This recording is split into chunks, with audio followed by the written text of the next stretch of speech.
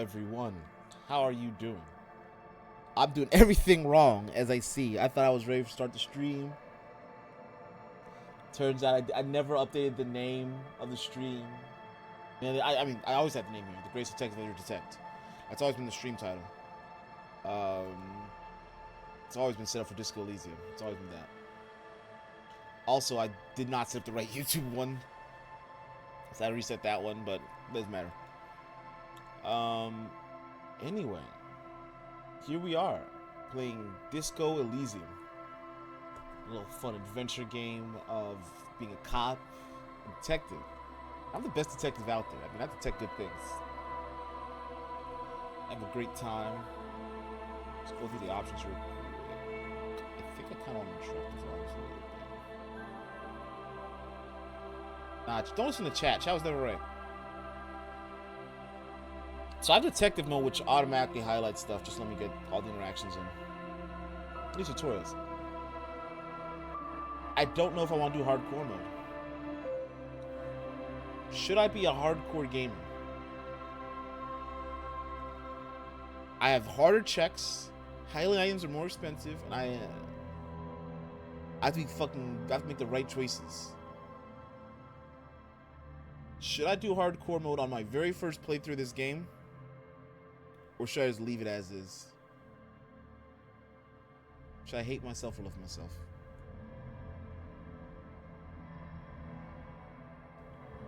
Excuse me if I look to the left of me.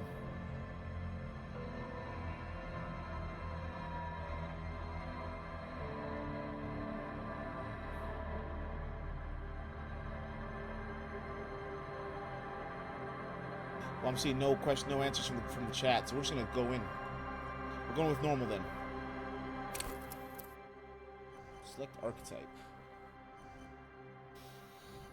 Thinker, extremely intelligent, very bad with people, knows interesting facts, comes with original ideas. Sensitive, very psychological, magnetic personality, but unstable. Might begin to lose his mind.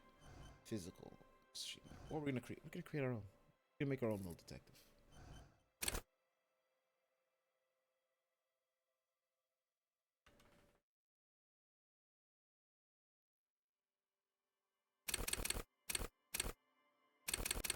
Alright, we're gonna start everything one. We're detective. We gotta be a genius.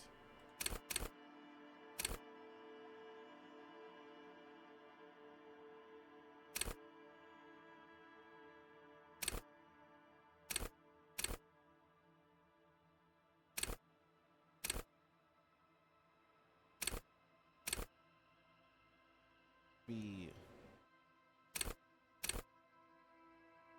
good psych. Alright, we're gonna be a lying. Sure, I should be a lying man. A lying man puts his psych up. As I do. So we're gonna go for good intellect, great psych, weak physics, and let's go double check one thing. Alright, completely different from any of these other ones. 4, 5, 2, 1. 4, 5, 2, 1. I'm gonna kill myself. I'm going to make a mistake. I'm going to fall down a bridge. But good. How's before I start also, how's the audio? Is the music too loud, too low?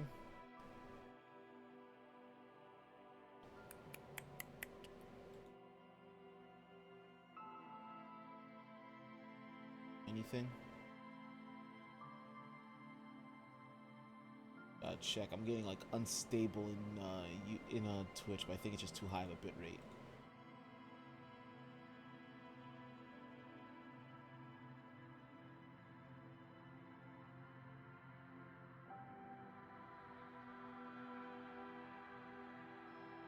Alright. I'm just gonna assume the sound's good then. Or I can just listen to myself. Hold on. Let me be a smart person.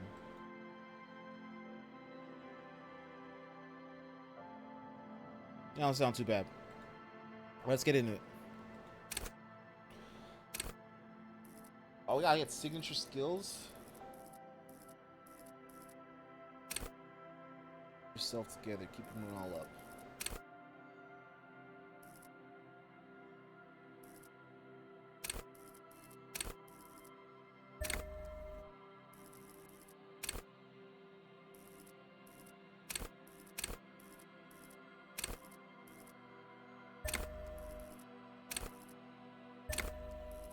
So we're going for suggestion.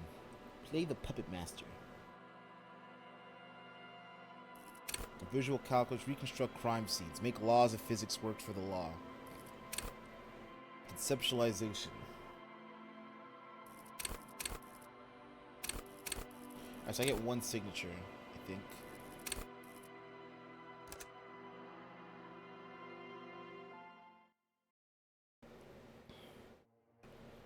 The Furies are at home in the mirror. Is their address. Even the clearest water, if deep enough, can drown. I believe I said it so that voice acting will happen, but I'll read all the, what's it called? Narration. Ancient reptilian brain. There's nothing. Only warm primordial blackness. Your conscience ferments in it. No longer than a single grain of malt. You don't have to do anything anymore. Ever. What is this? I think these are the Twitch options. Never ever.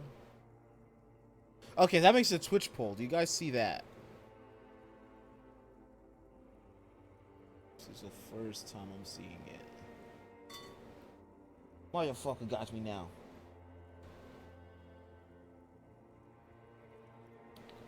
Oh, give me a second. Something came up as well. But do you see that? Anything in chat?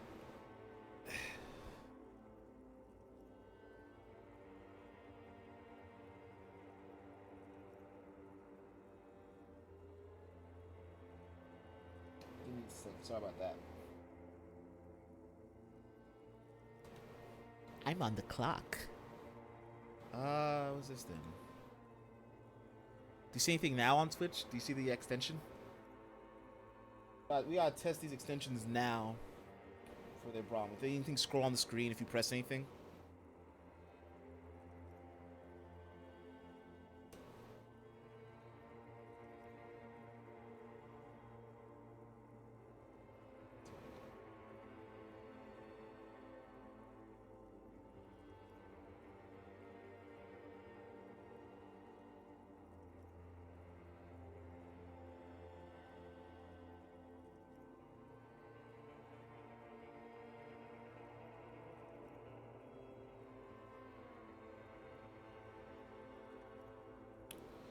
What do I have to do to make this work?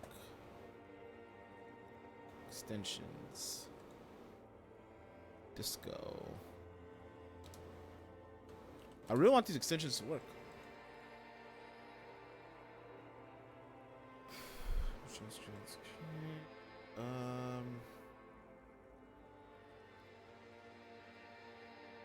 Oh, so does it.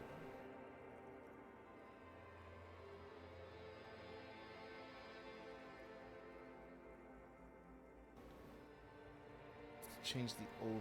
What are the overlays?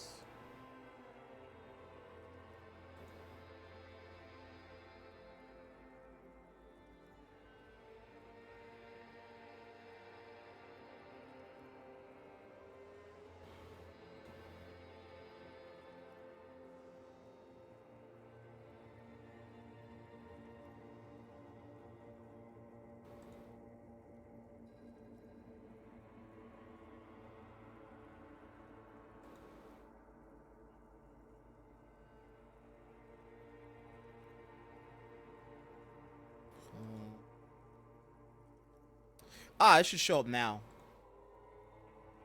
Let's try again. Alright, so there you see the option to vote.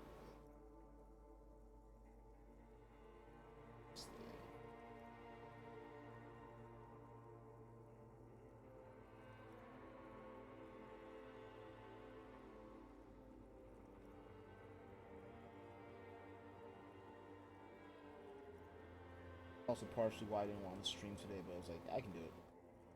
It's usually close. About working from home office, but you know, you guys get a special event. See how I.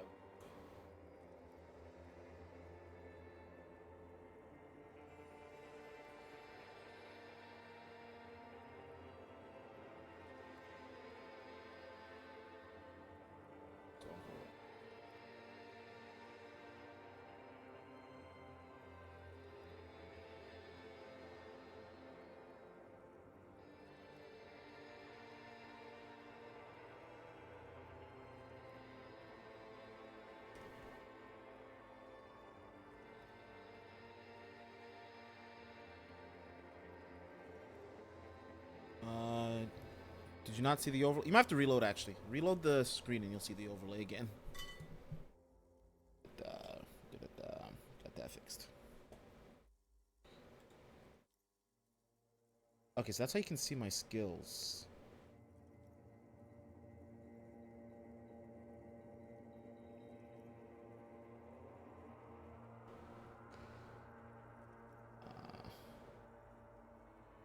Well, doesn't matter. We'll keep moving. Reload. We'll try again later. Never, ever, ever. Never, ever, ever, ever, baby. Simply keep on non-existing. Nor no amount of time passes. It's utterly void of struggle. No ex-wives are contained within it. This is great. What was that about the X something? I like that one. Limbic system. An awareness creeps up on you. A mass lies in your dead angle, soaking in the lurid acidic sauce. It's bloated and shameful, a ball of meat surrounding you. This is a terrible line of questioning. It'll only lead to more awareness of the meat thing. Nah, I want to know more about the X something. X love, X tenderness. It's foolish of you to resurface to the loss. Not after all the damage you suffered to get here. Some of it irreversible. Sail with me through the abyssal pelagic zone. Hello. I mean, this is my first time playing it. Put that in there.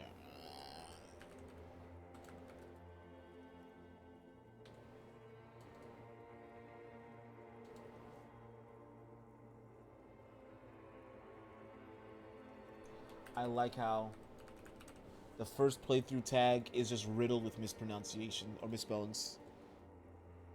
I said, Alonzi, never let me go. Alright. Nothing town to fuck all borough. Look, I'm tired of being this type of animal, and who gives a shit? Let's visit the ancient Zero. Great choice, Elder One. It has always been like this, and it always will. Don't stop. Keep singing. Sing me the song of death. The song of death is sweet and endless. What is this? Somewhere in the sore, bloated, mad meats around you? A sensation. Like a fly to the ointment, your conscience sticks to it. The limbed-up headed machine of pain, the undignified suffering is firing up again. It wants to walk the desert, hurting, longing, dancing to disco music. Oh boy, got a success. Okay, it's a rollover system. You can take it to your champion.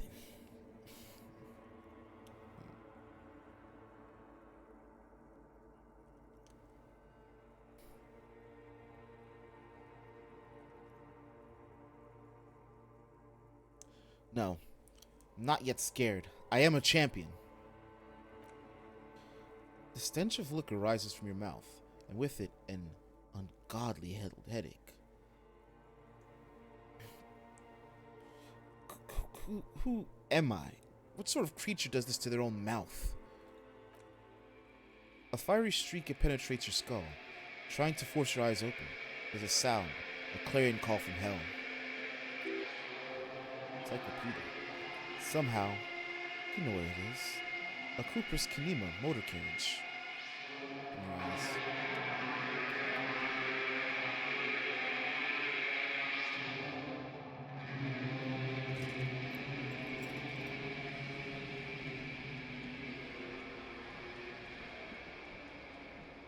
That's a good start right there.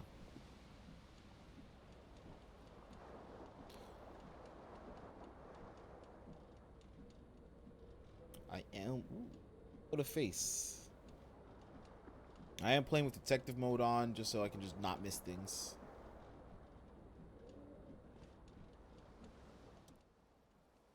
This fan has 2 chain pulling switches. One ends in a tiny fan, the other in a light bulb. A truly horrific necktie has somehow attached itself to one of the blades. Empire. Or has it been consigned there as punishment? You live like this. You feel as though this creature is a friend of yours, is your friend, and wants to reattach itself to your neck, so that you may continue your venture towards in the strange world. Low chance of hitting my savoir-faire.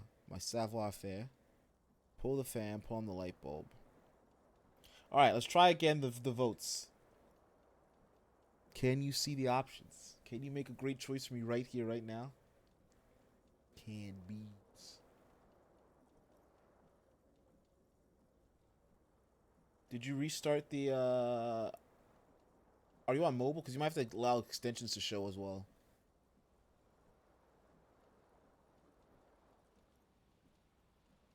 Because I'm able to see it from my side.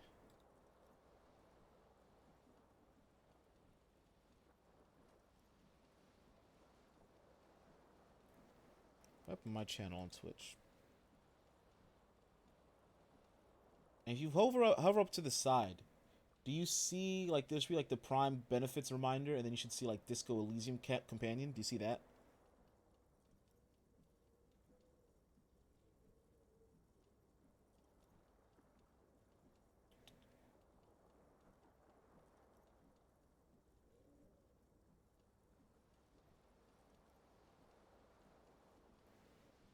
So I don't know if there's, like, a setting to disable extensions. Whatever it is, you need to be able to see the extensions on the side, and then you should be able to see stuff like a notebook and like my stats on the left side. It's just little stuff to make the game more fun, a little more interactive. But we're gonna move on. I need to be a liar. I need to be a smart liar. All right. If people are seeing that now, let's try the roll again. So we either grab the necktie on a 28% chance, pull on the fan, pull on the light bulb, or we leave. Let's try that again.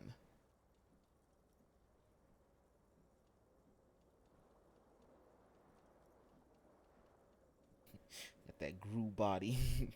It's the perfect form. It's what the peak male looks like. Ah, no, it wasn't in chat. It's on screen. Well, you didn't vote, but okay. Well, it looks like we're gonna put on the fan. We'll be smart. The blades come squeaking to a halt. It should be easier to reach the tie now. Grab the tie. I could have still failed. Savoir-faire. You swoop up and catch the tie. Snap. It's released from the blades. Warning, warning. The necktie is no longer contained.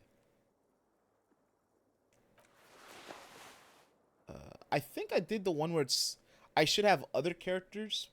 Psychological. So I can at least have something to read myself. And then, other characters should be... But I need to double check which setting I did pick. What you have in your hand is a fantastically colorful tie. With 4 or 5 different partners. The knot reminds you of a noose. If it's your friend, who's it up there? Who ties their friends to a ceiling fan? This thing is dangerous somehow. An ominous, foreboding feeling fills you. As you look at the tie, leave. Let me check my settings. What did I pick for audio? It did the psychological, so... Everything except narration is on, which I think I'd like. If I was playing for myself, I'd do full, but I'm playing it for the class.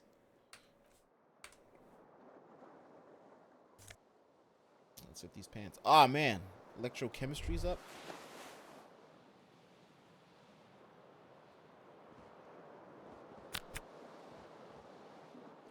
I could just highlight with tab.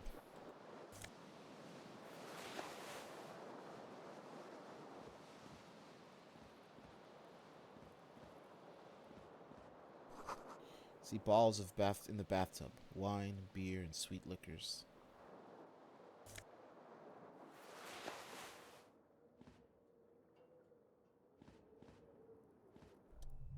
perception here.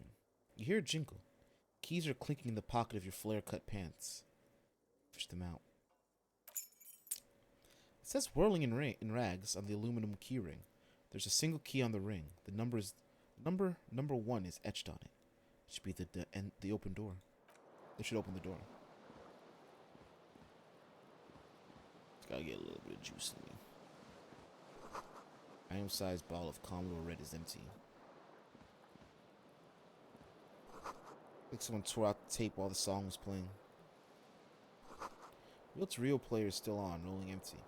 Reel to reel? This man was sick! Never trust a man who listens to reel to reel.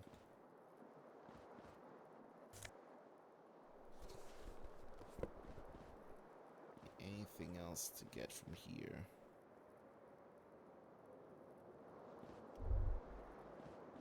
At single form.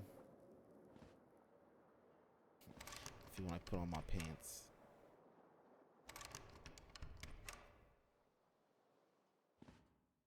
It's you. Mirror hangs above the bent and broken sink. In a fierce discharge of masculine energy, someone has ripped half the faucets off. Hot water sprays from the base and steam covers the mirror. You cannot see yourself, just the outline of a man. Suddenly, you realize you have no memory of the face that awaits you there, beneath that soft vapor. Nothing? Really? All recollection of the person you are, people in your life, and even the world you're in has drowned in a sea of blood alcohol. This is no mere night of drinking. It was a deluge of world-ending proportions. Wipe the mirror.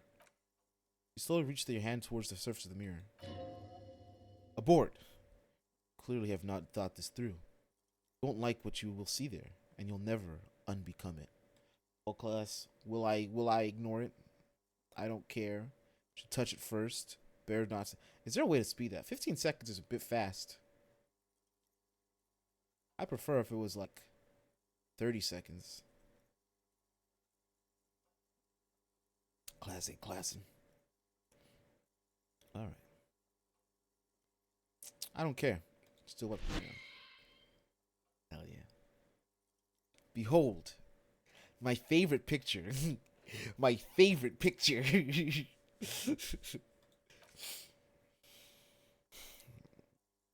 You have no idea who this thing is, do you? It's the face of a late-stage alcoholic. Too late. Clearly have rigor mortis on your face. Or wait, is that an expression? Are you trying to make an expression with that face? Well, that's the face a mother can love. I'm not making it. The face is making itself. Please stop. It's horrible. You're scaring yourself. No. Keep making the face. You can't, can you? It's like it's not even voluntary anymore. You've worn that grin into your face, and now it won't come off. One tops and shave just under your mouth to match your character. Oh no! Ah no! The series finale. I'm Harry. It's me, everyone. What does it even mean? What's the emotion you're trying to convey? Superstardom? God, I don't know. It's indescribable. I think it's supposed to look suggestive. I'm afraid it's meant for the ladies.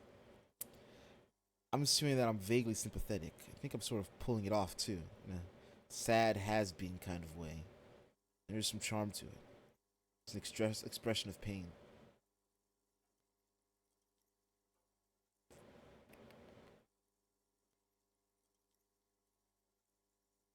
I want to say it's an expression of pain. That's too on the nose. It's an expression of pain. You are correct. Encyclopedia Formidable 13. Dig into your mind to locate the source of the expression. Electrochemistry impossible. Attempt to stop the expression from happening. Baby, we always got those boxcars.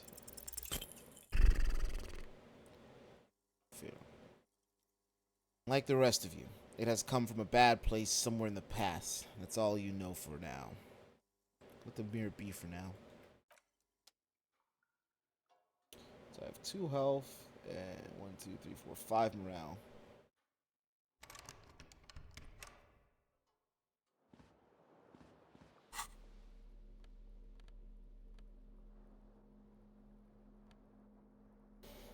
everything on. Conceptualization +1, inland +1, suggestions -1. That is horrible, because suggestion is my fucking base. So it's canceled out, but still. Esprit de Corps. Disco ass blazer. Flare cut trousers. Stuff off fire.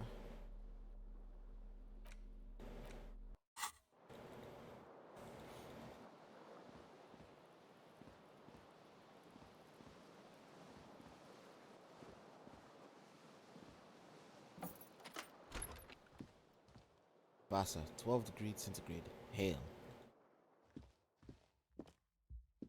What day is it? I can't say it's March. The year is 51. Hello, officer.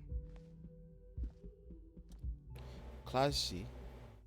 Miss Orange Disco Dancer. The young woman raises a cigarette to her lips. Officer. My military personnel? No. She seems perplexed by your question. There's only one solution to this. You're a businessman. Wait, I know.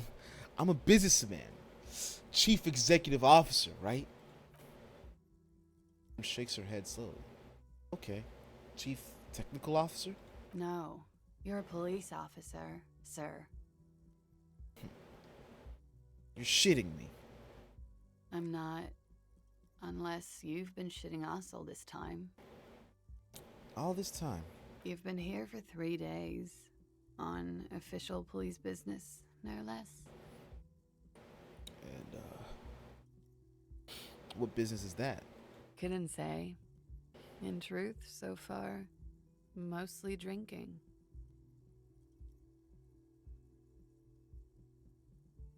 Boys. Try the expression on her. Really hit with the boys. Do we just, well, I don't remember being a cop or anything else. Who in their right mind would let me be an officer of the law? I should get going now. But we're going for the suggestion. The words have already left your mouth. I want to have fuck with you. What was that? That's not even how words are used. What did you say? Come on. Say it again. I said I wanted to have sex with you. No. You see, that's not what you said. You said... Come on, man. Pretty, please. One more time.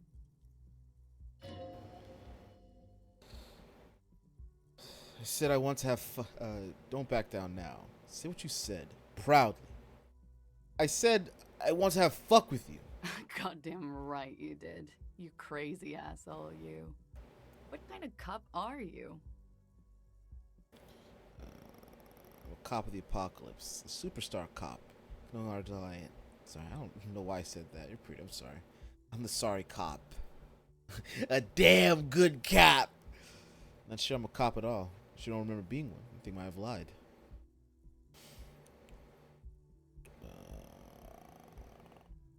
Cop of the superstar cop. I can no longer deny it. Okay, that's cool. Or if I can just maybe ask you to elaborate on that superstardom a tiny bit. It means I'm a bloated old drunk with sideburns and a disco pants.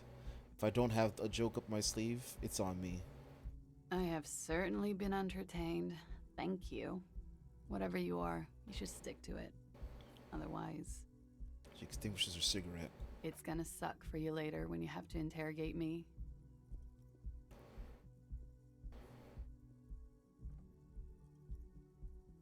And for the record, no, I didn't do it.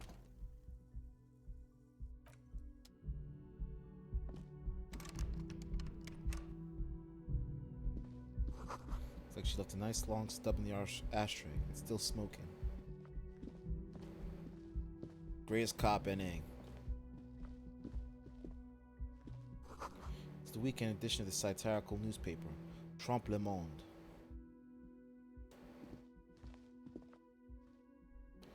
To pass time, buy a book, makes fun.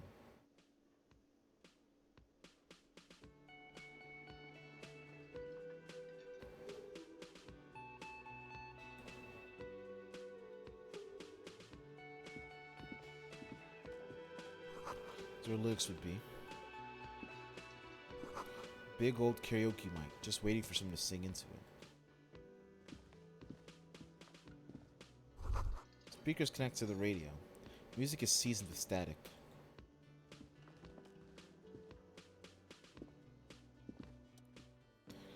You should totally sing karaoke here. The first chance you get. Emotions need to be expressed. People need to know your vast oceanic soul. My soul is immense. Utterly. It needs to be heard. Through a PA system. By other people.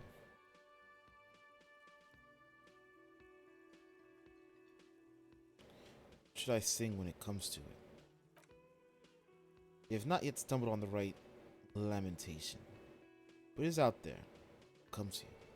You'll wreak havoc with it. Don't worry. Lamentation sounds good. But really get a gauge on my soul with that. Serves them right. Wipe that smirk off their face with your sad, tragic song. Who's laughing now? No one. Let's find something tragic to sing first, though.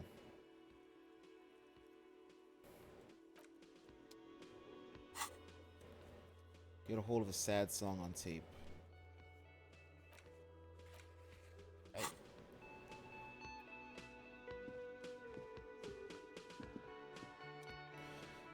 Got it, the cafeteria manager. A man in his late 20s stands behind the counter, inspecting a stuffed seabird. As you approach, he gives you a sideways glance and looks down again. There's a disdainful disdain in his eyes. Even now, he's purposely ignoring you. Look at the stuffed bird. Competent work of taxidermy. The white and brown seabird lies among piles of coasters and drying mugs. One of its wings broken. Man is trying to mend it. Looks like the bird was ripped off the shield that was used to mount it. Most likely on a wall. This is a great skua. The seabird is the symbol of discovery of the insulated Isola. Part of the world you are in right now. Something about it makes you feel bitter. What happened to the bird? Look, your buddy is over there. He looks at the doors, where a man in a bomber jacket is tapping his foot on the floor. Why don't you go and talk to him, okay? I'm a cop and I talk to him whenever I please. Tends not to hear you. Concentrate on the bird instead. Someone tells me you don't like me. Oh no, you're a hero. A real hero cop. Could the massive property damage upstairs have anything to do with this? You're being sarcastic. Am I? Or did you ride in, take the body down, solve the murder, and not trash my hostel room?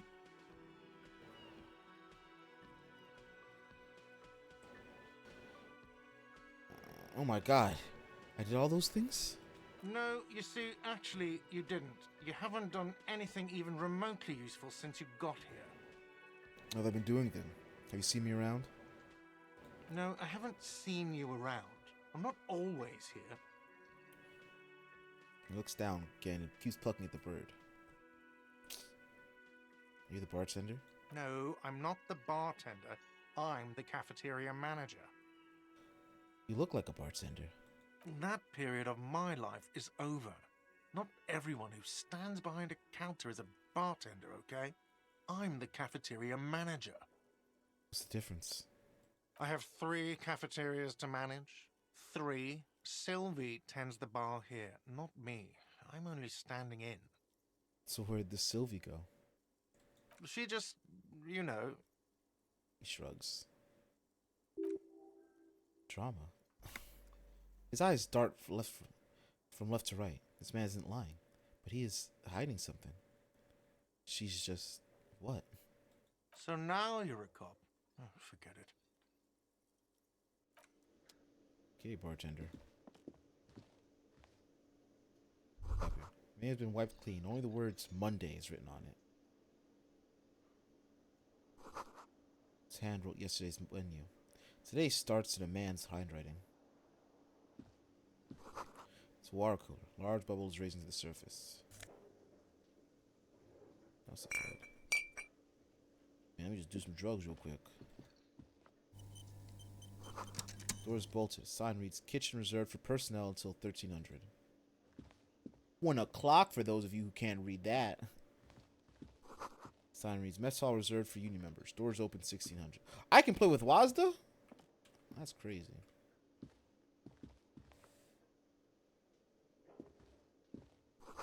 This row pinball machine is unplugged. Hello, sweetie. The cryptozoologist's wife. You shouldn't keep your colleague waiting. She nods towards the man in the orange bomber jacket. Make him wait. Kim Kitsuragi. A speckled old man in an orange bomber jacket is tapping his foot on the floor. Looks like he's waiting for someone. You. As you approach, he narrows his eyes, extends his hands in greeting.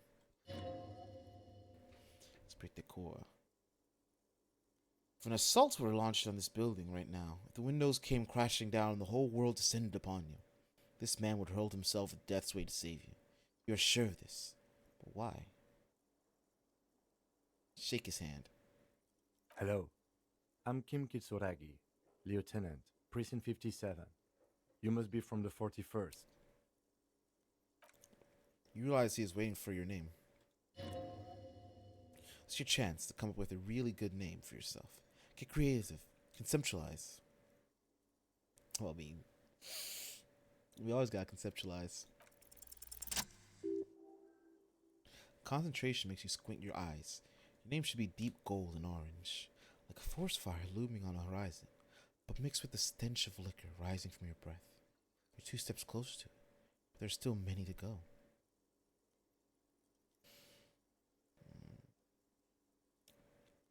I actually get the name though. It's not yet time. Okay then. He processes the information, then disregards it. It looks like we had a little scheduling error on Sunday.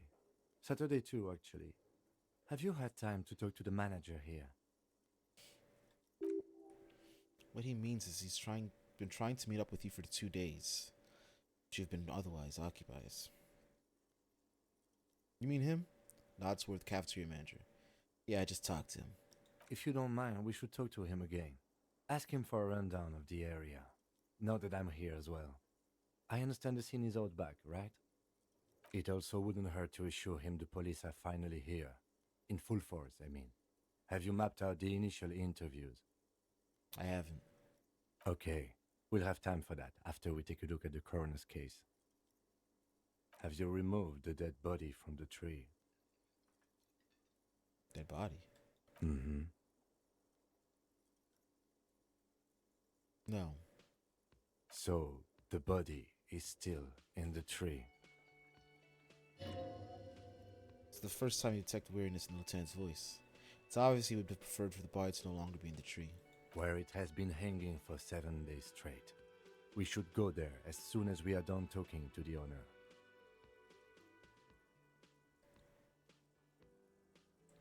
What if I told you I'm not really a police officer? We all feel that way sometimes. There is no such thing as a police officer, I'm afraid. What remains is that there is a dead body in the tree. Someone has to figure out who put it there. If we don't, no one else will. Then, soon after, dead bodies would be dangling from all the trees. But first, we have to take it down. Let's get going then. But actually, what are you supposed to do again?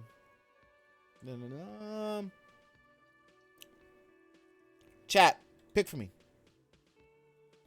I'll keep you so I'm an officer, but I can't remember anything, what we're supposed to do, and let's get going. Give me ideas. Be my brains. Cook for me.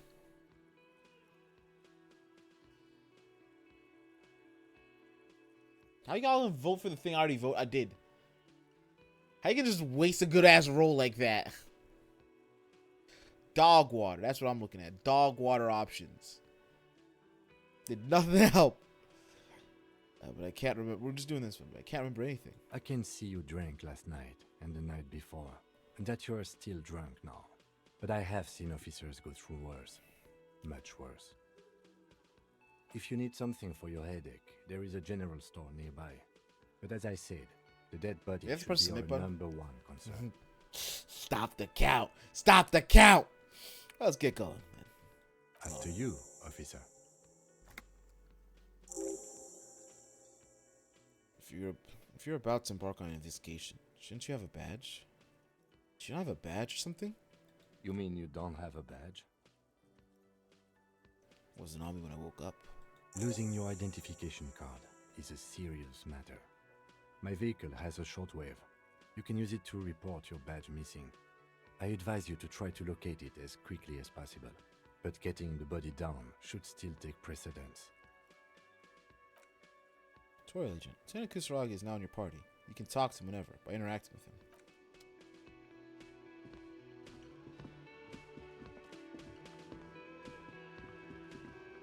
Maybe I can go up and get my badge. Maybe it's somewhere in the room.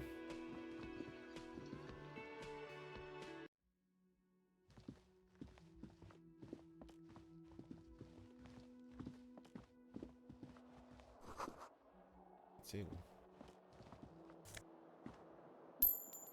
Gain, baby.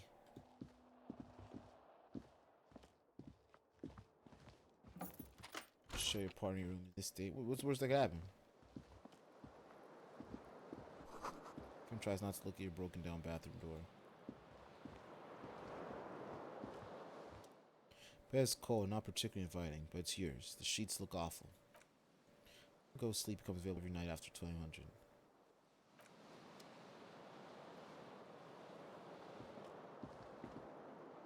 Yes? Tell me about the case. What do you want to know? Literally anything about it. Can't remember a single thing. Maybe you can tell me what you do know to help me narrow it down a bit. I know literally nothing about it. Only what you told me before. Do you want me to brief you? Yes. That sounds good. 3 days ago, the RCM Emergencies Desk received a report about a security guard who was found hanged in Martinez. An anonymous caller said there was a dead body behind the Whirling in Rags hostel cafeteria. The cadaver had been there for 4 days. No one had come to investigate. During that time, the victim had been stripped of his belongings. The caller did not identify him, but used the word lynching. There is an ongoing labor dispute between the local dock workers and the logistics company Wild Pines. I was told we should approach the death as part of this dispute. Wait. Does the briefing say who the victim was? A security guard or worker of some sort hired by Wild Pines. This was just hearsay from Martinez, of course. We need to find out the truth. And who's the caller? To find him or her is one of our tasks here. For now, all we know is that the tone was muffled, using a device of some sort. The desk could identify neither the caller's age nor sex. Why hide themselves? There's a strong prejudice against involving the RCM in what's seen as union matters. The dock workers' union is the de facto police in Martinez. Now it appears they've started executing too. We cannot allow that. Hold up. And the RCM is... That's us, the Revachol Citizens Militia. We're the police in this city. The RCM, or the Ravachol Citizens Militia, is the police force you and him are part of. A self-organized peace corps of the occupied city of Revachol. The RCM operates within a legal twilight. Its authority is rarely questioned. It's super useful to know this. Just make this perfectly clear. Our job here is to find the killer. That's right. Secret task complete. Oh, let's go! We're from different precincts. Why are we on the same case? I'm afraid you and I are pawns in a pissing competition. Because this stain is clear. This man would not use such an expression otherwise. What do you mean? You don't know? I assumed you were in on it. You know what I'm in on? Retrograde amnesia. Better still than an imbecilic cop-off. Cop-off? It's just stupidity. We shouldn't waste any more time on it. If you want my take, ask me after we've inspected the victim. Let it go. Was there anything else you wanted to know about the case? Did you say it's a mysterious case? No, it's not a particularly mysterious case. That's all I need to know. Should have all I need to know. Good.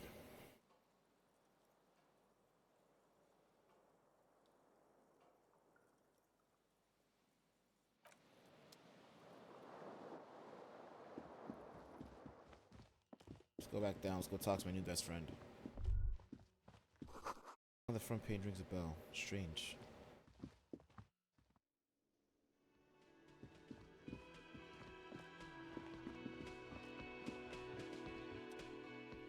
Man, they didn't have to do him dirty like that. The man with the unimpressive beard noticed you approaching. He drops the ledger he was holding and turns to this lieutenant. Mr. Gart, right? Lieutenant glances into You his run this notebook. place. Yes. Responds tersely. I am Kim Kitsuragi from Precinct 57. This is an inter-district investigation, so joining me from Precinct 41. He looks at you, realizing he still doesn't know your name. It is golden orange like a forest fire, but smells like liquor. Are you kidding me? No, man. Help me out. It was golden orange and smells like liquor. It's you. It's obviously you. You smell like liquor. And you're orange. See? Everyone agrees with it's your color scheme. We're on the right track with this name thing. Is this what you get when you call the police now? We've been waiting for a week here. Sir, I understand your concern, but we are here to do a job. And for us to do it, I need you to stay calm. Yes, of course. Takes a step back. For a moment, the cafeteria manager fidgets under the lieutenant's gaze. Then he gives in. I know it took us a while to arrive at the scene, but it also took you a while to call us. It was you who placed the call, correct? No, I only just got here. It was probably Sylvie who called you. She usually works the bar here. I'm only temporarily taking over her duties. Do you have her number? As a matter of fact, I do. He looks behind a pile of coasters, finds a slip of paper, and hands it to the lieutenant. You said you just got here. From where? Are you a local? What, of Martinez? No, I live in Jamrock. I only sometimes come here to keep an eye on the place. This is just one of the many, many cafeterias I manage. But you still know your way around, yes? In case we need directions. Yes, I know where some things are, but as I said, I don't live here. I just used to work here. And I'm not going to start working here again, if that's what you think. So there's some class difference between Martinez and Jamrock. I didn't imply that. Detective, Holy shit! Wait a minute. Where is it? Where's my notebook? Fuck. No. I can be taking notes like an adult. Well, we gotta be working his old brain. I don't have no paper to write it down. Gonna get sloshed every night. It probably means this is where you step in and ask your questions. Who? Me? mm-hmm. I have everything. You? Oh, you mean do I have questions? Ask them. Yes, yes. He means, do you have questions for me, like a police officer would? The cafeteria manager is clearly agitated again. Thinks you're stupid, sire. Why did Sylvie go away? Haven't you asked me that already? What is it with you and this woman? She has nothing to do with this. No, before I asked where, now I'm asking you why she left. Okay, you got me. She went away because of the dead body out back. And because I asked for her number. That's why Sylvie went away. I hope you appreciate that. I was hitting on Sylvie. Well, don't worry, I'll take her from you. Thank you. Lieutenant says he opens his little notebook at the cover. The number is safely tucked away in a small pocket. Didn't go well. I asked an employee out. She didn't want to come, but felt obliged to. It was a bad idea. Now, what is so goddamn fascinating about that for you? It's got nothing to do with the lynching. This stuff gets on my nerves. I'm a feminist. I guess I like to be thorough. Everything has something to do with everything. I don't know. I just went for it. Right. I probably shouldn't have asked. Alright, class. Alright, class. Make the right choice. Make the right choice here. Everyone make sure your votes count.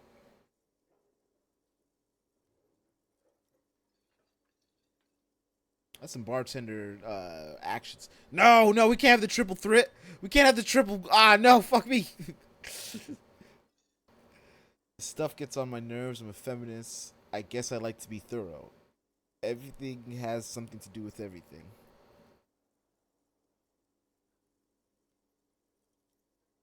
Well, I guess we gotta be a strong male feminist. Stuff gets on my nerves. I am a feminist. What? I'm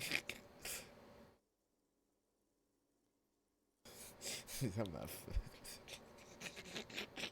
That's right. If there's one thing I know about myself, that's I'm a total raging feminist. You heard me. Do you have a phallus in your ear? I said I'm a feminist. I'm not a feminist. I just want to see you look on your face. Come on, class. We gotta work down this feminist angle. This is fun.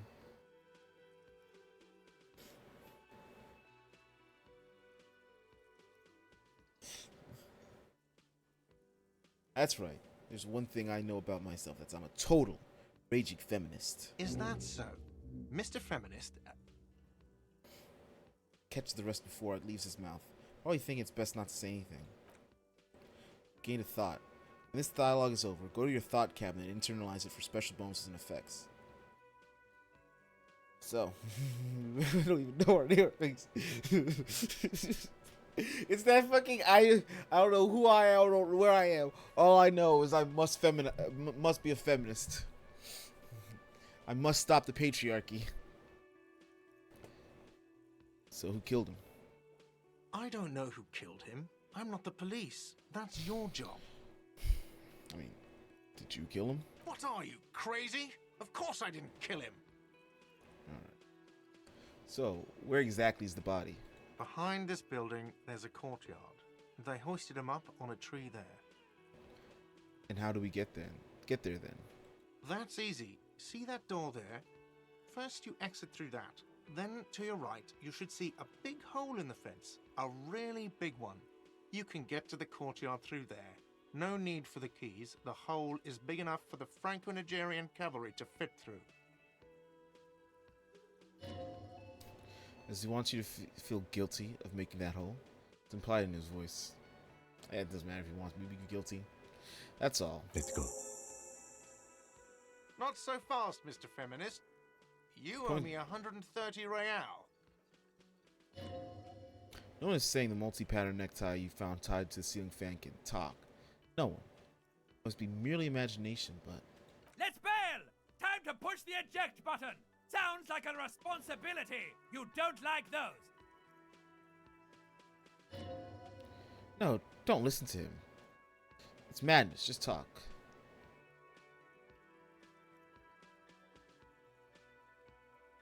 Yes. What's real? Are we gonna try this garbage test of 17%? Or do we not owe him shit?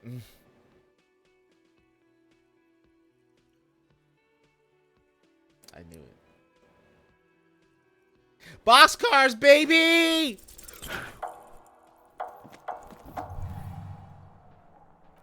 Shit. No! No! No! Not her! One moment you're running like the wind. Then you suddenly turn around and are giving him the finger. Furious with both hands. Why? The lady in the wheelchair is right behind me, isn't she? That's true, yes. That's worrying. Let's not fixate on it. Look at the stupid bartender instead. He has no idea what's going on. You and your fuck you fingers flowing in the air. Barkeep's got his mouth agape like an idiot. You showed him. Why did I do this? Why have to use both hands? Flip them off. Why both? Watch out!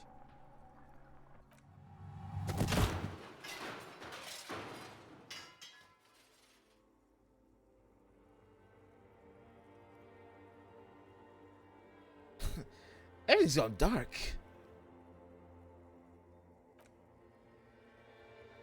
Back so soon. I had an accident. Those are no accidents. Those were disco moves from your spinal cord. The spinal cord is yet to reveal itself to you. These mysteries are unholy mysteries.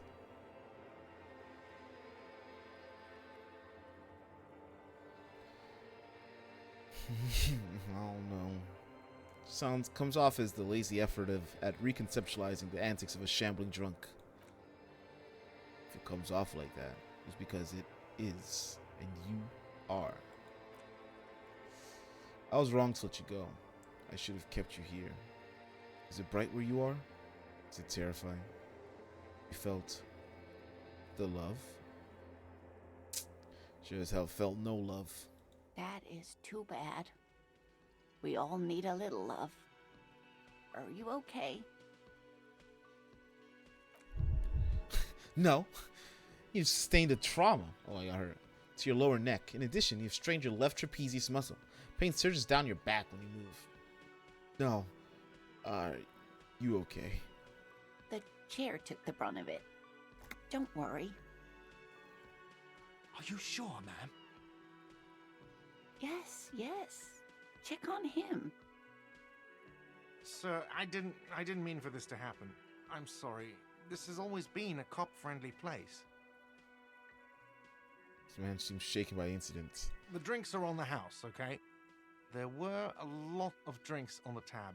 I still have to charge you for 3 nights and the broken window, though. That's 100 square.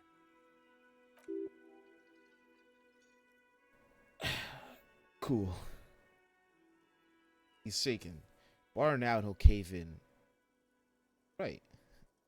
I won't pay for that window. Ouch. Okay, fine. I'll take it off your bill. Sleep in a post-apocalyptic hellhole if you want to. Just know I won't give you another room. Cool. Not entirely cool. You still owe me 60 real for 3 nights stay. If you don't have it by tonight, I can't let you back up there. He points upstairs towards your room. And for God's sake, watch out for yourself. I mean, it looked like the worst option.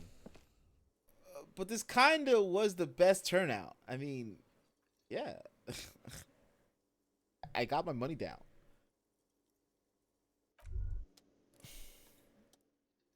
By the way, where is home? Address is coming up blank and place sure isn't it. Do I even have an idea? Even have one? But you've been at this hostel cafeteria for only 3 nights. Be before. You had to be somewhere. I don't know. Near south, maybe? Far away?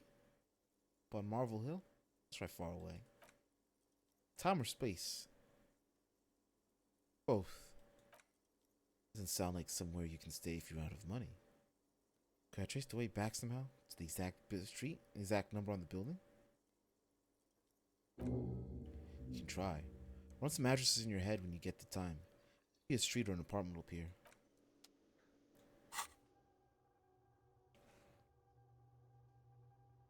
Inexplicable feminist agenda. Temporary research bonus +2 authority against men. Stirs in you. Something interdisciplinary. Interdisciplinary is a newly formed reaction to tyrannical gender roles around you. Something you've always had. One thing for sure. You're not a mild feminist. Oh no. These are incendiary thoughts aimed at undermining the very pillars of society.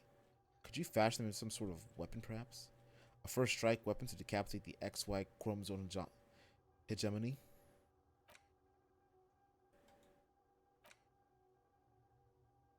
Let's rewind. Let's trace your drunken steps back home. Jump across the raised channel. Bridge southwest of here. Fall over. Get up. Get off the asphalt in 20 minutes. Shuffle your feet through the courtyards. Scaring little children. Corner the great raised motor tract. The 881. Till you reach the Le Domaine Eminent in North Jamrock. Streets are frozen this time of the year. Caked with ice. Walk down. Main. To Perdition. There's a side alley there. And your footprints in the mud. Internalize.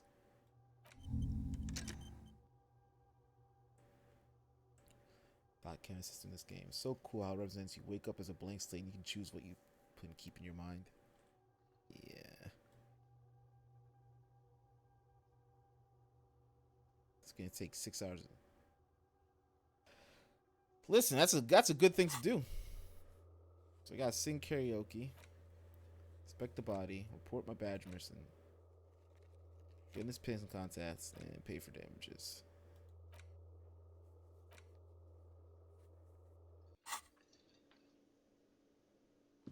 Yes?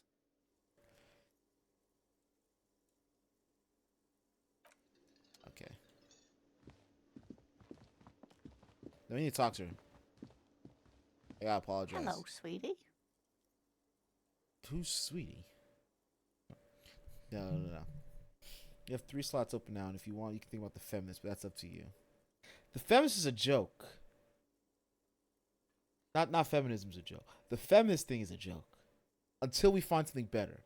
That +3 authority to men, though, or 2, that sounds super strong. So it might be, like, the 3rd thing, if I don't find anything else. But I want to see what else I can get second before I throw that up. Encyclopedia, I feel like in general I want it because I want to go like, what is he, 4 or 5? So I want to be a liar. It's the first thing this character will be, a liar, a smart liar. Does that mean you like me? You're a handsome man, officer, with your mustache and your chiseled jaw and that silly dimple on your chin. But dear, you're not for me. I'm too old and too married besides. So beforehand, another time and place she might have flirted back. That ship sailed long ago. You must forgive me. I'm getting so scatterbrained. I completely forgot to introduce myself. She slapped herself on the forehead. I'm Lena. My husband Morel and I are staying with our friend Gary just down the street, but I come here for tea when they're away. Her eyes glare over the rims of her glasses as she looks up, smiling. Miss Lena is a whack enough for the motley crew. Hire her on the spot.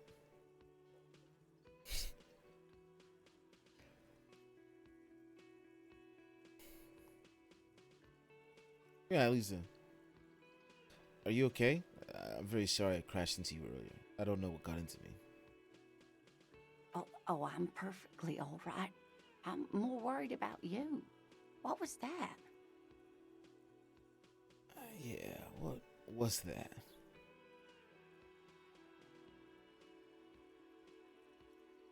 From where I was standing, it looked like you were about to pull out 2 guns, but drew out 2, birdies instead.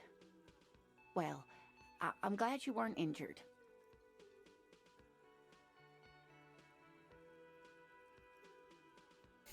Two birdies. I don't want to take her on to see a dead body.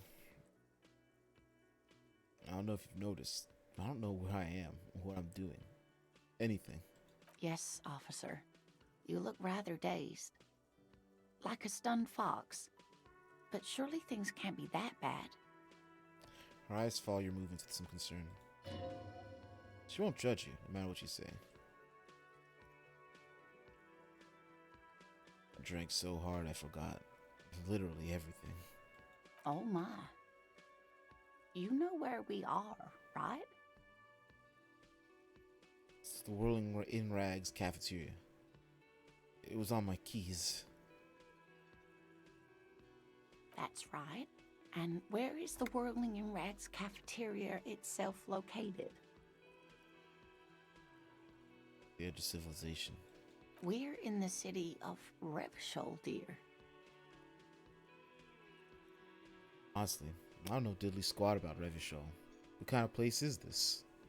How would I even begin to tell you? Revachol is the most beautiful city in the world. We're fortunate to be here, you and I. I haven't seen very many other cities personally, but everyone says so. Revachol is a rare jewel. This city used to rule the world, though it has seen better days. There's a pause. She studies her expression. You must look quite lost. Speaking of history, you know what year it is, yes? Spring of 51. That's right, dear. How splendid. Here, take this pen. Knowledge should always be rewarded. I can tell that this is taxing for you, so I'll just ask one more question. What regime are we living under? What mode of government? Some kind of democracy, maybe? It's a dictatorship of the proletariat, but something tells me it's not. Our leaders are fierce warriors who traverse the plains on steeds. Civilizations cower before us. Governed by intelligent machines, we perform calculations to run the freest market. Everyone hustles and grinds like a badass visionary. Radios are being used to control people's minds and distort our perception of reality, killing our true masters, foreigners and women. Bring up the feminism. Cop, we're living under the cop regime.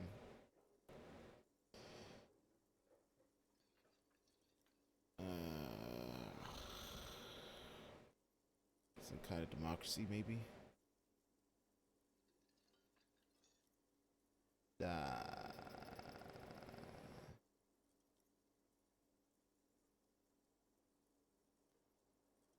I forget if the proletariat is the people or the people oppressing the people. We'll go with number 2. I think it's a dictatorship of the proletariat. Something tells me it's not. Oh, sweetie. It's really not. There used to be people who thought that way.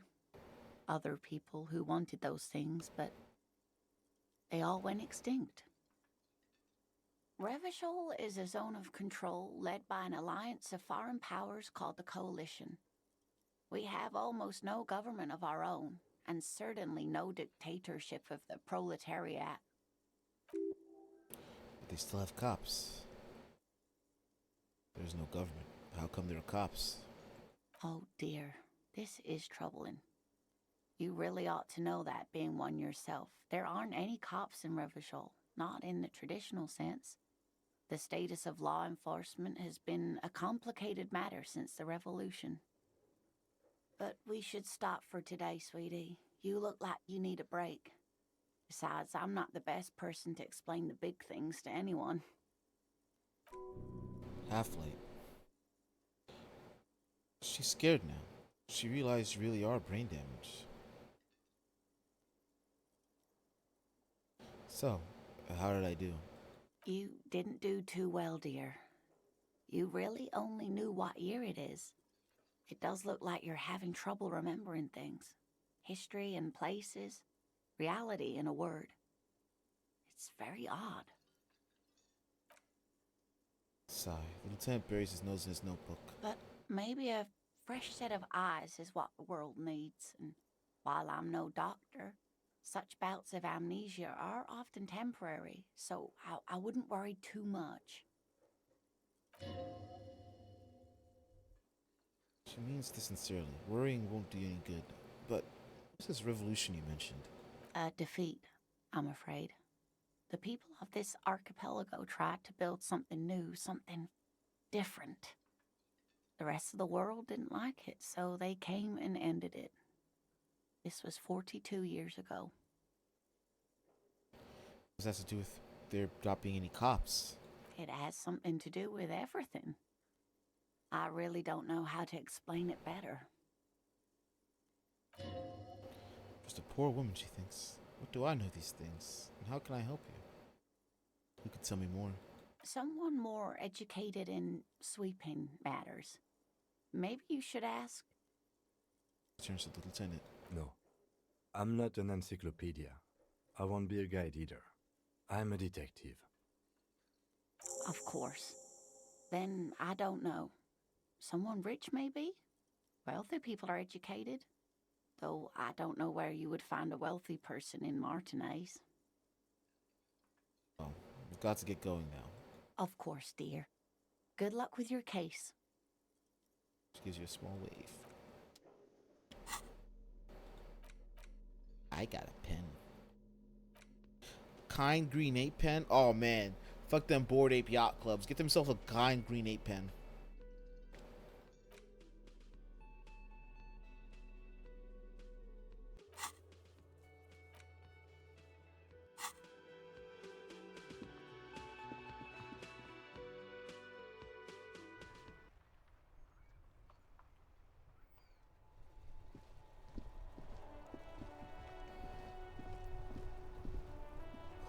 Street sign says, fuck the police. The snow melts in a wheelbarrow.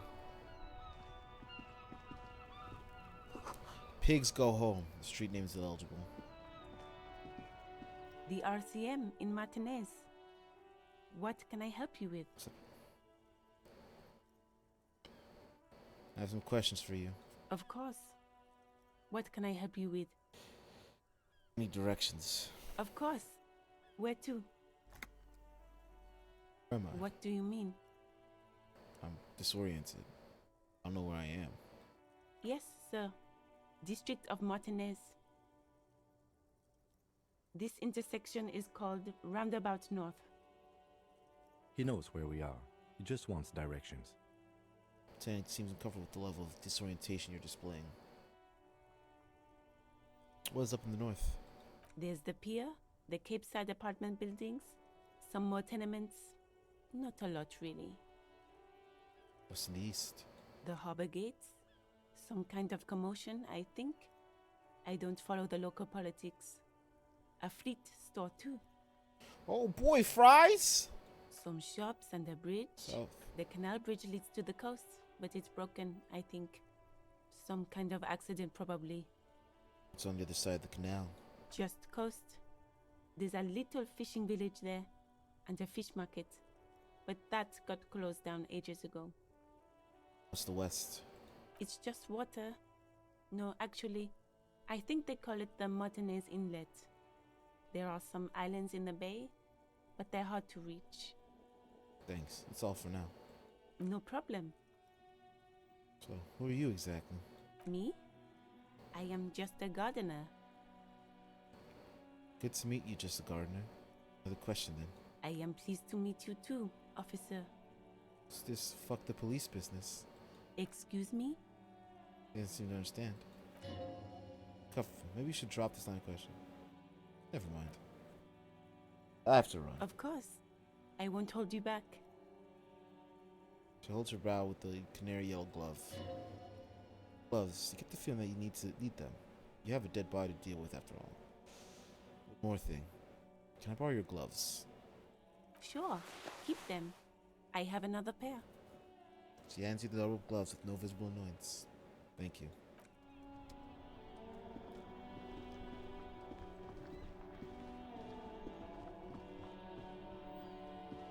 A real cop detective always checks the trash nearby.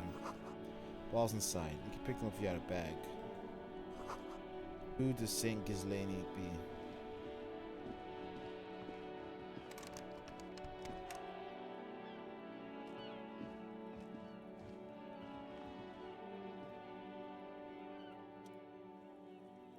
Soul call box. Empty card. Looks new. Someone's removed the name card. Nothing happens when you try to ring it. This button looks new. It's probably not connected yet.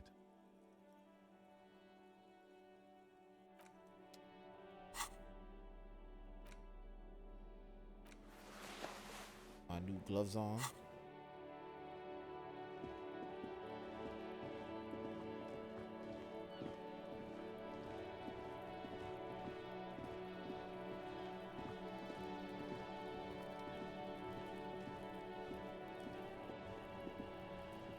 Kuno's got this. The boy throwing rocks at the dead body can be older than 12. If there's ever such a thing as an ugly kid, then this is it. He's almost exquisite in his ugliness, like a gremlin. Oh yeah, Napa Gumpy Kuno. What the fuck she just say? Napa Kimpi Kuno? Hey kid, a word. Police business. Can't Don't talk, move your pig. tongue. Shit's coming up strong. Throwing rocks. Shit's coming up strong. That sounds good. Joyous. You should hang out this kid and see what juicy shit is all going. Juicy what now? I mean drugs. The kid's on drugs. Yeah, Kuno. Ride the lightning, Kuno. Kuno's riding it, see? Up sweat from his brow. There's another rock flying. The rake, Kuno. You should throw the rake at him, Kuno. The fuck does Kuno know what a rake is? Kuno's not a gardener. Kid siblings? The fuck are you talking about? That was another rock. He's calling us Kuno. He said we're fucking each other.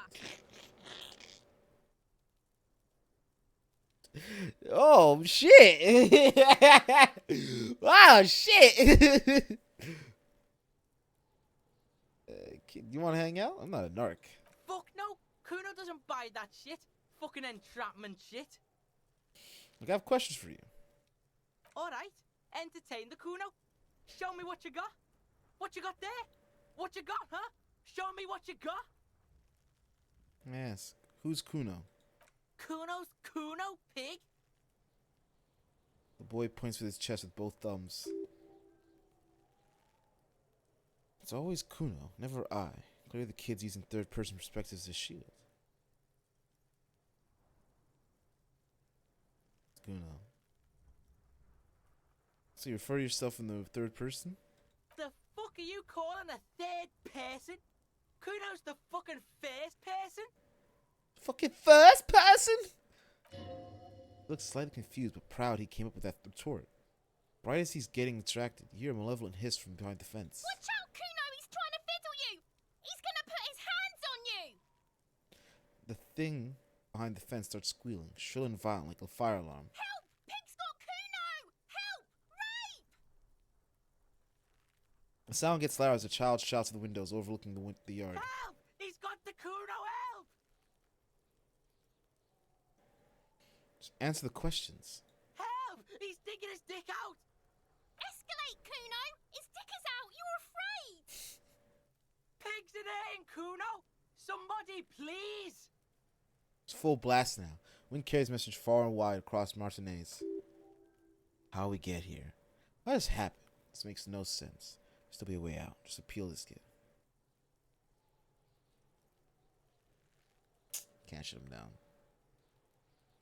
But, so we can be logical. I don't have done anything else. What's this sick charade? Who put you up to this? Are you high right now? We're gonna lose this fight. Or don't punch him. Class? What wrong choice are we gonna make for this logic? You sickos. Didn't even wait. You're just on that shit. You just knew you wanted to fight him.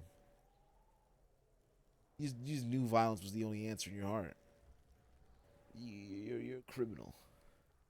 You're a criminal. Please, violence. I want violence on Kuno. Well, you know, double sixes. I'm dead.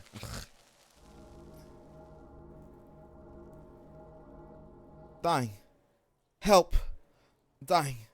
You can shut him down. Your fat fist didn't meet his target. Instead, it pulled you down with it.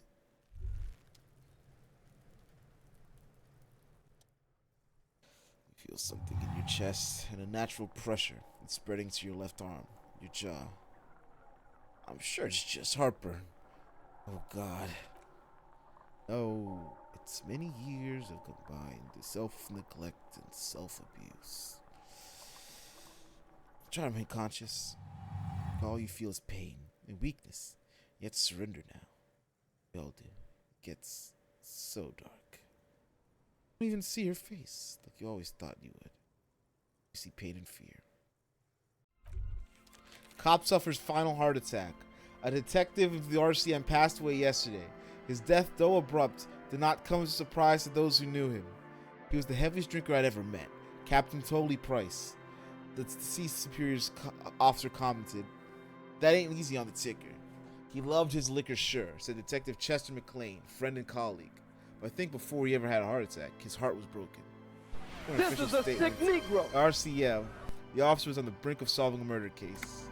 All right, everybody, good job. We did it. Bye-bye. Have a wonderful time. Thank you.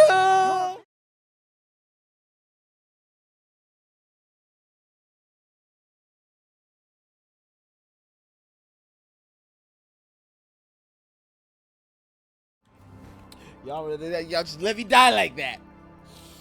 You gonna let me die like that? I ain't trying to go for the death speed run. I got auto save more in this game. Quick save more. How far back am I? He wasn't even in my party yet. We're just gonna rush through a bunch of dialogue.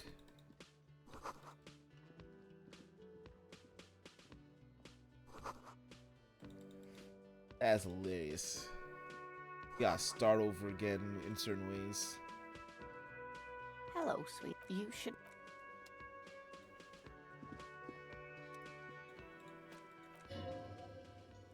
Hello. We just gotta try to. Oh my god. Okay, it looks like. If you don't mind, it also wouldn't hurt to assure him the police are finally here. In full force, I mean. Have you mapped out? Okay. Have you removed the dead body from the tree? Mm-hmm. So, the body, where it has been hanging for 7 days straight. We all feel that. But I'm first, trying to we have reverse to take it down. I can see you drink. If you need something for your headache, there is a talk to the manager. Then we go out back and take after you, officer. You mean you don't have a badge? Losing your identity? Yes? What do you want to know? Maybe you can tell me what you do know. Do you want me to brief you? 3 days ago, during that time, the victim had been stripped. A security guard to find him. There's a strong prejudice against him. That's us.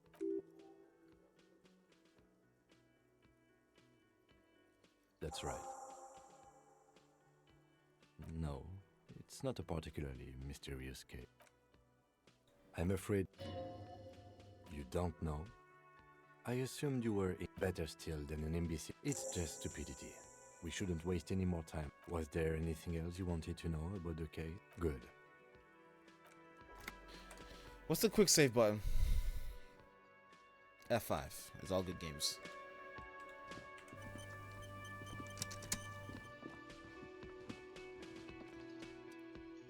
Mr. Yes? I am Kim Kitsuragi from prison. Are you kidding me?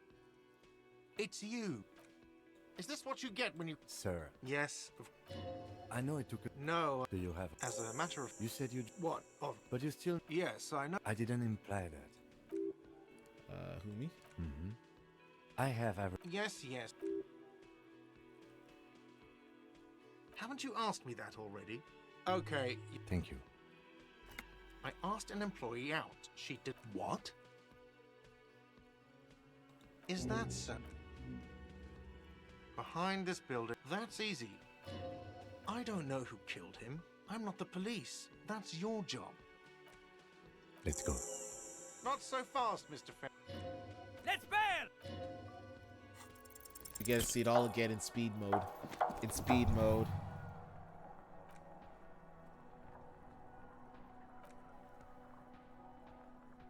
Watch out!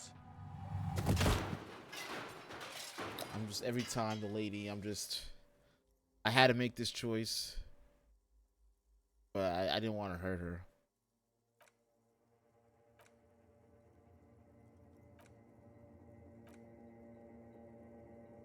That is too bad. We all need a little love. The chair. Are you sure? Yes, yes. Sir, the drinks are... Okay, fine. I'll take it off your bill. Sleep in a post-apocalyptic hellhole. Not entirely cool. And for God's sake, watch out for yourself.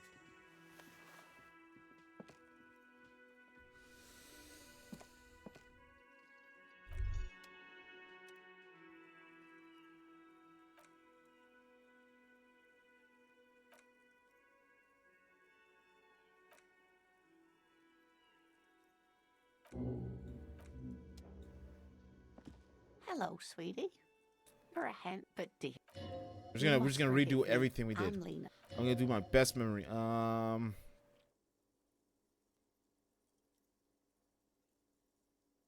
I'm perfectly all right. I'm more worried about you. What was that? From where I was standing, it looked like you were about to pull out 2 guns, but yes, officer. Oh my. You know where... That's right. And we're in the city of Revsh. How would I even? I haven't seen. Speaking of history, that's why I can tell that this is taxing for you. So I'll just ask one more question. Oh, sweet Revishol. Oh dear, but we should. You didn't, but maybe a defeat. I'm afraid the people of this archipelago. It has someone more. No. Of course. Then, of course, dear. Internalize our way home. Got our stuff there. Got our items. Now I gotta talk to the gardener and get all the locations.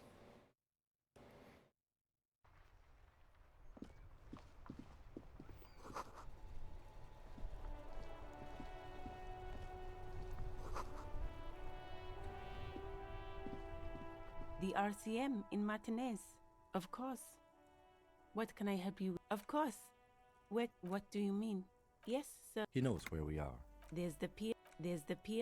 The Cape No, Side apartment. no, you the sickos. Harbor If we try to punch some that kid shops again. and the just coast.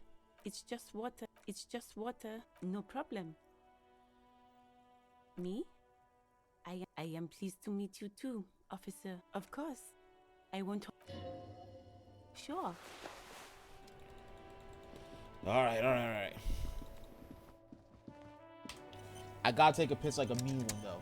So we're gonna take a quick bathroom break. I'll be right back.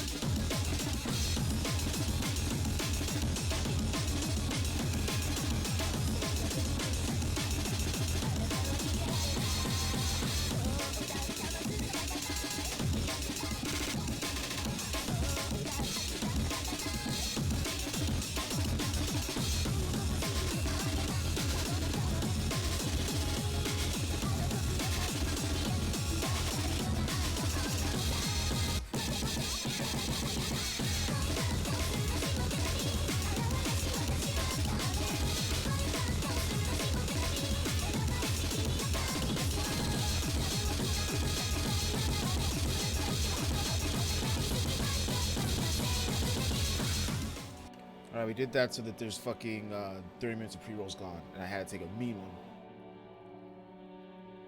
So we're gonna go find Kuno, make all the same choices, except we're not punching Kuno. I ain't giving y'all the option. Kuno's got the. Oh yeah, Nappa Gumpy You know what? I'm just not gonna deal with him. Hey kid, a word. Police business. Right in the dick, Kuno. Get him right in the dip. The children ignore you. Love it in the dick. Stop throwing rocks at my crime scene. Fuck that. Kuno, yeah, right in the mouthful. These kids are strong. These kids are wild. These kids were playing Modern Warfare 2 on launch night. Pay no heed or pretend not to notice you. Shits himself. The rake, Kuno. You should throw the rake at him, Kuno. The fuck does Kuno know what a rake is? Kuno's not a gardener. Kim, what should we do? We shouldn't do anything. I don't tempt such forces. I see what you mean, but we've got little choices here. Just take it easy. He says with what seems like excessive caution. None of these kids are using pure inferred id. There's no reason to these creatures. I have a question for you. Alright, entertain the Kuno. Show me what you got. What you got there? What you got? That body. What do you know about it? Shitload pig. What's your question? Don't tell the pig shit, Kuno. He's choking. He's totally choking. I have questions. Fucking idiot Mulkapa. Doesn't know any questions. This crime scene. You kids often play in this yard? Right, pig? This is where Kuno plays with his little wooden choo-choo. What do you want with it? Questions later. For now, let's talk about something else. Yeah, whatever. Kuno doesn't give a shit. Yeah? Just Yeah, do it. whatever. Kuno doesn't give a shit. I gotta ask, who's Kuno? Kuno's Kuno, pig?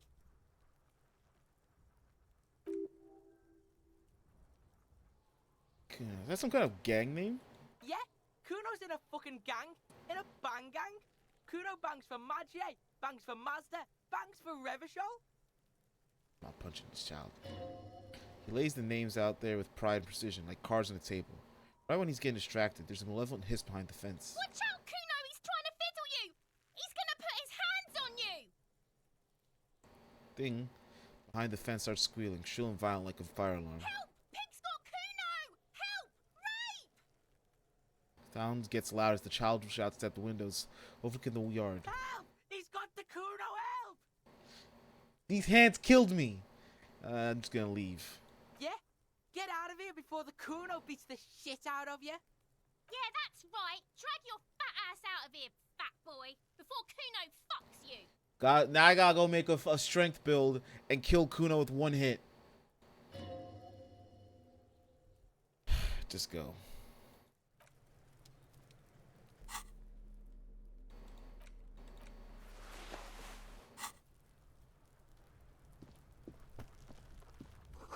Kid's ladder is rickety and still climbable. Trying to grow herbs in the greenhouse. Let's see.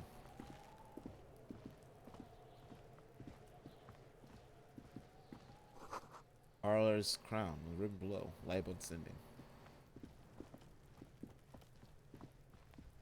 Kuno, the pig's getting pretty close to me. Come to snuff my shit out, I think.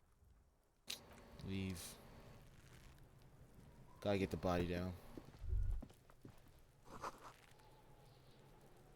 It's one old grown man. The corpse looks at you with bulging white eyes. The face around them does not look human. It's swollen and ready to burst. His lips are fish-like and his tongue like a ball gag in his mouth. See me hold your breath. Look down. Cargo belt twists his neck at an unnatural angle. The body below appears stiff.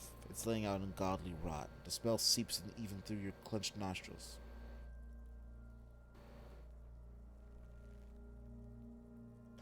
It's like you just decided, right? God, what is that? Why is it so bad? Active decay. It's okay to throw up with his arm. No one is judging. He's about to blow! Cop's gonna blow, Kuno!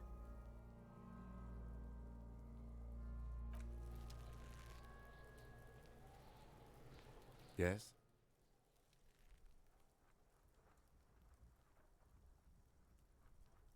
I want to talk about... What do you want to know? That's not gonna help me. Good.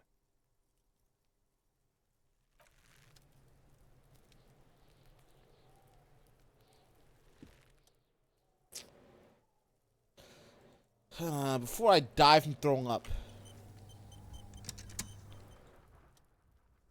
Go over your nose without throwing up. Double six is big. No. Says looking right through it. Smells repulsive. Pushes in from your mouth.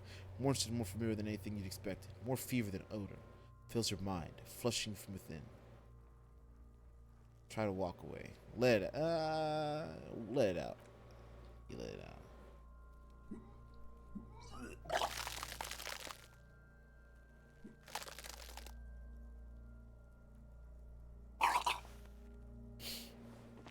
That's helpful with the hangover. Feel a great force ring from your stomach. Your body curls it and pushes it out, burst by burst. It's like a pool of vomit lies under your feet, and your throat stings from the stomach acid. Ugh. Fucking corpse. Keep it. Lieutenant hands you a blue checkered handkerchief. Thanks. The hangover is clearly making this worse for you. You could use some ammonia to clear your head. Okay, where do we get ammonia from? There is Fritz nearby, east of the hostel. They usually have a small apothecary. If they don't... Points to the greenhouse. There's a greenhouse here, and a gardener with a wheelbarrow on the corner of the whirling in rags. If she works here, she might have something for the smell. Clever. Ammonia will provide a modifier to the white checks.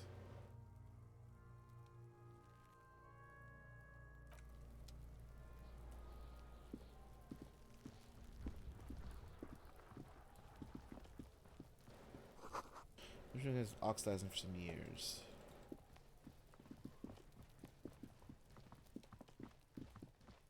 Yeah.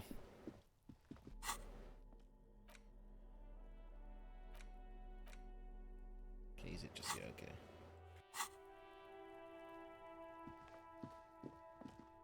Madam Gardner. Got ammonia? Hello again, officer. How are things? My partner told me you may have ammonia. Can I have some? Sure. I'm done with it. Takes a small capsule out of her breast pocket and hands it to Go me. easy on that stuff. It gave me a terrible headache. I have to run. Nice and convenient, lady. Nice and convenient. Give me gloves, give me ammonia.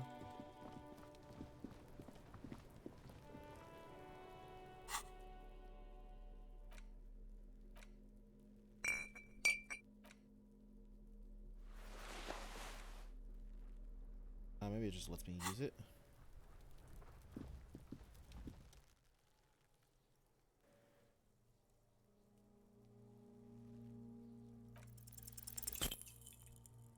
Ammonia only makes it worse. The combination forces tears out your ducts. You manage to keep it in once.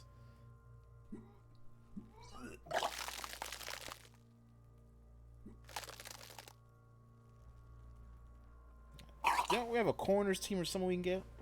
Second time, not so much. When vomiting is done, your cheeks are wet with tears. Ugh. Spit and say nothing. Are you okay, officer? You feel the lieutenant pat you on the back, heavy, rhythmic pats. Weight is reassuring, like a crenel in a solid fortification. Pat, pat, pat. You're facing tough odds here. It's aggravated further by alcohol withdrawal.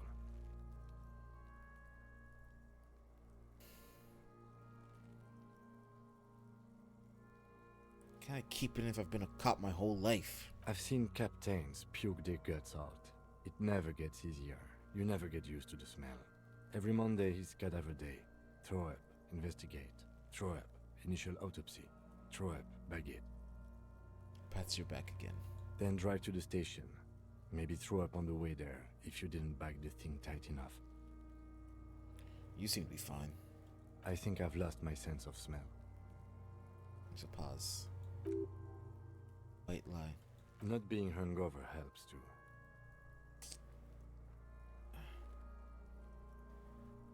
Do without me. I just can't keep it down. No.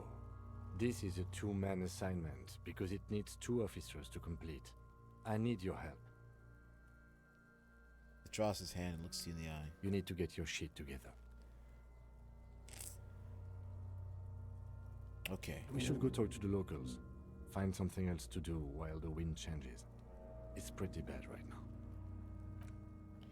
Gain thought. Okay. Give it half an hour. Get yourself together. Then come back and have another go.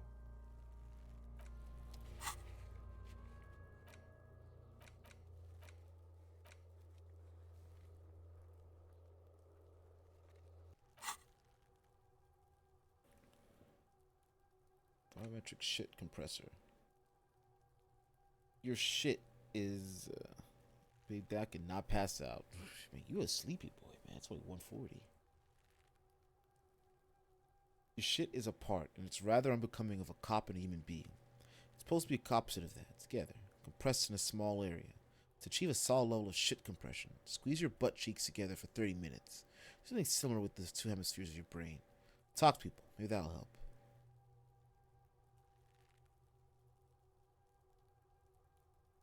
Yeah. We're gonna internalize that. That's definitely something we need to internalize. Trust me, it'll make sense.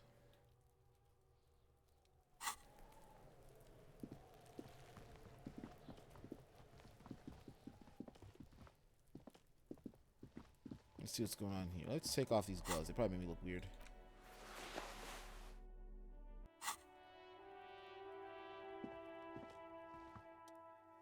Main hall, building A. Key melody starts, playing after you ring the doorbell. Then a woman picks up the receiver. Kuno, please stop calling here. Grown-ups don't have time for your stupid games. She thinks you're the gremlin child. What he had to say. This is the police. Please open the door. Oh, I'm sorry, officer. I thought you were... There's a spot of static that overrides her words. But the doorbell is broken, and the bookstore shouldn't even be on the list anymore. So I can't help you. Please don't call here again. Thanks. Andrew Orlando Hare, SCA. Ring the doorbell, but no one answers. His name for hair salon. Doesn't bode well for anyone's hair. Artemi Tep's boxing for young athletes in gym. I hear static, but no one answers the call. 24-hour window. Emma's fashion atelier. Dinner tube, I get from calls box silence. No one answers the call. Fabron's taxi. Dress has been burnt off.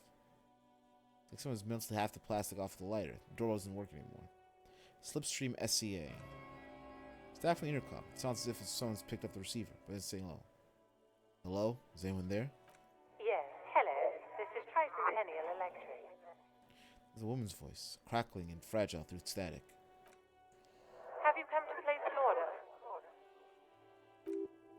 Sounds almost antique, as if her voice was being played by an old wax cylinder. The receiver must not be working properly.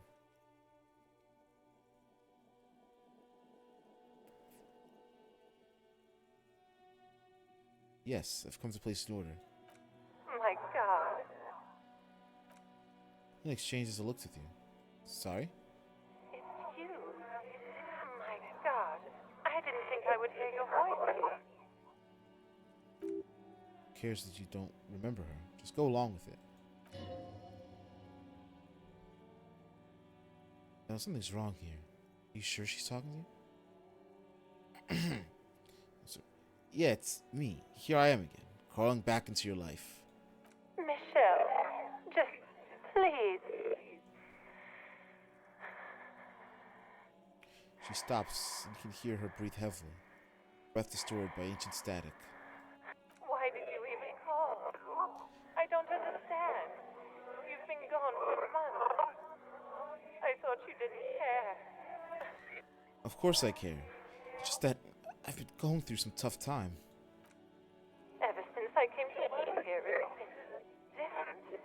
As if my mind's been wiped clean. While static overrides her words, she speaks again. Sounds like she's submerged. It's so nice. It's so nice to be able to finally forget. Forget about what? Like she's about to cry. God, please don't cry. You said it was nice. What's so nice about forgetting? The only thing you can hear now is static and waves, washing ashore on the bay.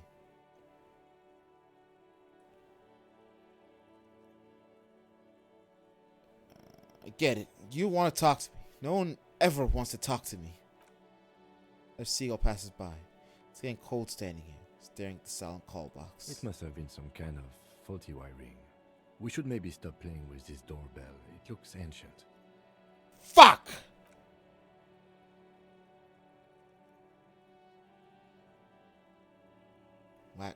Fortress accent, SC Day. River Shoal, Ice City. Main hall, building B. Whirling in rags. That's you. They won't talk to you. East Delta Pinball.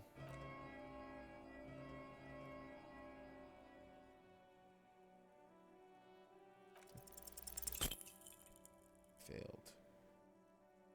No hold on you. Now hold on. Last thing you need in your life is more hysteric emotions. Forget it. Find something else to do.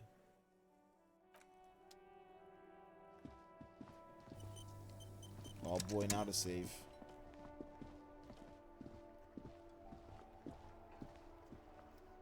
Mail collection box. This Post l'Aventure Mail collection box has been heavily vandalized with graffiti. A closer inspection reveals 2 bullet holes in the front. Good mail delivery box. I show 'em love. Leave.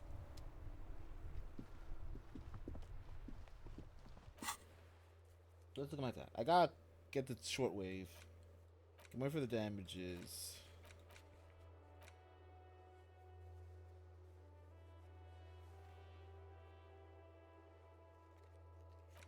Okay, I need to get the map to do stuff like that. Okay.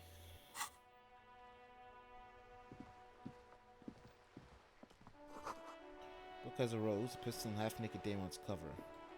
Cover stands a muscular man, surrounded by flames. Alright, little one. Hello, sir.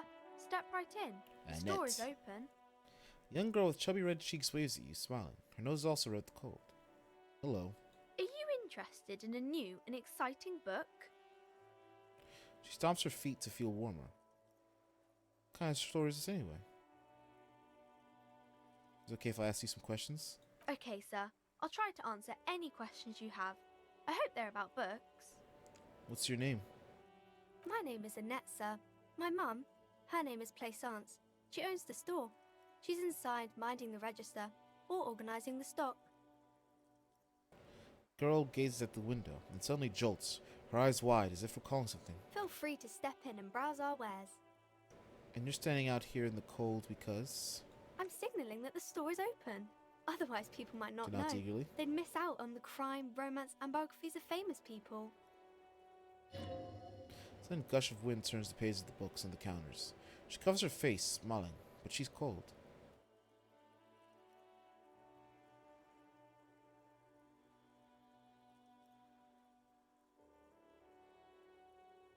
Cold. Can I help in some way? Kind of you to offer, sir. She doesn't know what else to say.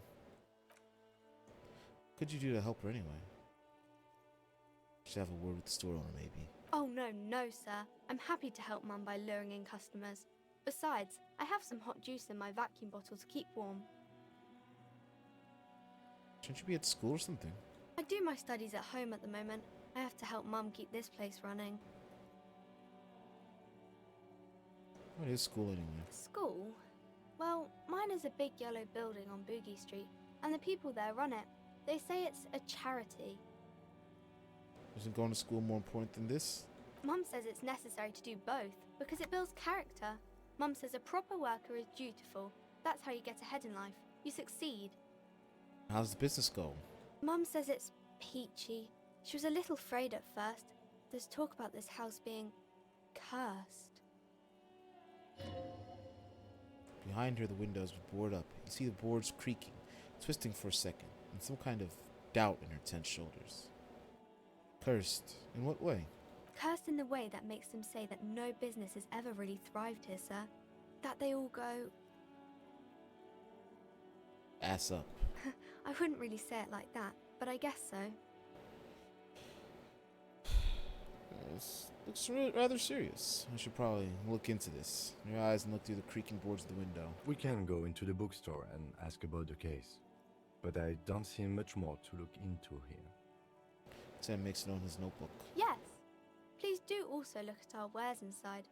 The postcards and board games are there, sir. What do you know about the other failed businesses? Nothing really, sir. Mum doesn't allow me to sneak around in the back rooms or the cellar. I don't really know what's there. Just a bit disappointed. How does this curse manifest itself? It does not manifest itself in any way. It does not exist. I liked it better when we were talking about whether it's appropriate to stand out in the freezing weather. Fine. I'll show you. Anything else you wanted to talk about, sir? Enough about the curse for now. Maybe I can tell you about some of our books instead.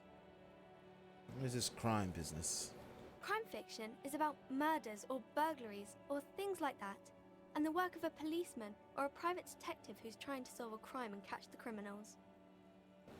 I don't want to read about crime. It's exciting to people, I guess. They get to imagine dangerous things, and it's kind of like a puzzle, where you can guess who the criminal is, or how the good guys are going to catch him. I'm a policeman by myself, by the way. You don't look much like a policeman. What does a cop look like then? Didn't mean to offend, sir. Sorry, sir. It's just that you don't look like Dick Mullen. She points to a book cover on which to say a strapping Vespertine officer. He stands grimly over the body of a dead woman.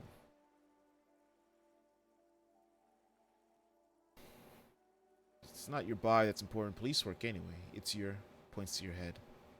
Head? Yes. No, it's your soul. Your blue soul. Not head, child. Heads. So, that Mullen guy looks like Hampelman. Could respect that face. It's not even drawn correctly. He lacks soul.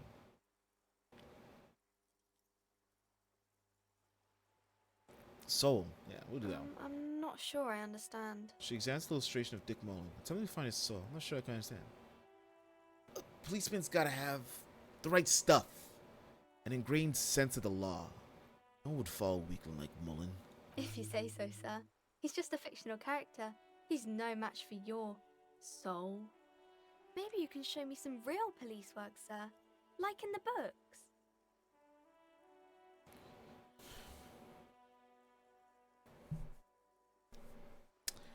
Okay, I'm going to do something now. Ah! Fails to do anything substantial.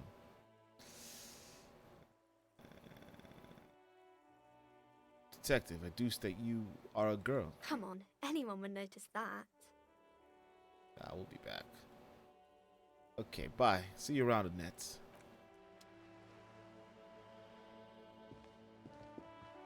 Her mom should know something about the body. Let's set up here.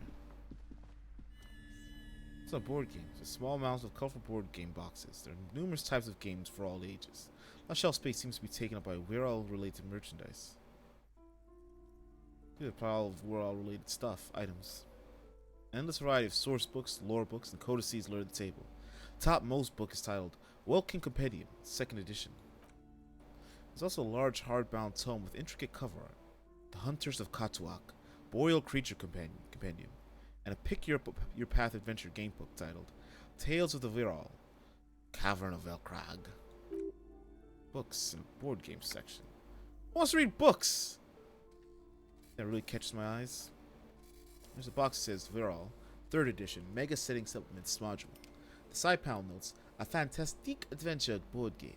New maps and miniatures. Sticker on displays, 25 real. That price is steep. And but then it is a 3rd edition Mega Setting Supplement, so it makes sense.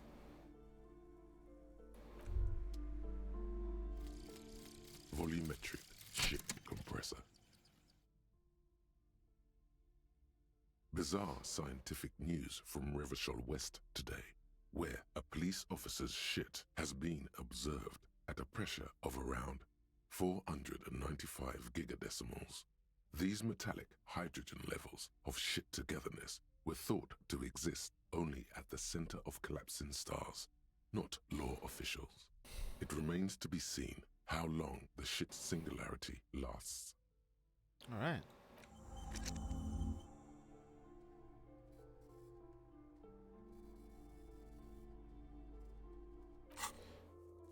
Gotta keep track of our shit.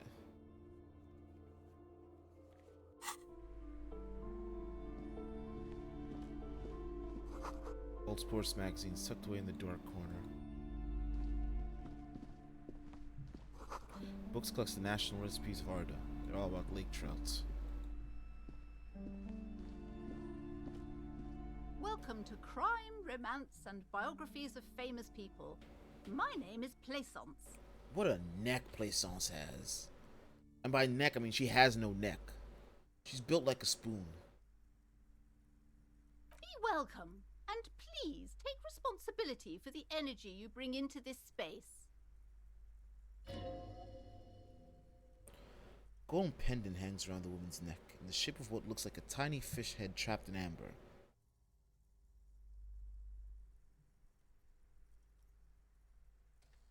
Curious pendant you're wearing. I narrow your eyes mysteriously. Oh yes, helps to have an anchor in these times. She clutches the pendant and narrows her eyes as well. So are you the owner of this store? I am the proudest owner of our little shop of culture. Her voice, high-pitched, sounds familiar. You talked to her before through the doorbell. She has fine-tuned her voice to find the most welcome approach for attracting new customers. It doesn't work.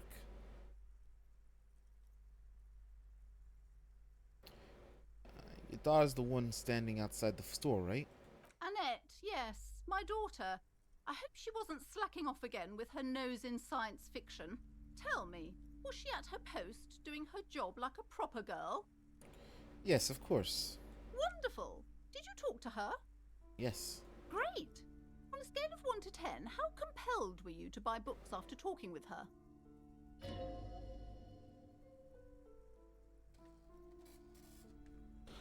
I'm not going. Her opinion of her daughter depends on how well she lured you into the store. I'm not going to grade even B. I don't do that. Come now. It's not personal. It's about proper sales practices and market research. I expect an answer. 10. She's certainly very polite and helpful. My precious, her dedication brings joy to my heart.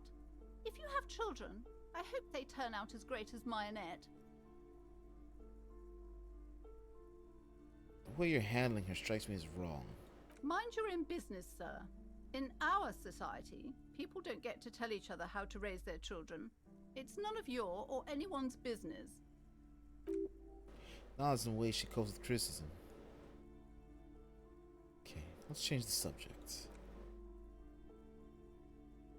Girl outside mentioned that this place is cursed. Cursed? Who said that? Annette? I will have a word with her. This place is not cursed. It has a robustly magnetic energy. Good for commercial activity. My business is thriving, sir. What in God's name is she talking about? Doesn't feel like it's thriving. Feels ghostly. If I want to buy a book. Goodness, you were already doing good, browsing the shelves. Why'd you stop? Don't you feel compelled? Go, go. Get back there. The books await you. Alright, take a look then. Farewell for now, book peddler. It's back here. Close curtains. You see a set of tired curtains blocking the way to another room. Strange cage-like trinket dangles from the curtains. Excuse me, officer. The back room is strictly for employees only. Examine the strange cage-like trinket. Some kind of charm, an irregular polyhedron, assembled from bones, sticks, and straw. Inside, a stirring fish head with empty eye socket stares at you. From the looks of it, this is a traditional Seminoles ward, meant to provide protection against ill luck, bad dreams, curses, and other supernatural scourges. For the Seminoles, inhabitants of Isle de Fantôme, the Seminoan Islands down south. Yeah, and suspiciously, there's nothing else that would do with the fish head charm at this time. The curtains remain shut before you. Shopkeeper, what's behind the curtains? Nothing. Now please go back to browsing the books. Don't you feel compelled to look at the books? The books are all you care about. Speaks almost as if she's trying to put a spell on you, urging you to buy more books. Enough, the more she tries to draw you away from the curtains, the more alluring they become. Ignore them for now. We'll be back.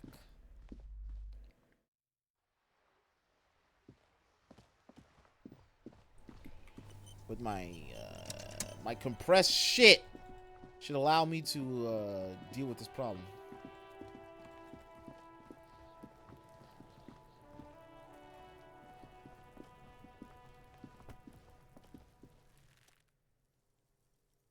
Alright, shit compressed. I pass. As you breathe in, the odor comes over you. It's a spell of the mind telling you to run. Your stomach is wringing itself empty. With your hands at your sides and your eyes squinting, you stand in. Do they always do that? They do after 7 days, yes. We are deep in decomposition here. Step closer. The man before you is naked, but for a pair of underpants and enameled boots. His skin is greenish, marbled with decaying veins and blotched by lividity. A fading web of tattoos covers his chest and shoulders. The cargo belt used to fasten him to the branch above appears industrial in strength. Inspect the boots. Material appears to be ceramic. It's clean. White stands in stark contrast to the decaying flesh above the knee. The man wore thick polymer socks, probably for padding. A fine array of interlocking plates covers them. Delicate and fragile. They feel alien in the world around you. Out of place somehow. These are clearly not boots. They are armor, possibly part of a larger set. These aren't just boots, are they? This is the armor he was stripped of. Indeed. Technically speaking, these are sabatons, not boots. What kind of armor is this exactly? Ceramic plate. Zirconium dioxide, most likely. This is where the make would be. Under the heel. Fair weather. Fair weather model T500 VE. I'm guessing that's vitreous enamel. This is advanced stuff. Where's the rest of it? Scavenged by the locals? Piece by piece. He's been out here for 7 days. It would be odd if they didn't. We should keep a lookout for these pieces. The armor could yield information. Maybe he'll know something. Not Kuno. You're just wearing these boots. There's no rest of it. Understood. Material looks out of place here. It is. It's expensive. Zion draws a line of condensation on the ceramic with his index finger. We've requested similar material for our tactical units for years now. The constabularies deemed it too costly. In that time, we've lost 6 men to semi-automatics. What are we talking about? For a full set, about 4 years of wages. Ugh. Northwest region of Revachol. Officer's average yearly income is 5,500 real, unadjusted for rank. Ka-ching, baby. By catching, do you mean let's not log them as evidence? Let's steal them?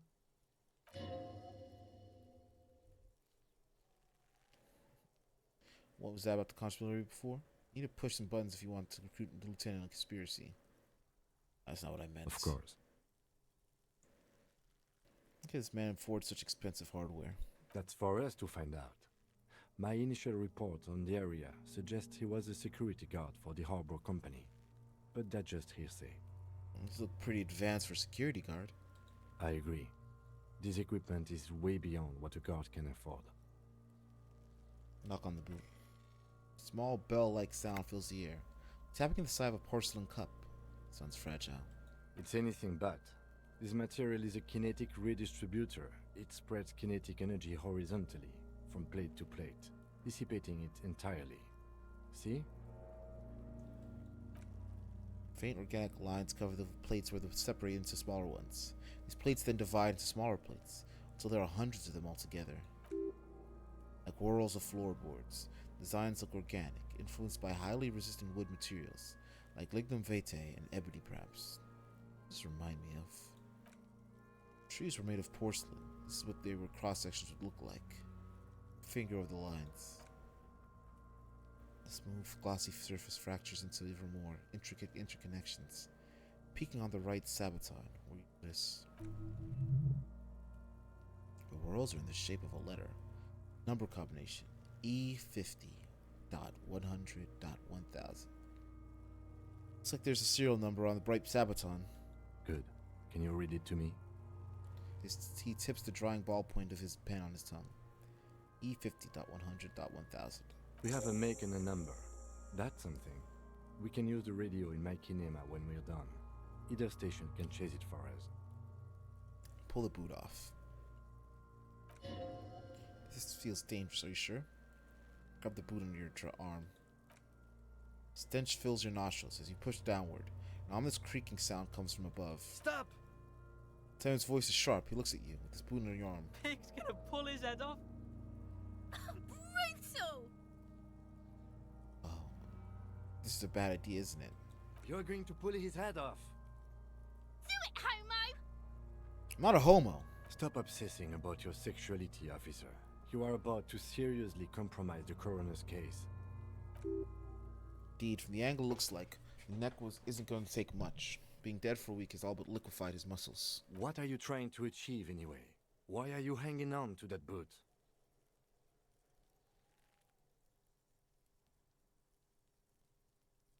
Do Are we not detectives? There may be clues inside the boot.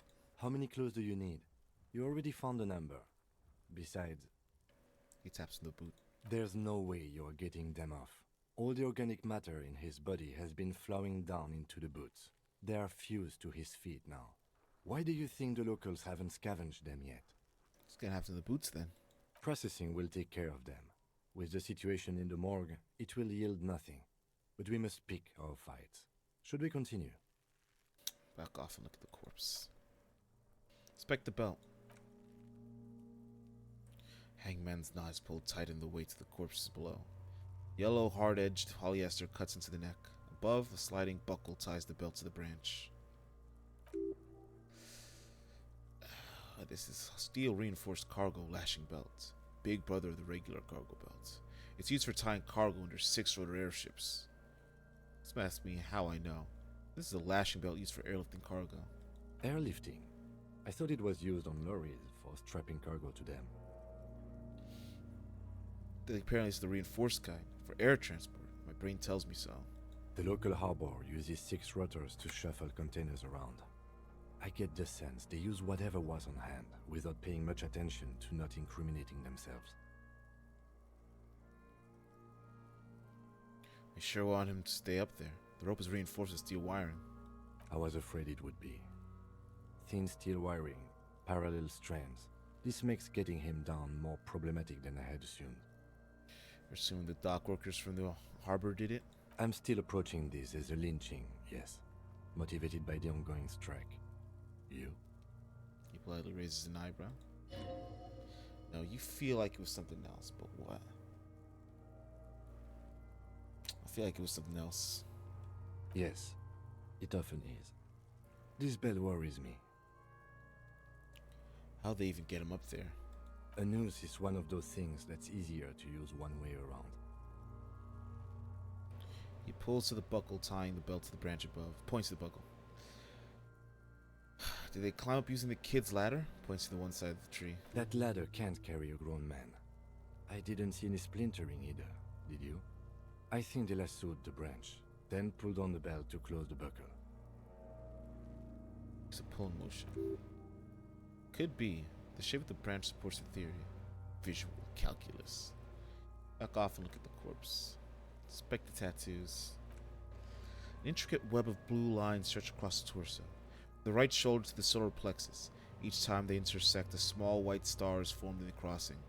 Hundreds of fading asterisks riddle his skin. Their concentration is highest around his heart. His corpse is marked by the stars. I'd be marked by alcohol and heartbreak.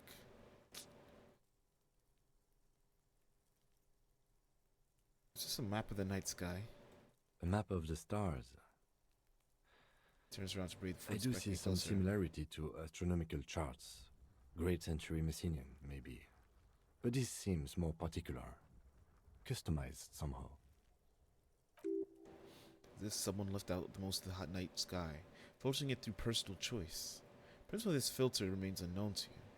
Thought dissipates and you feel as though you were only half right. Missing something here. So am I. Sudden ring fills the ears. Lieutenant pulls down the zipper of his orange jacket. Takes a thin piece of milled aluminum from his coat pocket and pulls it open. It sounds like a sword being unsheathed. A small lens appears, some sort of camera. The lieutenant work. Shit, Kuno! What the fuck is that? Kunoise. An instant color camera. He uses 2 metal-capped ampoules. Clicks them into place on the tie of the apparatus. A thin slot shines there. It's the first time he openly acknowledges the kid's existence. I have only 2 ampoules, so nobody move. I don't want to waste one. Points the camera at the corpse, peering into it. The lens needs adjusting, then... a sound of shrill flash, followed by the breaking of a small ampoule of glass. You see streams of color pour into the thick, glossy piece of paper rolling out. In case we need it. Lieutenant says and shakes the paper, letting it dry in the cold wind. On it, a color-perfect copy of the dead man's tattooed chest. Cool machine. Yes. It is pretty cool, isn't it? We need this photo for. It contains insight to the victim's person. By his build, I'd say this was a man of physical violence. The story he wanted his body to tell was important to him. It is his letter. To us. Someone should decipher it. We'll need to show it around.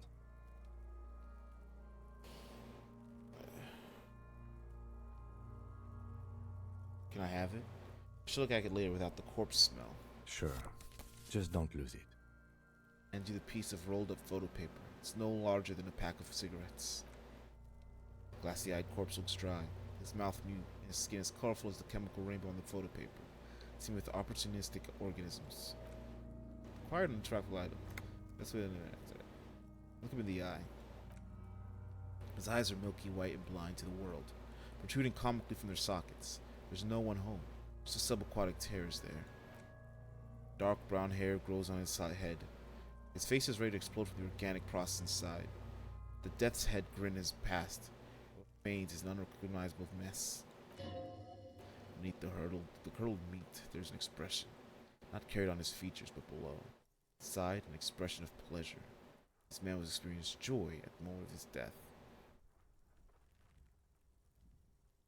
Tell me, who are you, dead man? Oh my god! Of course it's dead sound. You have no idea why you just said that. Who is he? He is male, 40-50, with an athletic build. This man enjoyed this moment of death. Why do you think so? For supernatural reasons. There are no supernatural reasons.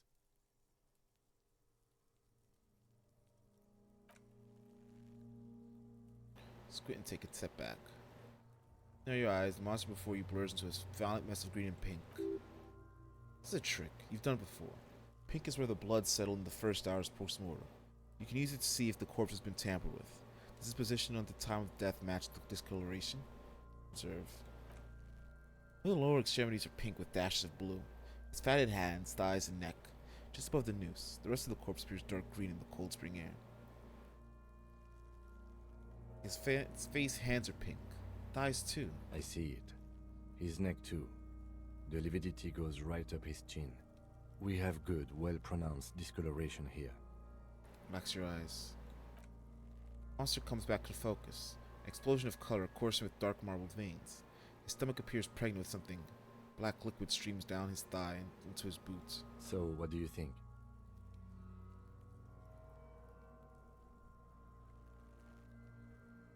Cover your nose. Something's coming out of him. A pool of blood and feces is eaten into the frozen mud below the man's feet. Purge liquid is dripping into his drop by drop. The victim appears to have contained no more than half a kilogram of digestion at the time of death. The fuck he's saying? Talking about shit.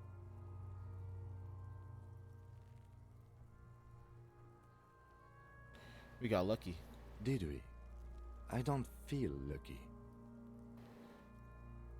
He's beaten up. See the bruises? I do. Most of them are post-mortem. Maybe even all of them. The delinquents have made our jobs harder with their little sport. Stop talking in riddles, coin slot. It means you fucked him up good, Kuno. Fucked him up brutal-like. Fucked him up brutal-like! He fucked him up, Kuno! I think he was up right after death. His hands, feet, and neck are discolored. Agreed. Especially on the neck. The belt acted like a tourniquet, keeping the blood in his head. The hypostasis supports her hanging. Could still be he was moved after death. There's always a chance. We should check for ligament marks on his neck to see if they're in tune with the belt. We'll have to get him down first. Back off and catch your death. So how do we get him down? Are you sure we finished the preliminary examination of the cadaver? We might miss some of these things once he's down. Stops thinking, checks it out. Step back and have another look.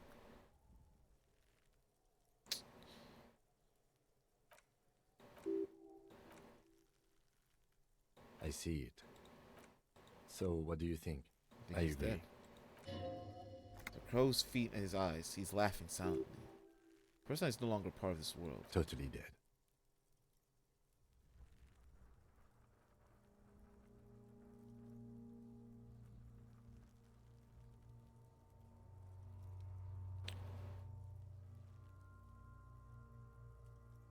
World no longer stores his personality and its composition. Nah, no bear. Not to say that. Too heavy. Gosh. I can't do this again. So we're just gonna... Yep. The steel reinforced belt presents a unique challenge. I brought chain cutters, but I don't see a good angle of approach to the belt. I think the challenge is unique. He thinks it's frustrating, annoying, and harder than he thought. The cadaver is a good 1.2 meters up. Neither one of us can reach the belt without assistance. And even if we do, there's the question of cutting the airship strength material.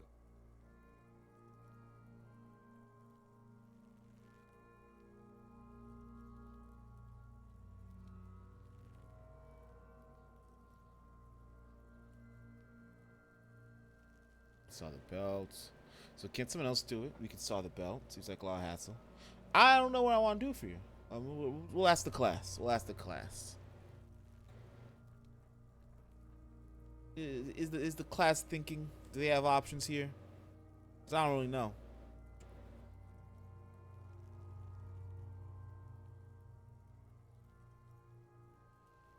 Boo.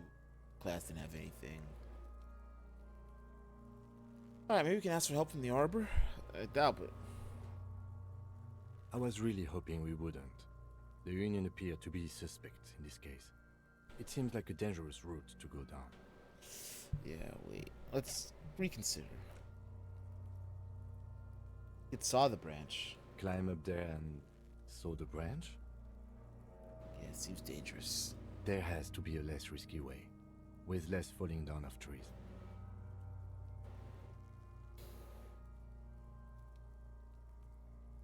Someone else do it? Someone else? You mean like the police? What was that about processing then? Weren't they supposed to take care of the boots? Why don't they help? I mean, someone who's below detective. Someone like a paid garbage man? Or a cleaning crew? I have bad news for you. That is a detective. I know it's hard, but I assure you, the others won't come to help us. And we have a growing sanitary concern here. We need to get him down, fast. Maybe we can shoot him down. Yeah! Bang bang time, pig! Shoot his head off! How? Where the buckle ties the rope to the branch. That's a good spot to aim. Where the buckle holds the belt together. Where? Ah, yes, I see. If the shot hits that, there might be a chance to release the belt. Yeah, now we're talking. Entertain a Kuno with some shit. They'll miss! The pigs will miss Kuno! The lieutenant is undecided. On one hand, he wants to shoot some gun. On the other hand, it's an awfully stupid idea.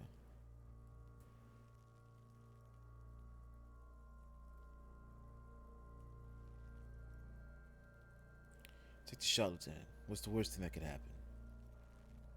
I'll blow his head off. Take it! Take the shot! Yeah, take the shot. Kuno wants some of that shit. His elbow sharp, the lieutenant unzips his jacket. Uses a lightweight firearm. Drops a paper cartridge at the barrel. Separates the scouring sticks and gives the cartridge 5 tucks. The Kiel's A990 Armistice mass-produced muzzleloader. Ascetic, frugal, one of the most common firearms in the world. He then steps back and assumes the fall T's position. Taking aim, the corner of his eyes twitches, his fingers on the trigger. As he does it, partner. Say nothing. He's gonna fucking miss! The kid's voice is drowned in the shrill blast that echoes off the walls of the surrounding tenements. A cloud of smoke slowly parts in the air. The lieutenant steps back and says to himself, God damn it. He feels bad about it, but his eyes mostly, just having bad eyesight, probably from a young age. Whatever you do not console him. Fucking idiot! Kuno could have hit it easy, but then Kuno's not fucking handicapped, is he? It's okay, Kuno's sorry too. Kuno feels sorry for the Beano Clad. Try again, maybe? No, we are lucky as it is. We didn't break anything, and the victim remains uncompromised.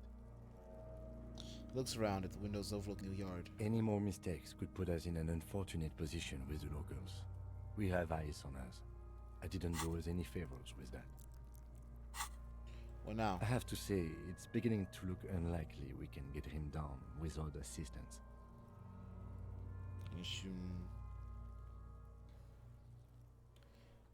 That's it.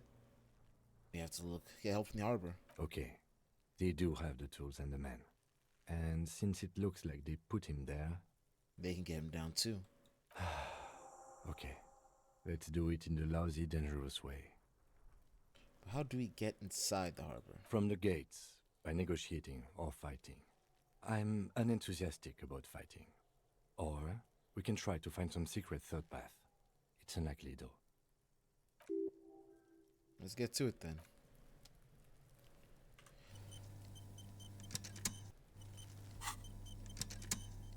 So I got that picture I can interact with. Let's check this stuff.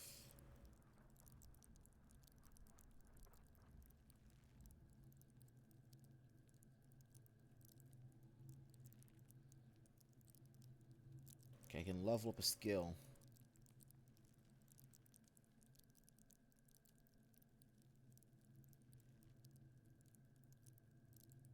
I think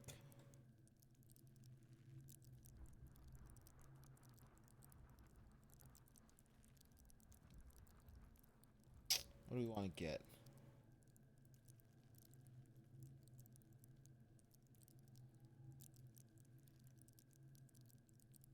Oh shit, drama's the lying one? What am I doing with my life? I made the wrong choice. Be a liar. Like to lie.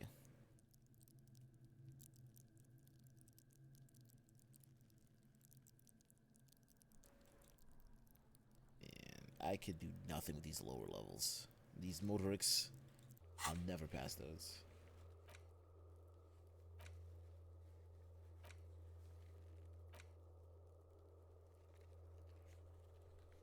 Alright, Kuna, what you know about the boots?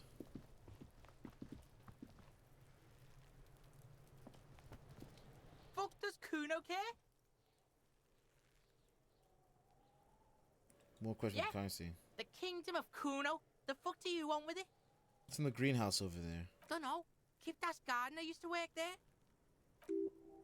Kipt is a pejorative term used to describe people of South Simonese or Areopagite descent. It used to be a common first name among the Areopagites of Illimara. Not so much anymore. I mean, the young woman by the whirling in rags, that gardener? Look, Kuno doesn't explain shit. Kuno just says shit. Seen the eyes and nods, as if agreeing with himself. Yeah. Her. What's she doing in the greenhouse in March anyway? What kind of gardening is done in March? I should ask her about that. The ladder. Ever climb it? Point to the ladder on the tree. Look at that fucking shit. You're trying to get Kuno killed. So you would say the ladder is unclimbable? Fuck does Kuno know? Kuno's not a fucking acrobat. So it takes a quick note in his notebook. It's a trap, Kuno! Don't climb it, Kuno! I'm gonna have questions later. For now, let's talk about something else. Whatever. Kuno doesn't give a shit. Okay, I'm off. Kuno doesn't fucking care. Kuno doesn't fucking care. Kuno this, Kuno that. Kuno needs to get this fucking go to school.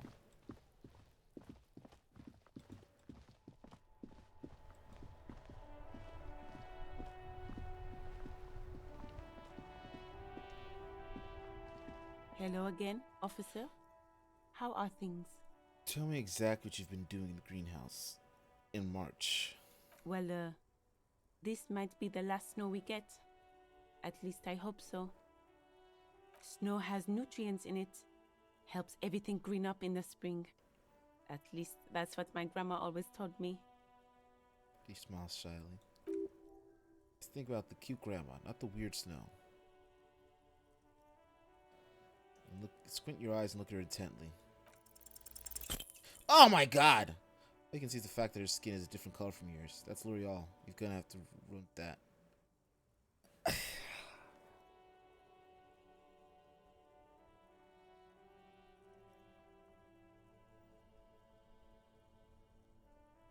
want to go before I ask this question. Why is that just my option?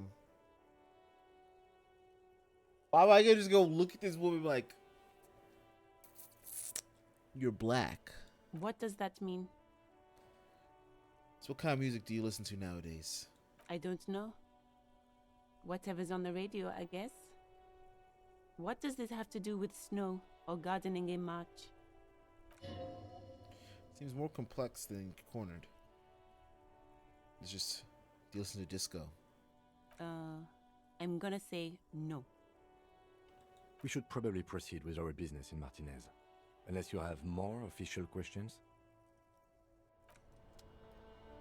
I just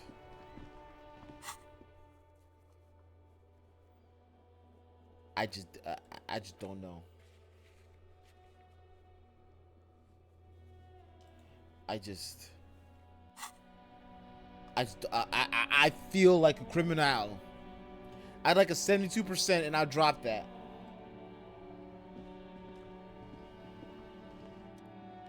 Before you stand in Morcroach, the bodywork is covered with blue and white livery bearing number 57.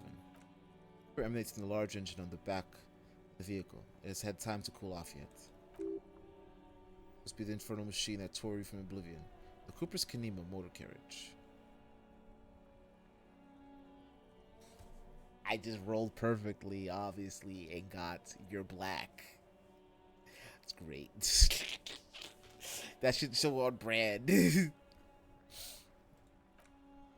Cabin, you're welcome by set of steering levers, a radio microphone on the hook, a pull-out toolbox under the seat, and a soft glow of the fuel preheater.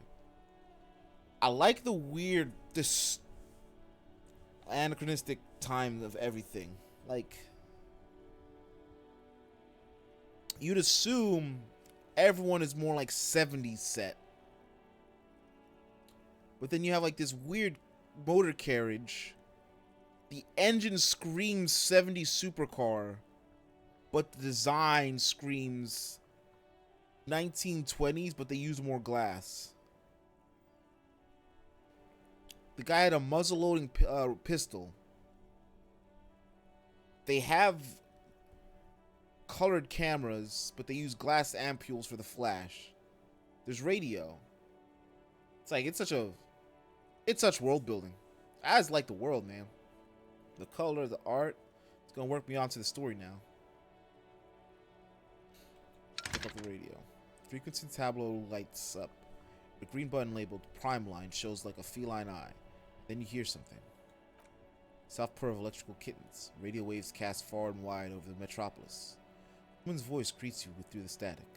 This is Precinct 57. Hello, Lieutenant. How may I assist you? That's how the French say lieutenant. No.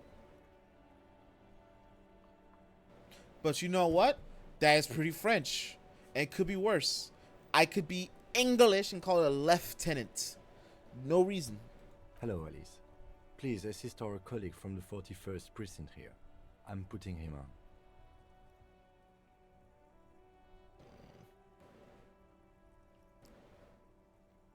Hi, Alice. This is an officer from the 41st precinct speaking. Nice to meet you. This is Officer Alice Demetri, Precinct 57. How may I assist you? Could you connect me to the 41st precinct? Could you run with... Yeah. Could you connect me to the 41st precinct? I have something to need to report. Just a second, officer.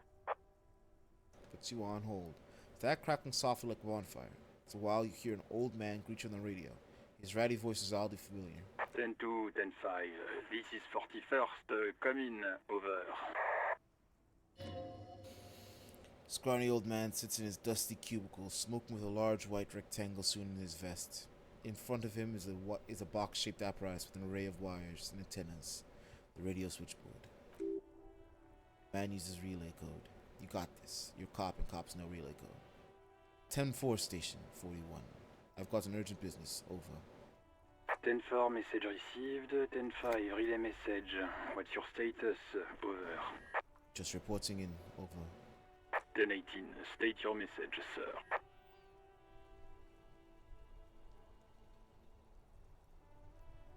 I need to report my badge missing. 10-9. Over. My bad, can't find it anywhere. Basically, it's gone. 10-4, message received. This is a very serious situation. I need to 1022 the captain. Over. Is it him? What does he want? Says he lost his badge and needs to report it. He what? He lost his badge? Say nothing. Who lost his badge? Dick fucking Mullen. Who do you think? It's Officer Dick Mullen from the bestseller Dick Mullen and the Lost Identity.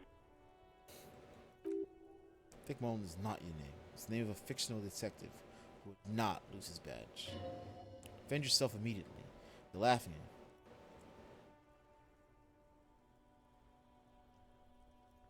Haha, officer's lost his badge. Haha. Like I'm the first cop to ever misplace his badge. He says this has probably happened to other policemen before him and laughs sarcastically. Oh goddamn it. Is he fucking kidding? The whole station's gonna be dicked for this. Satellite Officer Vikmar is wondering if you might be joking and adds that this tarnishes the reputation of the entire station. Over. Mullen dicked us. Can we just move on? Once it get reported and be done with it. 10-4, I hear you, officer. I'm just going to make a note here that you are in pursuit of your misplaced badge. Over. Fuck me. Mac, come here. You've got to hear this. Dick Mullen lost his badge. What's going on? Super Cop here lost his badge. I don't like Chester. He lost his what now? His badge. He lost his goddamn fucking badge. Well, enough of this now. I have other things to discuss. 10-9, come again. I didn't get that. Over. Having any conversation in the back is making it difficult for him to hear you. New heights even for Captain Sober. Ask him. Ask him if he's lost his gun, too. The room roars with laughter. Sergeant Orson wants to know if you lost your gun too. Over. Check your pockets. Check your... Holy fuck, you don't know where it is, do you? I have my gun? It's gone. Not fucking on you. Don't sweat it, Bratan. You don't need a gun to have fun. We can still have fun. It's not all over. Yeah, disabled voice acting for emotions only characters. Just because I'd rather do the talking for them. 10-9, come in, officer. Did you get my question? We were wondering about your gun. Over. Easy. Convince them you didn't lose your gun.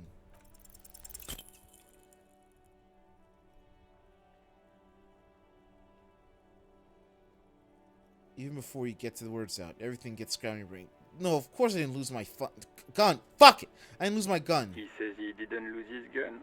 Or his fun, whatever that means. Ask him to describe it. His gun. Not his fun. Just the gun will do.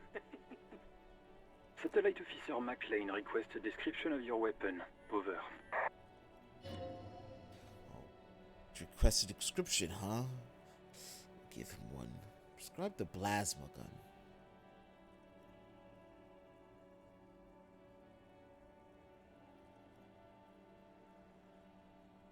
Whisper to Lieutenant. Kim, what are you packing? It's a single-shot Kiel A9.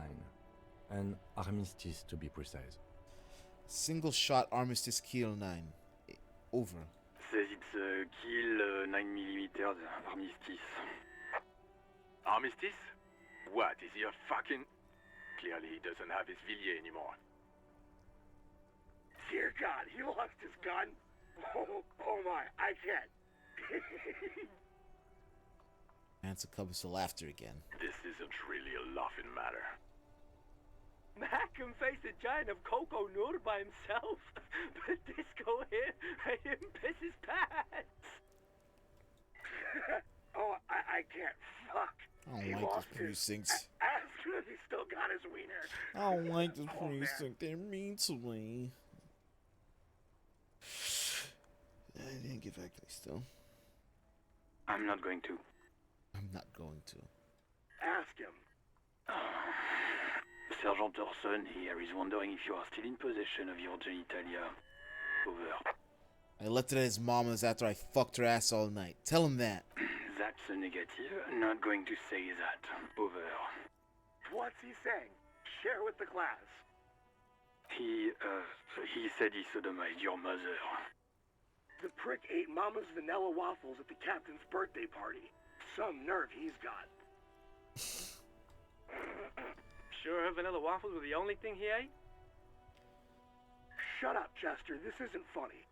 This is my mom we're talking about. My man got real in his feelings real fast. Can never make jokes with him. Tell him to apologize right now. Sergeant Orson requests that you apologize for the claims that you made about his mother. Over. Hey, if you don't like the fallout, maybe don't fuck with the firewalker. He says you shouldn't have antagonized the firewalker in the first place. Who? Disbelief on Vic Mayor's voice is overwhelming. Satellite Officer V. Firewalker. I'm afraid he might be referring to himself as Firewater, sir. Firewater? He's lost it. Fuck it. Tell him to find his goddamn badge and gun. That's the only thing that matters. Satellite Officer V. I heard him. I'm on it. 10-4, affirmative. Officer in pursuit of his firearm. Oh, God, Officer, do you need further assistance? Over. 10-10. Transmission complete. Standing by. Over. End call with the 41st. Roger that. 10-10. Over and out. Static ends with a loud click, then everything is silent in the cabin. 18 kilometers to the south, in the 41st Precinct's relay booth, small crowds gathered around Communication Officer Jules Oldboy Purdue, around a dozen cops. The small room is filled with cigarette smoke, buzz with laughter, when Officer Judith Minot enters. Her left arm is in bandages and her hair is trimmed short. What is going on here? Did something happen? She asks, startled. John Vickmeyer turns to her and says, What happened is my partner made contact. It's not good. He's lost his badge and his sidearm. He seemed confused, delirious even. He stops to think.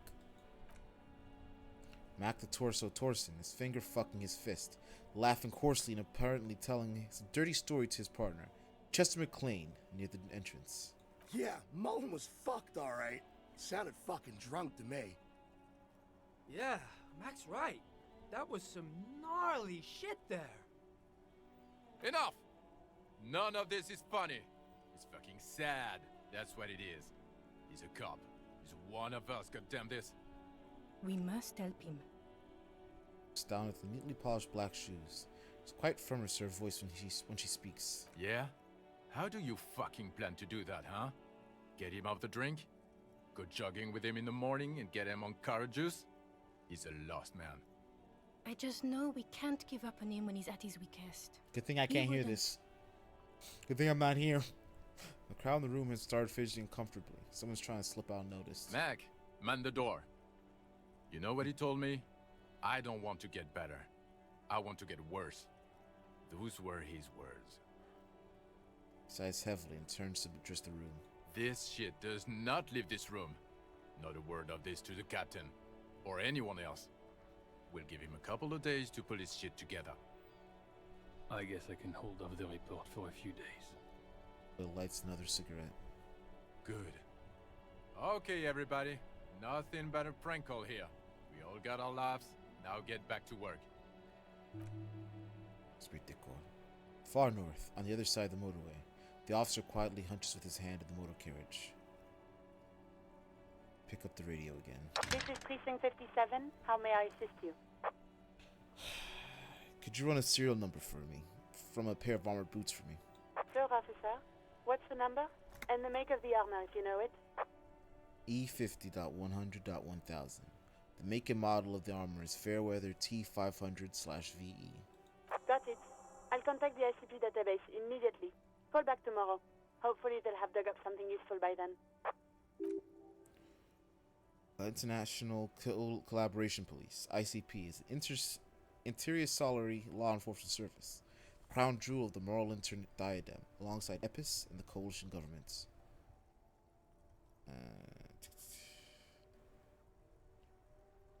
I need you to connect me to a civilian, a Sylvie. She may have reported a murder. Of course.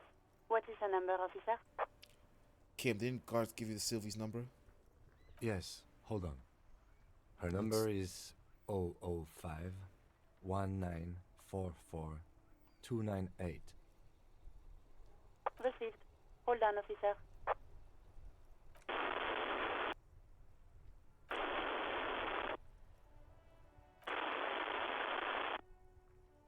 Start slapping a marching rhythm on your thighs. Give it a minute. She might be busy at the moment. Takes a bit to get to the phone. Just wait. Relax.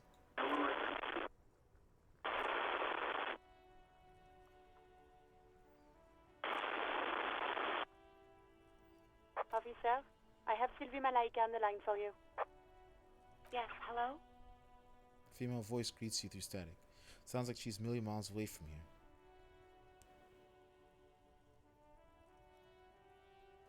Oh, this is police calling. I have some questions for you about your last days at work. Oh, right. Hello, officer. What can I do for you? Recognizes your voice almost immediately. You can hear resentment in her tone. She's not thrilled to be talking to you again. You quit your job with the whirling. Why? You mean, why did I leave the bar? Honestly, I'm not really comfortable discussing it with you, sir.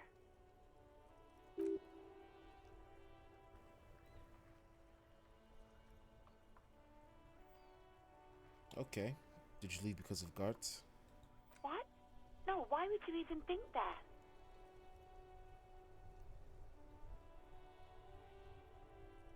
So you do agree at quitting your job just because someone asked you out as an overreaction? Or he told me he asked you out. Are you saying that didn't happen? Please, don't bring Garth into this. It's none of your business. I already said I don't want to talk about this. You're messing everything up again. Alright. Alright, let's calm down. Was it you who called the police?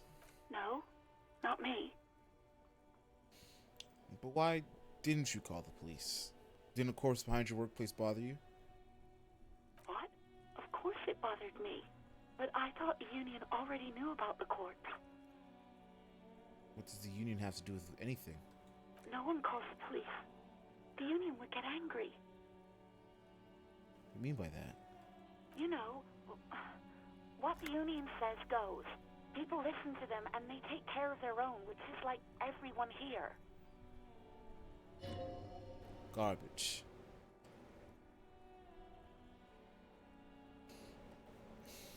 Wait, Kim, lower your microphone. Is she speaking the truth? The union is the law around here? Legally, no. In reality, yes. Martinez is de facto policed by the Dock Workers Union. Words are not necessary to feel the lieutenant's discontent for the situation.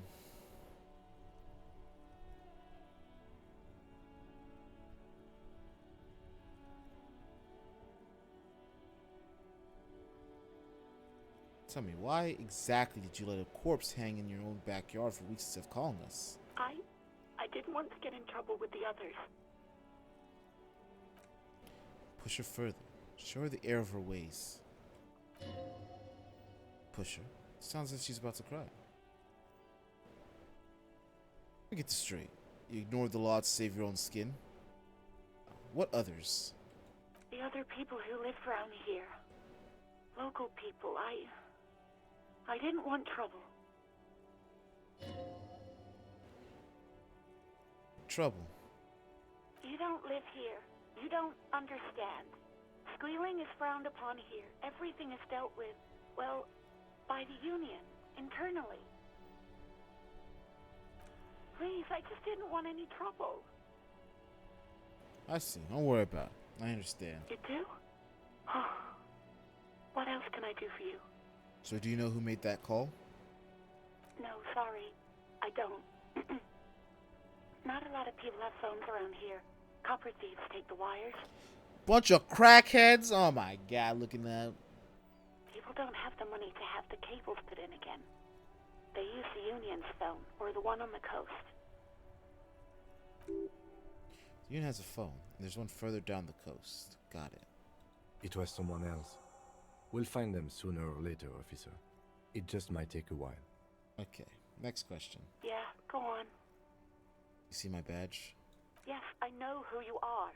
You're a police officer. The law. The exact conversation happened before. Establishing authority for this young girl has been important to you in the past. Don't go there again. How did you first learn I'm a police officer? You told me back in the whirling. You told everybody, and so does your badge. I don't need to hear about it anymore. My badge is missing. Have you seen it anywhere? Oh, no, I haven't, sorry. I think I have everything I need. Thanks. I do hope so. Please, don't call me again. Bye. We gotta hit it. We gotta hit it. We gotta believe. Gotta believe. Gotta believe. Gotta believe. Gotta believe. Gotta do. She's gonna do. Very nice. We are an empath.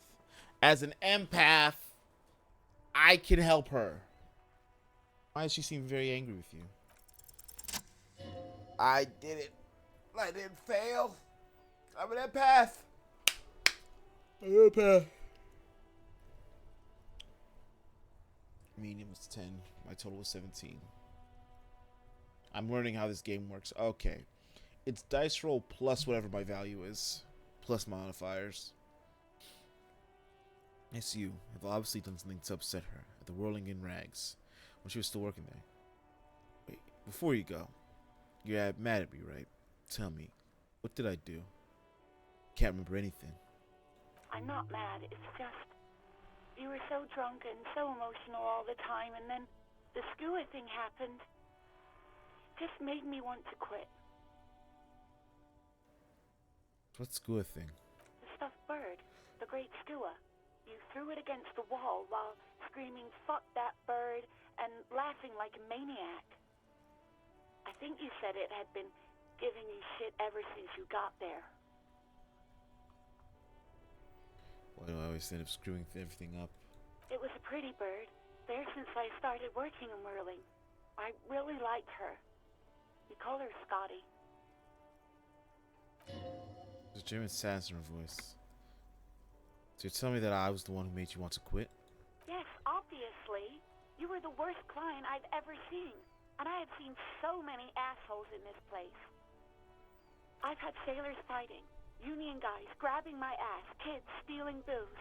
Once a guy was glued to the karaoke machine every night for 2 months. But you...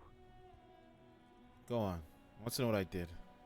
Well, you were worse than all of them. Honestly, you were getting borderline aggressive.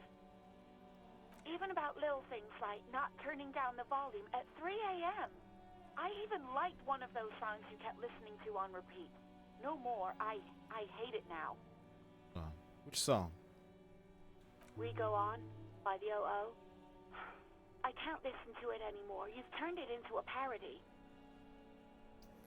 Sorry about the song. To hell with that song. Then there was your room.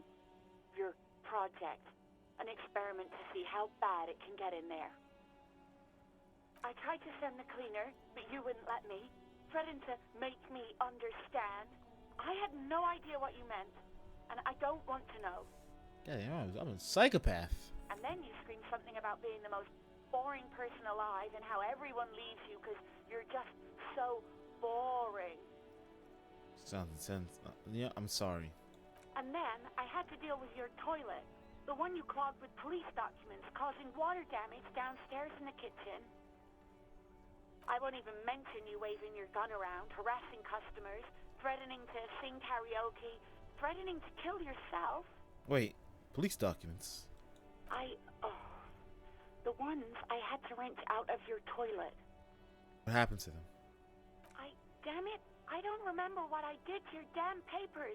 I don't remember every little thing I do.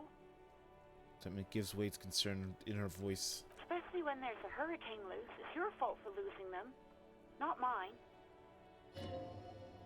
Thinking you want to immediately forget about this, as if there was a reason you threw them away. Okay, I get it. I was a very good tenant. No, you really weren't. You were simply the worst.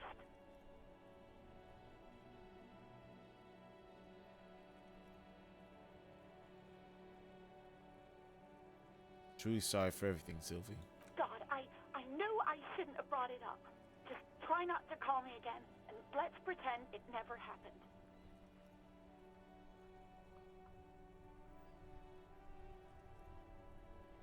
What else did I sing beside the oh? I'm looking for a song. Oh, all sorts of things. From disco, rock too. So much disco and rock. Can you help me to identify this one particular song?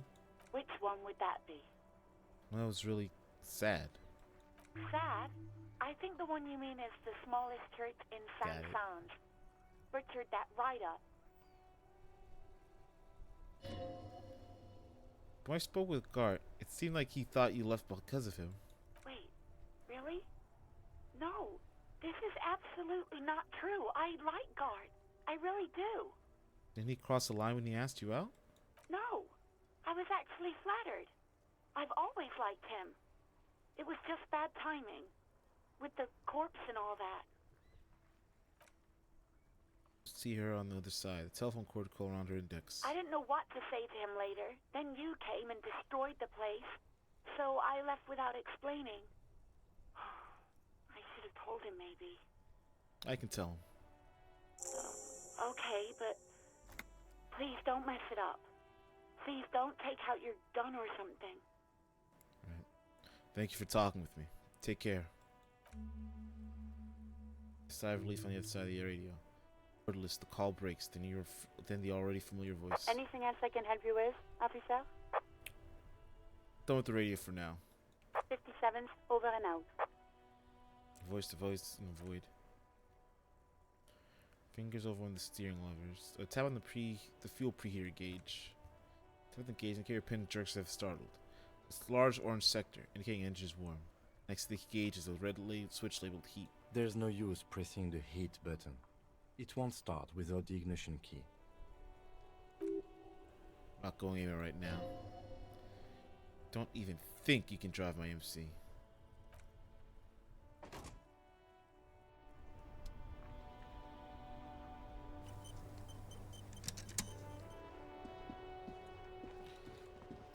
Let's go talk to Gart. Let's go let Gart know.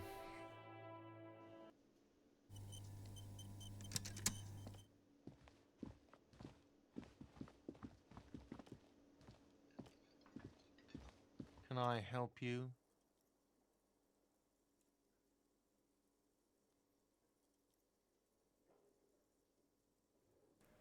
Seen something here at the Whirling Guard. Thing I need to talk about. What thing?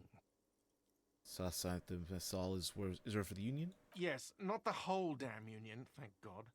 Just the nastiest and loudest faction. Toss his head in disdain. They come here in the evenings. Dumb, unruly types.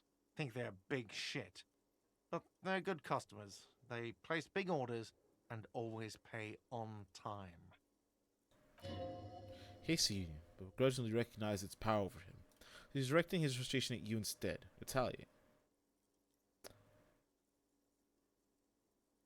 It's a shame you've got suck up to the Union to stay afloat. I don't. I'm simply providing a service, or really facilitating the offering of services to paying customers, and it doesn't matter. I don't have to explain myself to you. Yes, you do. We should find out who this Lord faction is, occupying the booth. Loudness means talkative, and we need info. How do we find them? We don't. We have to wait. They'll show up sooner or later. Men get hungry, even striking men. If not today, then they'll be here tomorrow. God, I saw a sign that said I couldn't go into the kitchen. Why can't I go into the kitchen? What are you, a cook now? That's none of your business. But there may be something pertinent to the investigation in the kitchen. He wasn't pan-fried. He was lynched. What could the kitchen possibly have to do with... Fine, okay. The kitchen is closed until 1 p.m. because the cook is working. You can snoop around after that, if you must. So I also want to ask about... What? I talked to Sylvie. She left because of me, not you. Wait, what? But what about the bird? The bird? Yes, the bird. I found it lying on the floor with a broken wing the morning she left. She said it was just an accident. Why didn't she just tell me that? I don't care about stuffed birds. I care about my employees. Stumbles with his words, shaking his head. All right. Did she say anything else? About me, you know? Did she say anything about me? She was flattered. It was just bad timing. Really? I should give her a call then. Man doesn't know what to say. He wipes his brow and stares still counting. Thanks, I guess. Was there anything else you wanted, or...?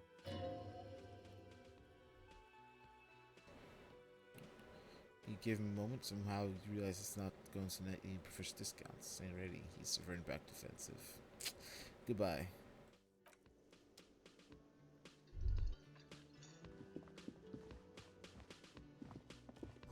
Summer's doors closed for winter.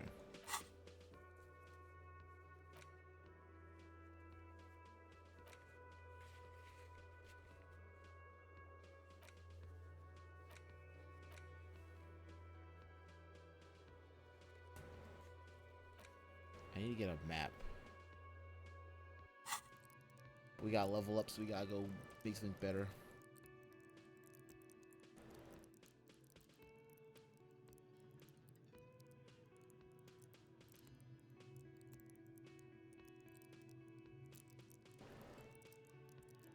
We gotta get some logic up. Facts and logic.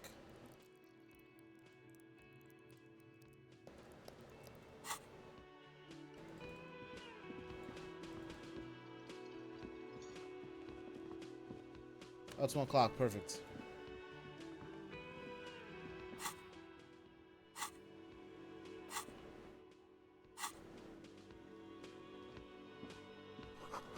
Dry. It's full of chemicals and pine tree.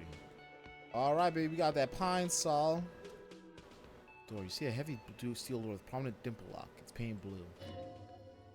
Immediately feel drawn to the color blues. Blues for mystery. Where this door leads. You do? It's a door in the back of the kitchen. Why do you care where it leads? It's part of the whirling in rags. There's something about this place that makes me want to know. Eccentric. But okay, I suppose we could look into it. As a side investigation. He's not bothered by eccentricity. He seems generally intrigued himself. Yes. A mini side investigation. Gart is the person to ask about this. The cafeteria manager. Try to push on the door. Does not budge. Touch the door.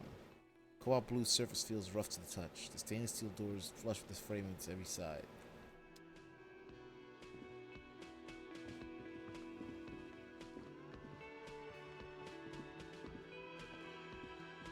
Can I help you?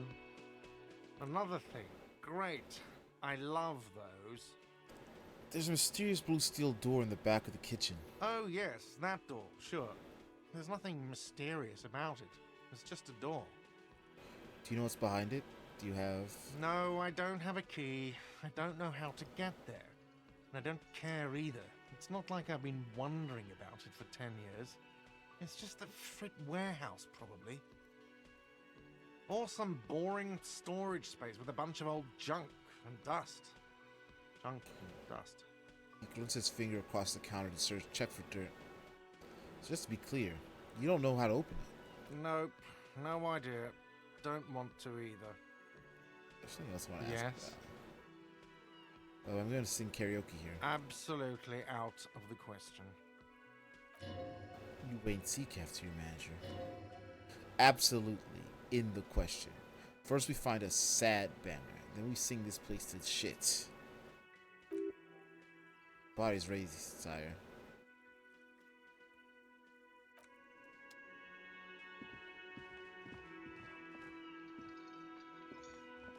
No, there's those coins upstairs I didn't get.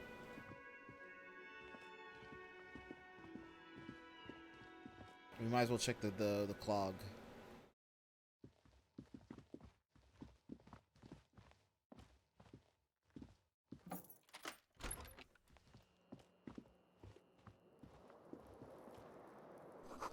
Tries on with the broken down bathroom door.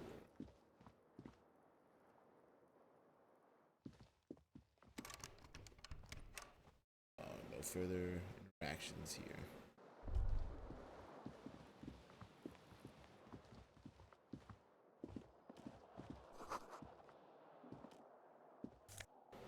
gonna take all that coins.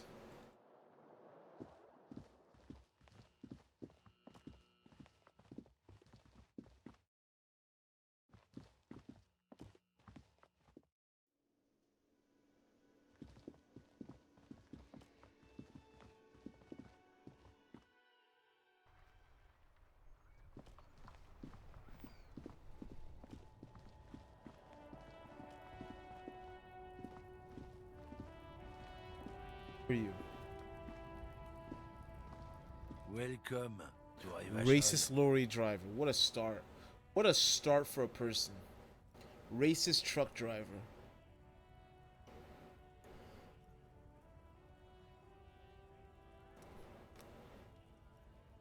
Hey, I know Revachol. That's where we are. Don't you welcome to Revachol me. My grandfather came here from a 3,000-year-old racist isolationist culture, while your ancestors came to this island a mere 300 years ago. Every school of thought and government has failed in the city, but I love it nonetheless. It belongs to me as much as it belongs to you. You tell them. It's men like you who keep Revachol divided, making it that much harder for everyone to climb out of this post-war limbo. What he means is fixation on the Revacholian nation. It's hard for the Revachol to actually attain self-determination.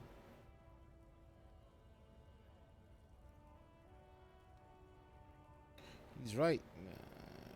Limbo. What's going on here? Oh, come on, man. I just said welcome to Revachol. It's a lorry driver thing. It's a lorry driver thing. I know exactly what you meant. You think my kind doesn't belong here, that I should watch myself and behave. But you see, I'm an officer of the RCM. It's actually my job to make sure you behave. I would advise you to remember that. Silence. The air between them becomes tense. Partner needs backup. It's your moment to shine.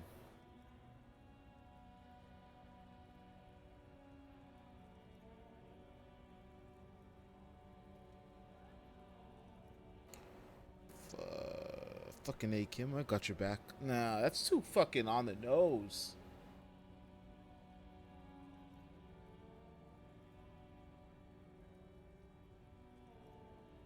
I got You two make a cute couple. You know that?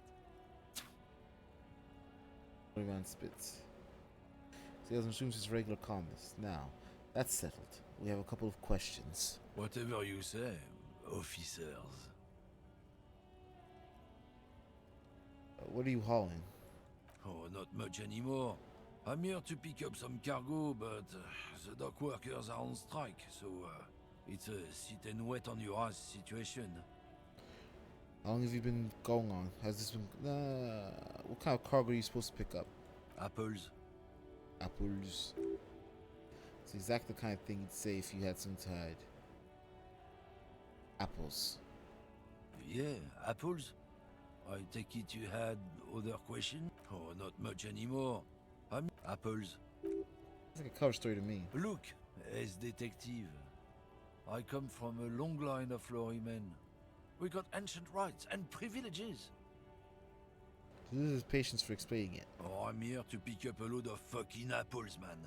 Just regular, Koiko picked apples. Damn, you're not gonna get more out of him. He's put up on a wall, up the wall of racism. What's that argument all about? It's about biological determinism, natural law, the sorting of the races. Not the most popular topic nowadays, with a coalition in charge and all. You might want to change the topic. That is, bury your head under the sand like common sheep. Oh, so you're just a racist. Makes sense. I'm not just racist. Look, I've read books, huh? The science of racial theory has all been proved, even if some people don't want to accept it. I'm not just a racist. Gotta get that clipped. I need that. I need that soundbite. People who've studied these things say that you and me are superior by design. So, naturally, We Occidentals should be in charge. Obviously, you can see the merits in that.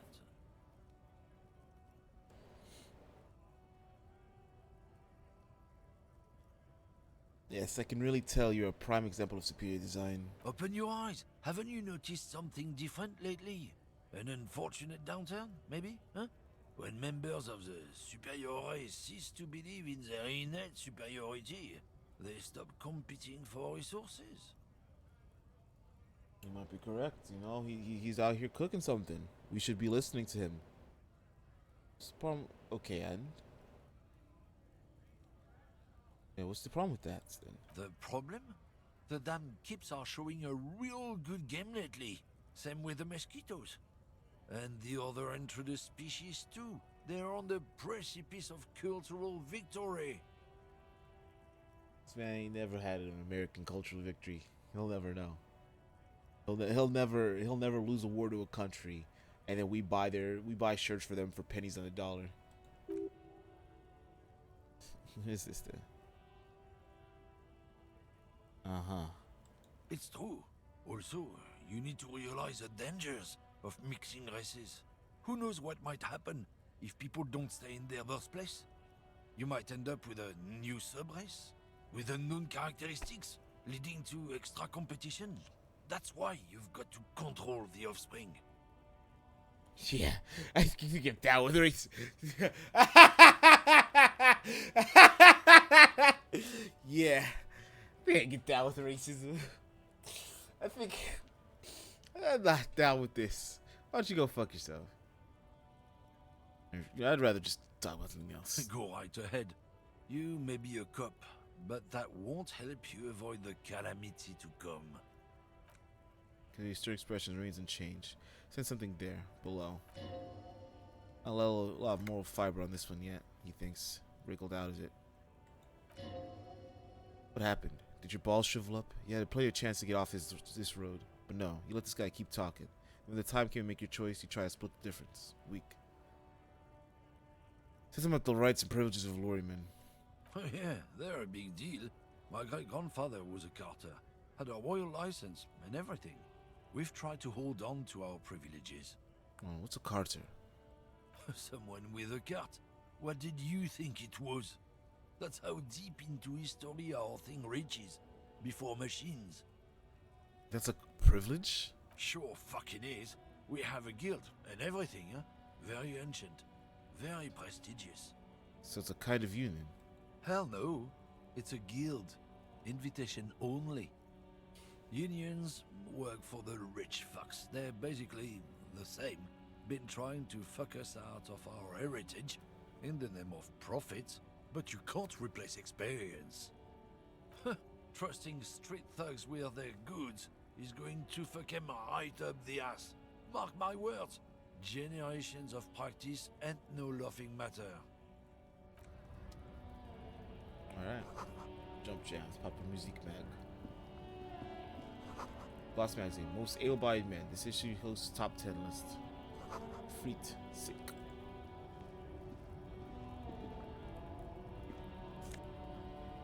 Elysium.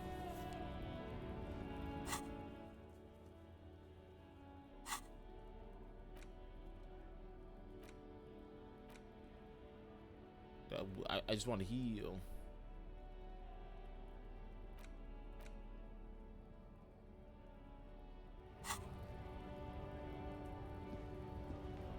Arrête!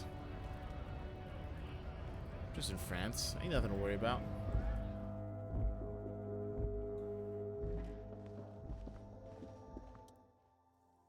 See, several packaged raincoats fulfill a low shelf beneath a display of croissants and juice bottles. Raincoats are transparent, except for the big Freight logo on the back. What's that? What is what? It's a raincoat. If you want to buy one, then it's only 4 real.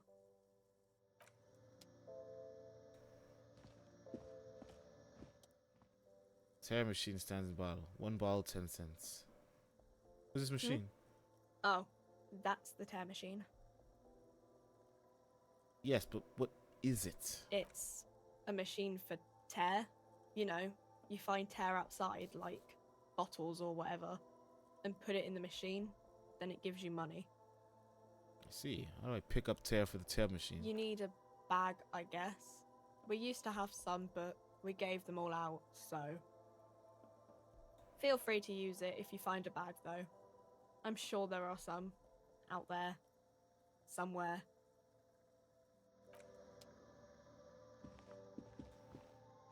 Welcome to Frit. Feel free to look around or something. Everything is out on the It's not like shelves. fries. I thought it was like frites. No, it's just the name. Play frit. Some actually is reading. What is this frit? I don't know. Frit? What is?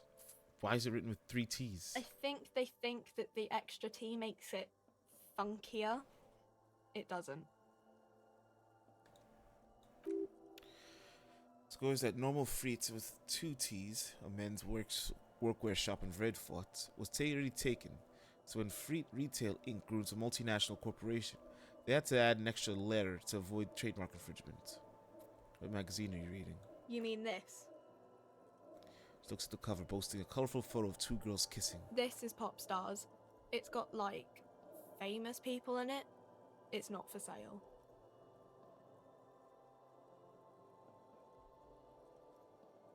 I approve this. Very futuristic. Tip on the girls kissing. She pops a raspberry flavored bubblegum and nods. Tonette frowns at you before turning to the clerk with an unapologetic health smile. Let's proceed. I have some questions for you.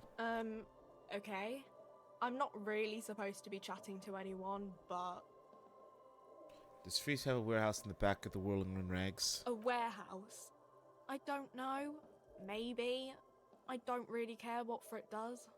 This is important. Crunches up her face an expression of consuming adolescent skepticism. Fine. Frit doesn't have a warehouse. Just a little back room here. Okay?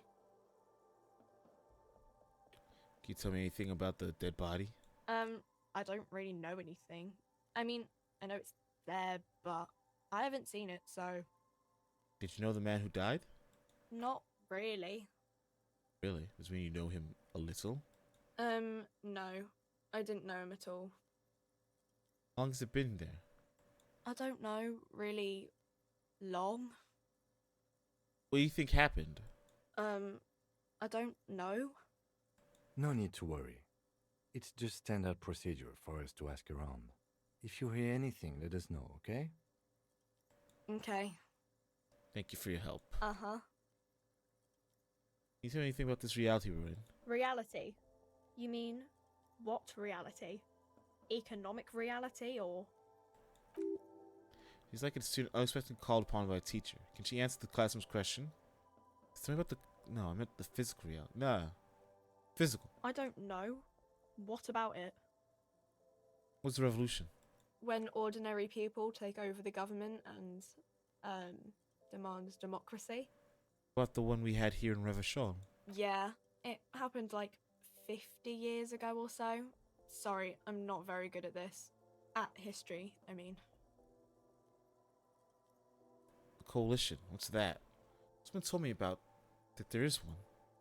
Our government? Or do you mean something else? Sorry, I really need to finish this article. Where are we? We're in Frit I mean, where are we on a large scale? as mankind, or as a nation, or... Where in the world? We're in Revachol, like on the Insulindian Isola. Thank you. You're welcome. What time is it? I don't know. Look at the clock. It's right behind you on the wall. The clock shows the time as 10:09. The hands seem to be still. It's apparent the clock doesn't work. I won't bother you with this nonsense anymore. Cool. Leave. We got roses, stuff of them. Tulips too. Melancholy pop song plays on the radio.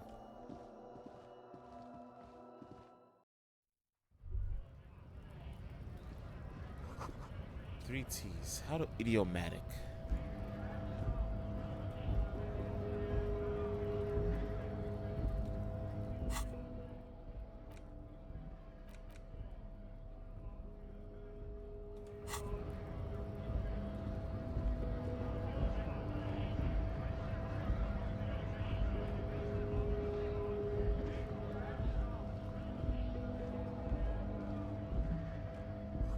Warriors probably stored fuel here. Now they store booze.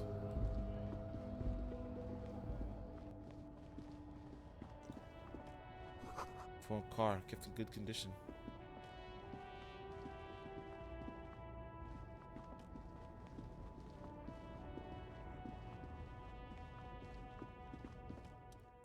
Horseback monuments. An old monument stands in the middle of the traffic island, pointing towards the sea. It looks as if it's been reassembled piece by piece, secured and mounted in the air with the aid of numerous ropes and rods. Who is this?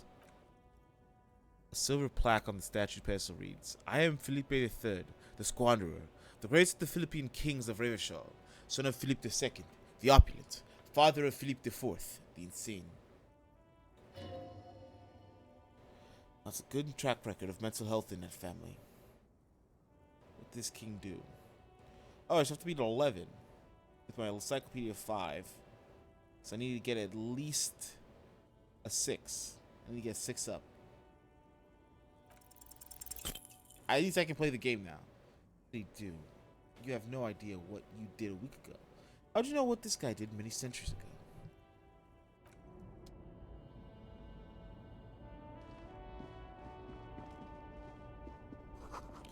Bold slogan, Umnox covers this truck.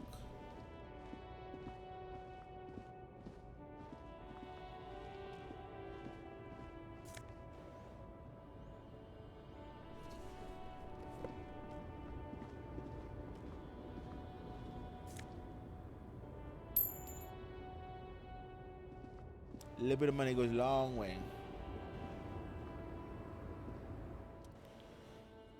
A small wrinkled woman does not greet you. She nods along to something on a radio. A photograph is clutched in her hands, and there's a warm smile on her face. Photo, an ambrotype from the turn of the century. It's golden as her smile. It's the warmth of the winter's night fire. Maybe she could give you comfort and shelter. Some cigarettes and food money. Maybe she's your... Grandma? Nothing. Her smile just keeps widening. Her hair is gray like lead. Excuse me, ma'am. I'd like to ask you some questions. Snap your fingers right in front of her face. Wait. The lieutenant stops before you can snap. She's just a distracted old woman. Better to leave her alone. She says so.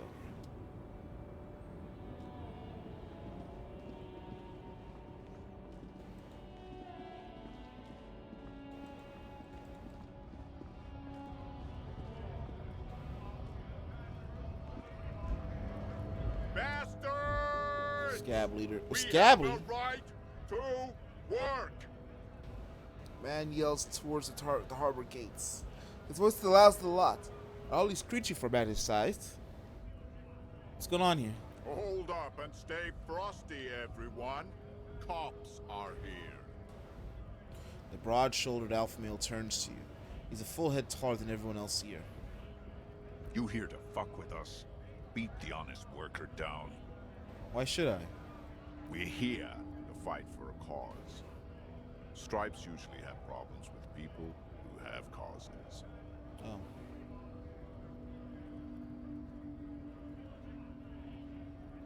Oh, then I'm thinking no. Good. We're fighting for a cause here. Right to work! Right to work! Besides, we're not that different. It helps if people see us talking, cops and strikebreakers together. Shows authorities are on our side. Builds confidence. Gus, I don't think I've chosen any sides Might yet. be time. Don't let the fat bastards tread on you. Cops tend to side with the higher-ups, but you're essentially still workers. I don't trust cops, but I can see you understand the right to work! Right to work! Maybe you should ask Some questions them for you. questions, like why we're not allowed to make a living here. Shame on you! We have families to feed, you piece of shit.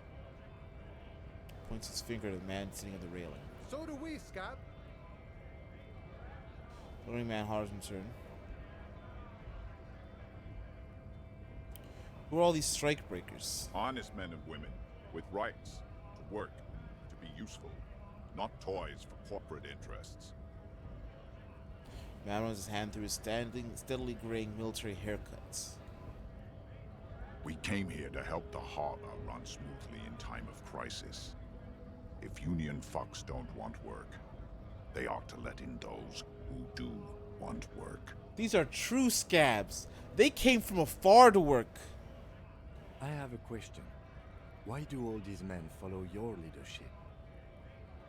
You think they follow because I'm big and loud? No. They follow the rules of the market, the rules of the economy, because they were given a job to do! What exactly is your goal here? We were promised work. We'd be in there, working, if the bastards hadn't shut the gates. You're able to breach the entrance. Main gate's locked. Would take heavy ordnance to bust it open. Could try to get in through the secretary's office. Door's locked. The guard's blocking the way to the access panel. And I don't mean the scrawny mesk punk either. I mean head measurer. Or whatever he is. Wait, head measurer? Huge Seminese guy standing up there on the overhead passage. Won't let anyone by. The access panel is right behind him. How bad could one guy be? He seemed capable. Bad. Standing on a narrow bridge, he's got a strategically advantageous position. And he's trained. This guy's military. This is a CIA cover if I've ever seen one. I don't know how the Union has a trained killer up there. But that one's no joke. And my men are tired and hungry. They're workers, not fighters. Well, why don't you just talk to them? Like civilized folk, you mean? These native fucks don't understand civilized. It would be better for the neighborhood if you went home, at least for now, if you can't get in anyway. No! They will give up eventually. Or get drunk. Leave the button unguarded. Then we charge. Man rubs his jaw, a perfectly lightly bearded square wedge. I want to get to the harbor too. Have fun. Union shits are on full strike. Don't think they're going to let you through the gates. I'm trying to meet their fat boss.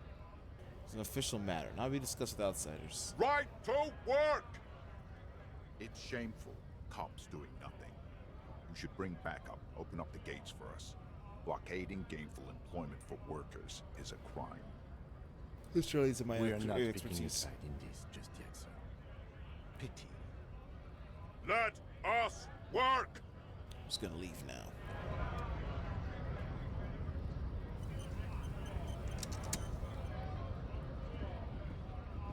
What was that money on the table? We're gonna scrounge up all the coins we find. Glide factory magnets miracles. Lorry stuck in the traffic jam. This big heavy glide made machine is well kept for such an old machine. In the window. Those are clear. They've been recently washed. You can see this lorryman's cabin with personal belongings, stickers, and insignia. Kind of stickers and insignia. Driver has a dirty space with substantial collections of particular paraphernalia. Proclamations about honor, strength, and purity are glued to various panels. About the back seats. Back end of the cabin, there's a small perch to sleep, large ashtrays, and several suns as wheels sewn to the curtains. A book with ragged edges will catch your notice. The front of the cover features a large, muscular man. The title reads, "Man from Heimdall in the lost city of the Pygmies." Racist nationalist paraphernalia. Not unusual in this part of town. This is our guy. Think Miss Willowy Walker a tough guy? Likely, yes. This guy's proud of who he is. Drapes it all over his machine.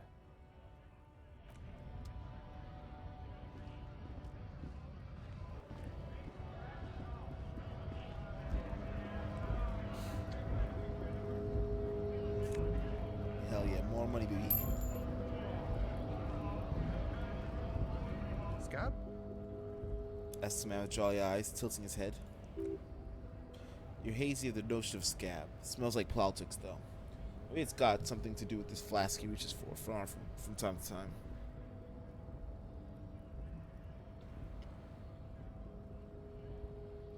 Not a scab. I'm a cop. I was just messing with you. No one's Smart. ever seen a cop scab. The smile deepens his wrinkles even more. Imagine, you cops going on a strike, but then another cop comes in and says, "Let us cop for less money." Realizes. Speaking of, what brings the RCM here, to the Wild North? Come to see the strife?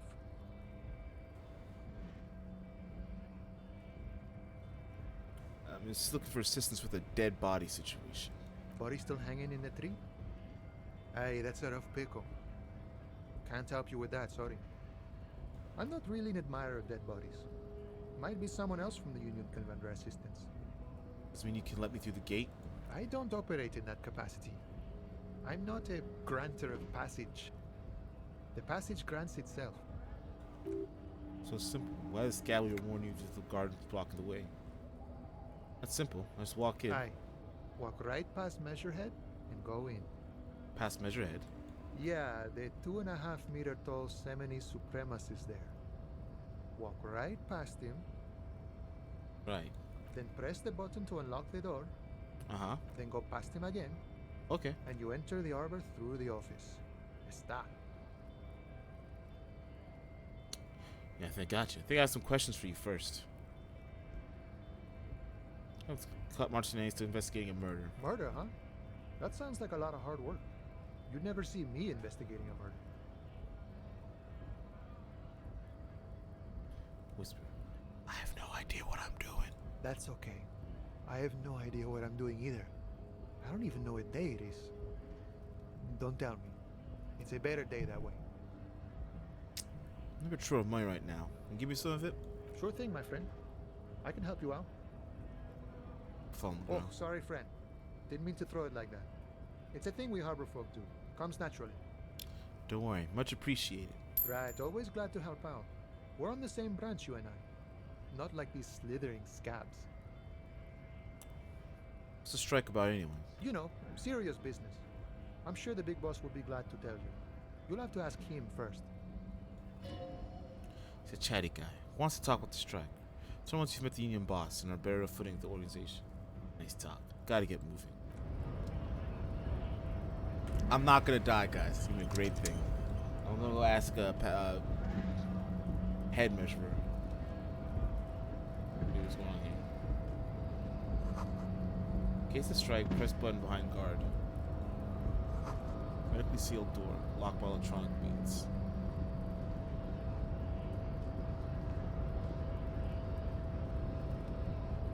She is a powerful man.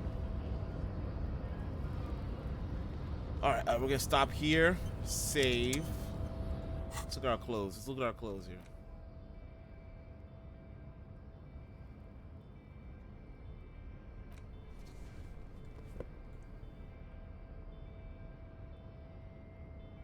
Gotta become a physical instrument. I've only been wearing one shoe this whole time. That's crazy. Your body betrays your degeneracy. Yeah, Measurehead. His body totally betrays his degeneracy. Degeneracy. Don't say anything. Size him up first.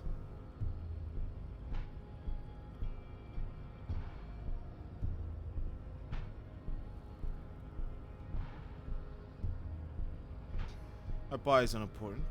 With the police, and we need to get into the harbor. That is precisely the negligence that has led you to succumb to Al Ghul. I think I'm about to get beaten to death. That's how it's going. His face contorts in disgust as if he were smelling a dead rat. You reek of it. An invisible sword of Al Ghul emerges from your throat. You cannot see it, but others can. It is making the woman in my company sick.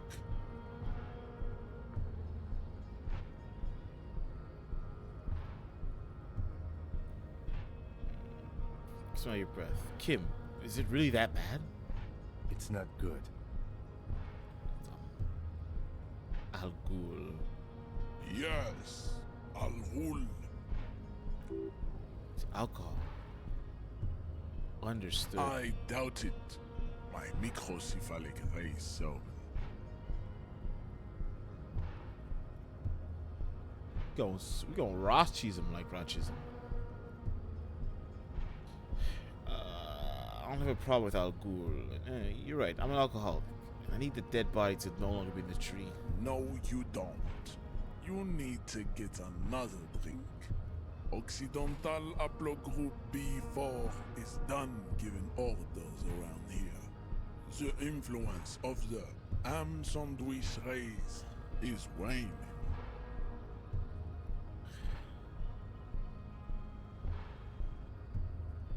Occidental Haplogroup B4?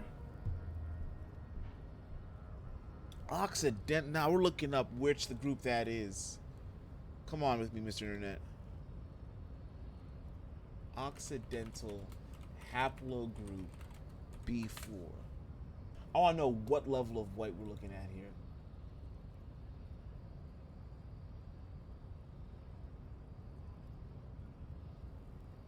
That's not even real.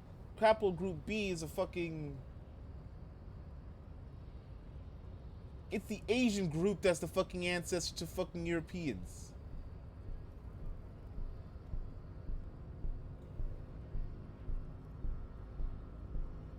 Brother, they're just saying words.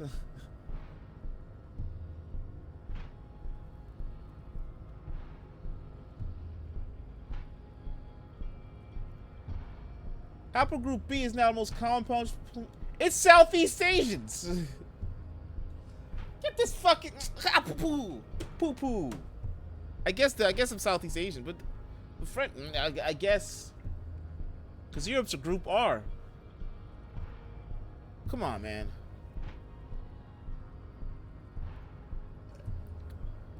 No, I know these words. Damn, I need to get that card. I got a minor in anthropology. I know a lot of these words, and they use that fucking word wrong. That's for fucking Asians. If they want to be, you can't be Occidental and Oriental at the same time. Oh my goodness. Brother hit me with the kufi. You know what? I'm talking to my brother. I see you are educated. You are a man of culture, a man or woman of culture. You a thinker. I understand. We move on. Ham sandwich race is a disgusting sentence, though. We gotta put these words in our back pockets, because I mean, that's fuel. This entire game has been fuel. Show him the ham still got it.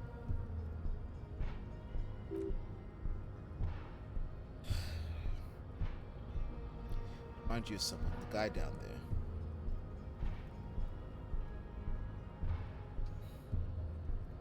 That fat racist over there. Point to the racist lorryman. You're just him after pumping some iron. Look at my craniology. I am the pinnacle of my haplogroup. The pink blob is a bad example, even of yours. It saddens me. You were once a noble and powerful race. He's a stupid racist. At least the fat guy pretends to be a smart racist. This man really is that sweet. Send me the measurements of your cranium. I must study you, Yakubian ape.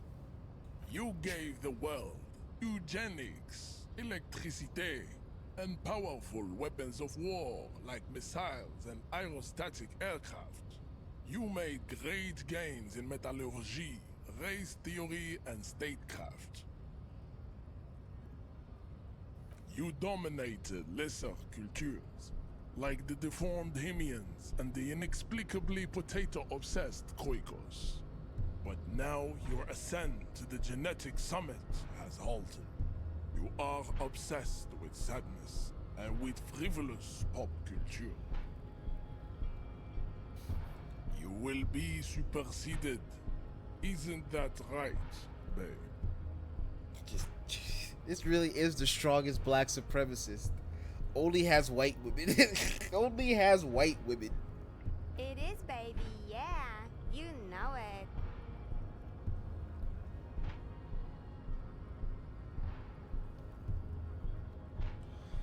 Hear about all this. I need you to help me get the corpse down from the tree. Enough with this begging. You should leave the stage of history with dignity by inviting the other races to a great world war. Bring your troops to the Simonine Islands and to Boogie Street, and we will pulverize you. When you are gone, we will build a museum for you. That's a good ass one though. When you're gone, we'll build a museum for you. The walls will be lined with bottles of Al Ghul, your beloved beverage. Inside, we will store the odes to homosexuality you call art, and your microcephalic skulls. Maybe a peaceful solution to this. You could internalize Messerschmidt's race theory. He would take you as one of his own. That makes sense. I have to become a Simonese supremacist myself. Well, not as much. What you do with a mastery of advanced race theory is up to you. You could reject the findings, sure, or accept them and become it.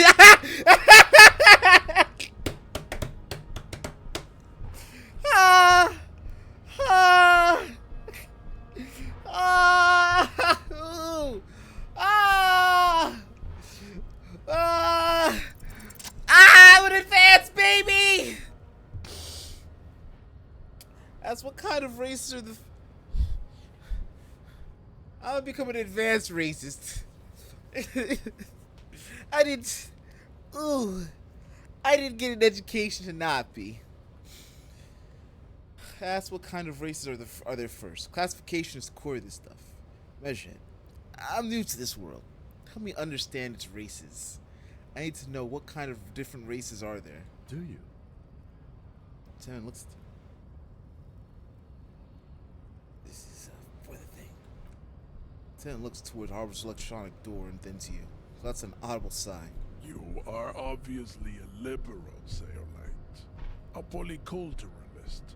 I can see it from your love of microtechnology and your sartorial choices. Do not deny your friend the truth you have denied yourself. There are 3 categories of race. Type A, the heroic races. Type B, the servile races. And the vile CF race cauldron of pederasty.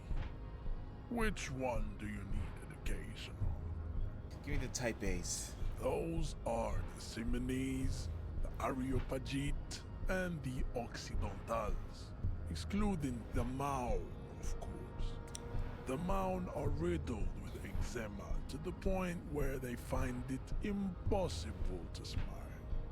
They are all lactose intolerant, a common result of inbreeding.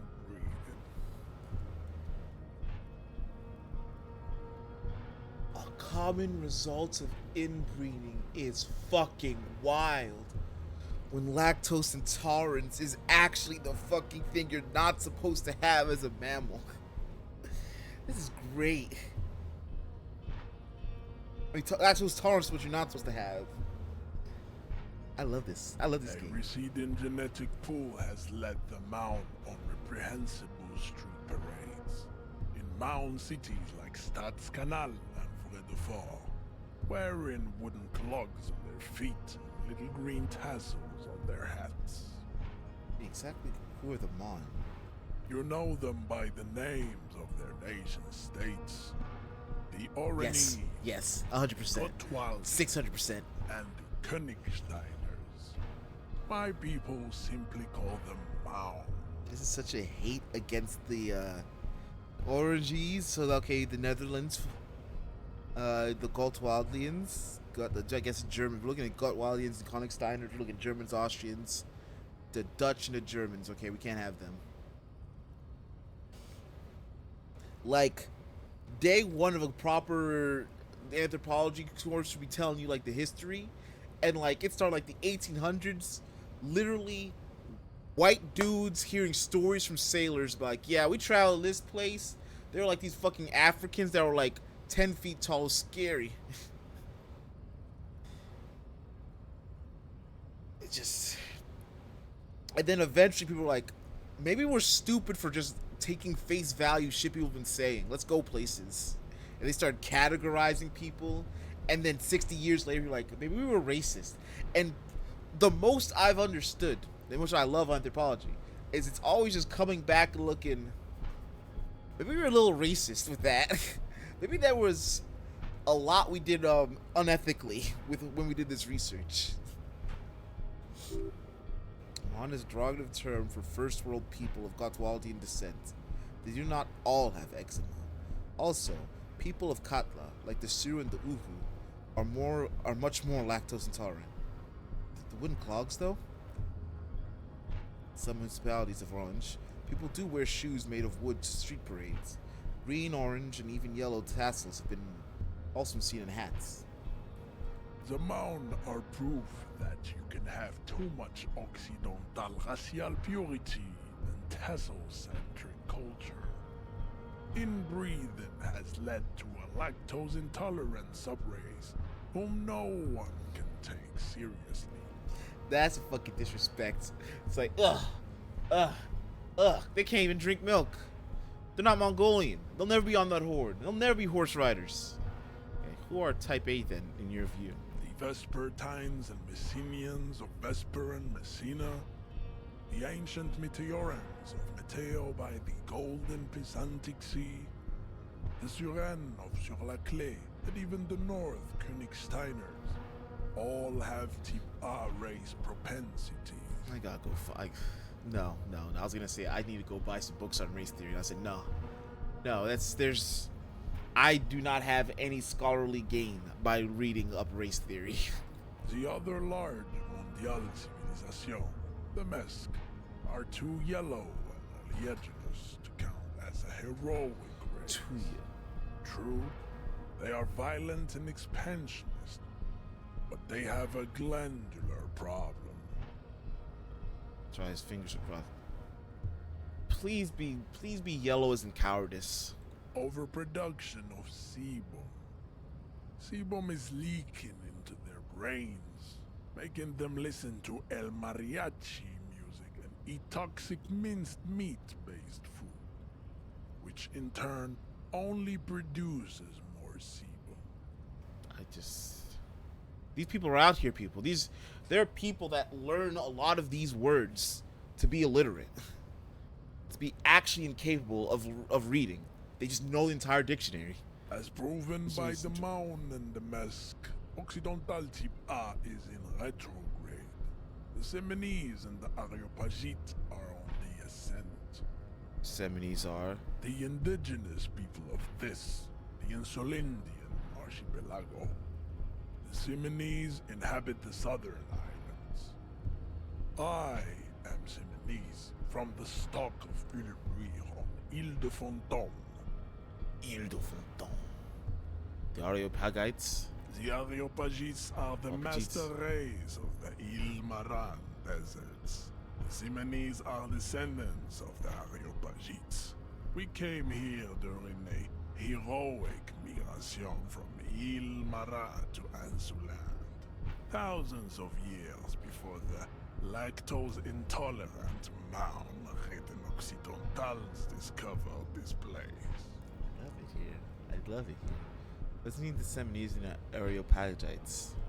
The Areopagites are sleek, long-headed. The Seminese are powerful, mesomorphic.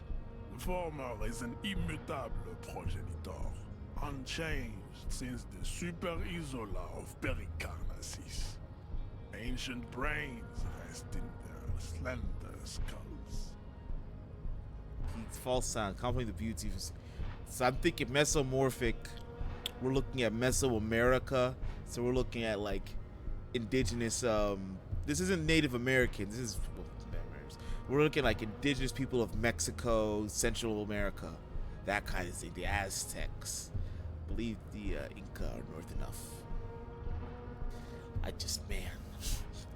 Man, what brain studies? Cranial studies the best. Is perfected and adapting. Together they form the Semeno-Areopagite or Semeo-Pagite super race. That is all.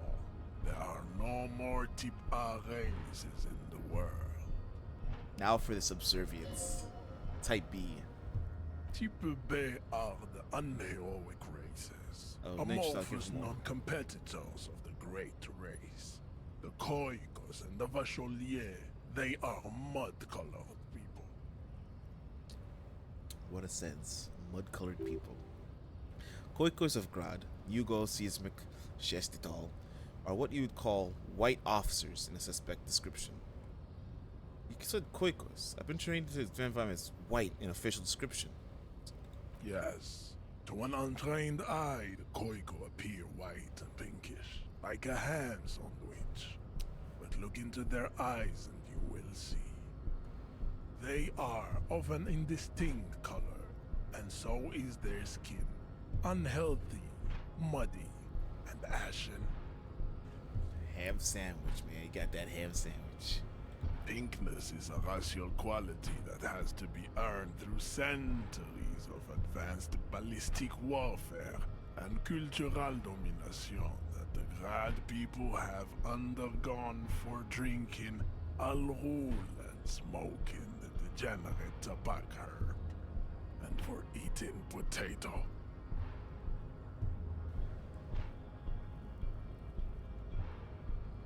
Just have to say it to my face, you don't love Ireland.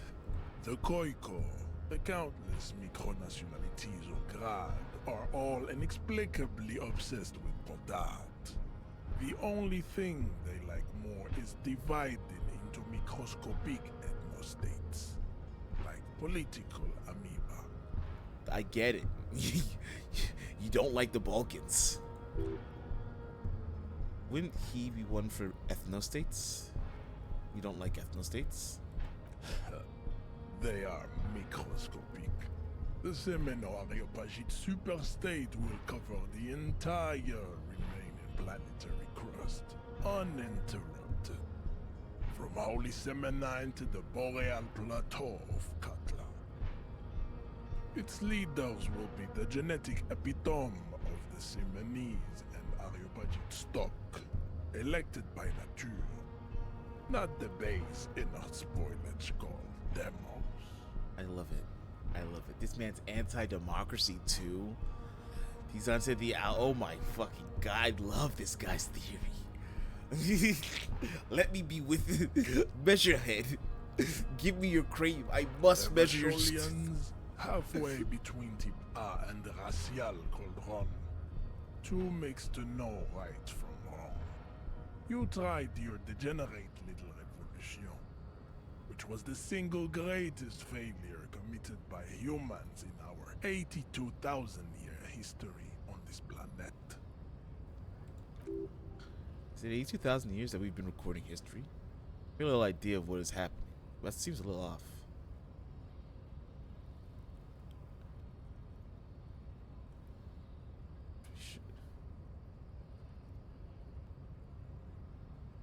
That revolution was perpetrated by degenerate left-wing marauders. Not all the people of Revachol. Still a little. The revolution came to Ravachol from Grad in Zaraz-written potato carts.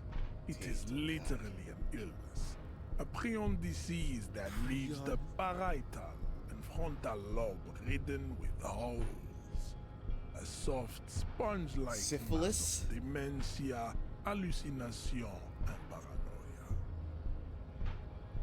The revolution is fatal familial insomnia, a hereditary prion condition passed from the Koiko to the Occidentals. But not sexually. Probably through trade routes and potate acid, the prime component of the potato plant. Why is this guy so racist to potatoes? Enough of Tibet mediocrity. The vile CF race cauldron of pederastry, please. Tips CF are a museum of failed chimeric experiments and tragic maladaptations. They are tortured creatures waiting to be put to sleep. Your morbid interest in them worries me. Chimeric experiments? Lesser races like the mosquito, a grotesque mixture of a masked woman and a Seminese man. Only possible if the mother is masked and the father Seminese. The other way around, they fail to produce offspring. This man's talking about people like they're fucking donkeys and horses fucking to make mules. The mosquito is born sterile, like a donkey. All they have left is to ride customized motor carriages with hydraulic suspension. Mules are listening to full aggressive El Mariachi music to vent their impotent despair. You know, I had 2 human beings producing extra.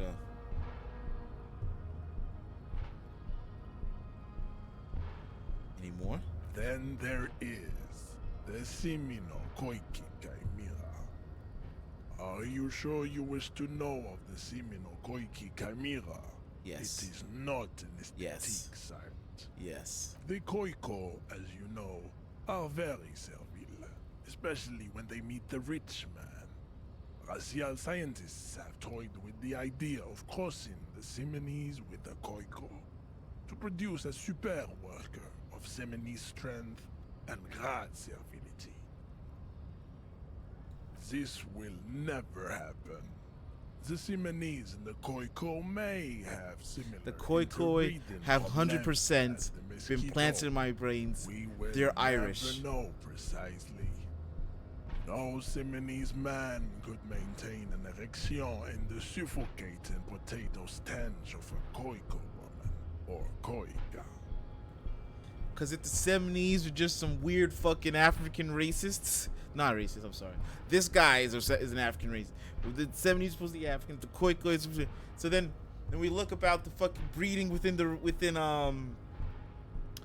Caribbean in the South, where they would have African slaves have sex with Irish indentured slaves to make a new breed of slave. It's amazing the world we're living in right here. We're out here. It's amazing we're learning things. It is cruel to entertain ourselves with the deformities of Type F. Were there any able-bodied races you needed education on? Not that we've been through all the types. Do I understand advanced race theory? Advanced race theory. You understand nothing. To solve the great race enigma, you have to first ask yourself, what is the race enigma? You have not even worded the mystery, let alone solved it. How do I word the mystery? You need to internalize what you have heard here today, then return to me. See, I almost this wasted my clarity does not come in. I'm gonna internalize advanced race theory. That's fantastic. Race swirls in your head. There's desert pygmies playing with their own excrements. Khoikos juggling potatoes. Eczema-ridden Mons grinning and dance on a wooden clogs. Everyone is there. The whole race gang, plus some that may have come up with yourself. Thieving sub-kits. The Seolites cast a fortune into hatching some kind of scheme. In the eye of this race Empyrean, a vertigo reaching up in the heavens. You see something drawing nearer. Just the absolute core of me coming home. Doo-doo. Advanced race theory.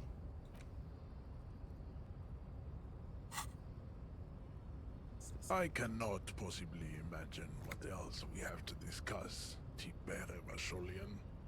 Your Sir, love for disco music and venereal disease? Type B Revelcolian. You serve the Union, don't you? Aren't they white? Don't be vulgar. White or not has got little to do with this. The race enigma runs much deeper than that. That's how you know someone's a racist. They say it's more than being white or black. This is how you separate Italians from being white people. Oh my god, it's good race. This is not good racism, Twitch and YouTube. I meant it in the it's enjoyable to me. This is the mental. No, I can't say it's enjoyable to me. Racism bad. It's gotta pick your words. Racism bad. There must be some friction there. He's keeping it well.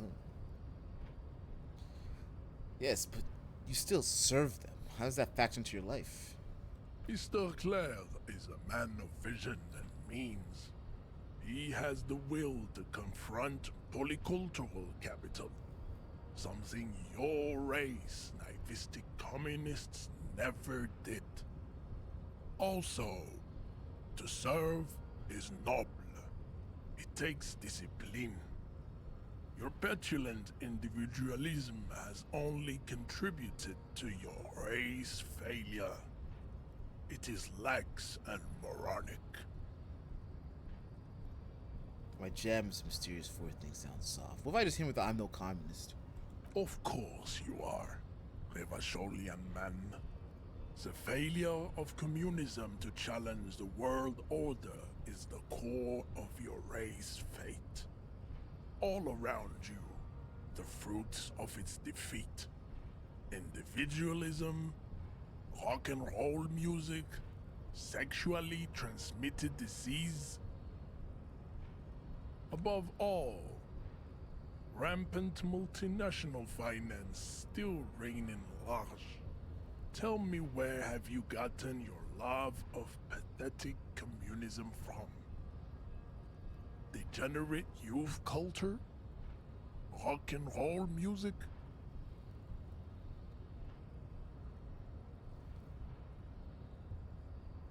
Got it from disco, actually. Offshoots of the Seminoles people invented disco while having sex under the influence of cocaine.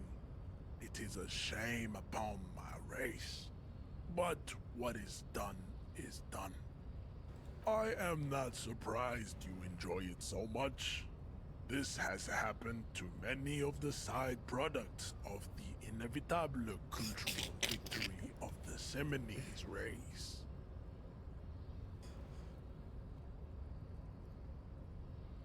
Kalask, who are the Seminoles? The South Island race, haplogroup A4A.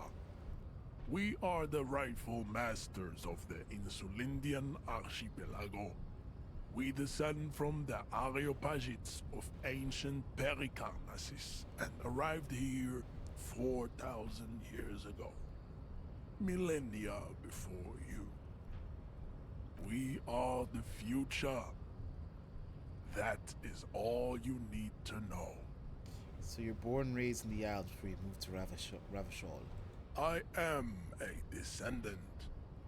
The narrow streets of Ulimbuir are with me in my genetic dreams. I see young Seminoles women walk into the grey mass on Ile de Fantôme, waiting on immaculate conception from the pale. So, did not come from the islands. No. I have heard about it on the radio. It would be appreciative if you did not further chase his line of career in the front of women. Cool. Yes. This could have made him more open to discussing the race thing with you. Nah, I'm thinking about it. What do you think about this, Kim? I think this racist is better than the last. But the next racist will be the really good one. That will be That will be our lucky racist. He will grant us 3 wishes. Your pedomorphic friend has quick wits. A protruding occiput and an indented zygomatic bone. Oh my god. He really inspected this man's skull. It's not flinch. You should keep him close. The congenital defect of farsightedness does not render him a complete invalid. He still has the use of his mind. What are those tattoos of yours supposed to mean? Racists are generally not very good examples of their race. Just towards the lawyer man, not on the street.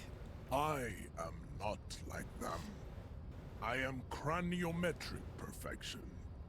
I have taken the trouble to permanently draw a phrenologic grid on my skull and features.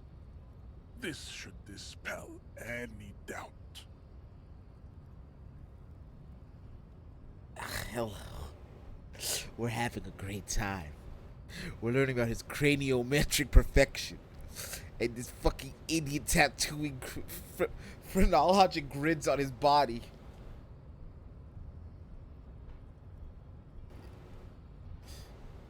Sure I'm not craniometrically superior to you? You exhibit forward projection of the jaw, indicative of schizophrenia and sexual inaccountability. From a purely aesthetic standpoint, the dimple in your jaw makes you look like a baby. This is not craniometry, just an observation. What a beautiful game. What a beautiful game. He fucking finishes it off with, you just look cute at the end. It is impossible to see any more of your bone structure. It is covered in the ravages of Al-Ghul. From what remain of your features, I can see fleshy lips, baldness of the head, and long arms relative to lower limbs. Don't ever get undressed by a 6-foot-tall man covered in tattoos showing how he's phrenologically perfect. You'll never win that. You will never win that Twitter argument. This leads me You to can't even draw him as a Wojak. You are not a police officer. You are a common criminal. An offspring of murderers and sailors from Sur-la-Clé and Vesper. And possibly even the degenerate sheep herders of Ubi. Not the sheep herders of Ubi. Interesting. So one of my ancestors was Sur-la-Clé and the other Vesper. Your racial heritage is uninteresting. It is the same as all Rivasholians. Your parents and their parents made the decision to reproduce while under the influence of Al-Ghul. That is the only reason you are here.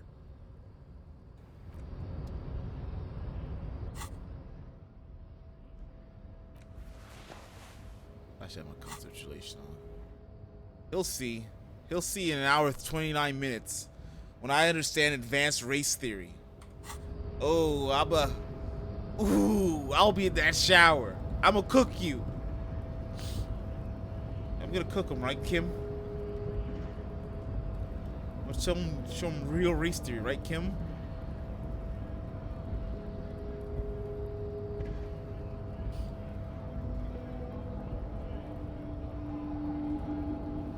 I can't fight him, kid. I'm not built to be a fighter. It says gray.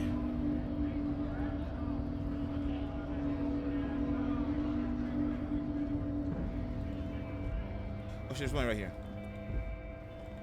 Whatever I can scrounge up.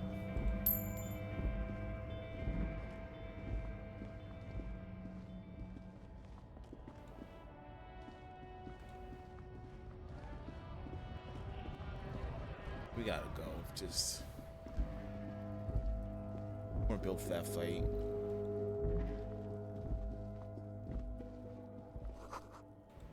Close winter. Get some lore happiness. We learn the surrounding. Hey, you might be able to help me with your Seminese friend. Hello again, officer. Ah, okay, we don't got shit. All right. The gardener. We could have been friends. Yes? No. I want to talk about Me? you. Yes, you. I don't see how my life is pertinent to the investigation. We'll work better together if we have a more report. That's a fair point. Alright, for the good of the investigation, what do you want to know?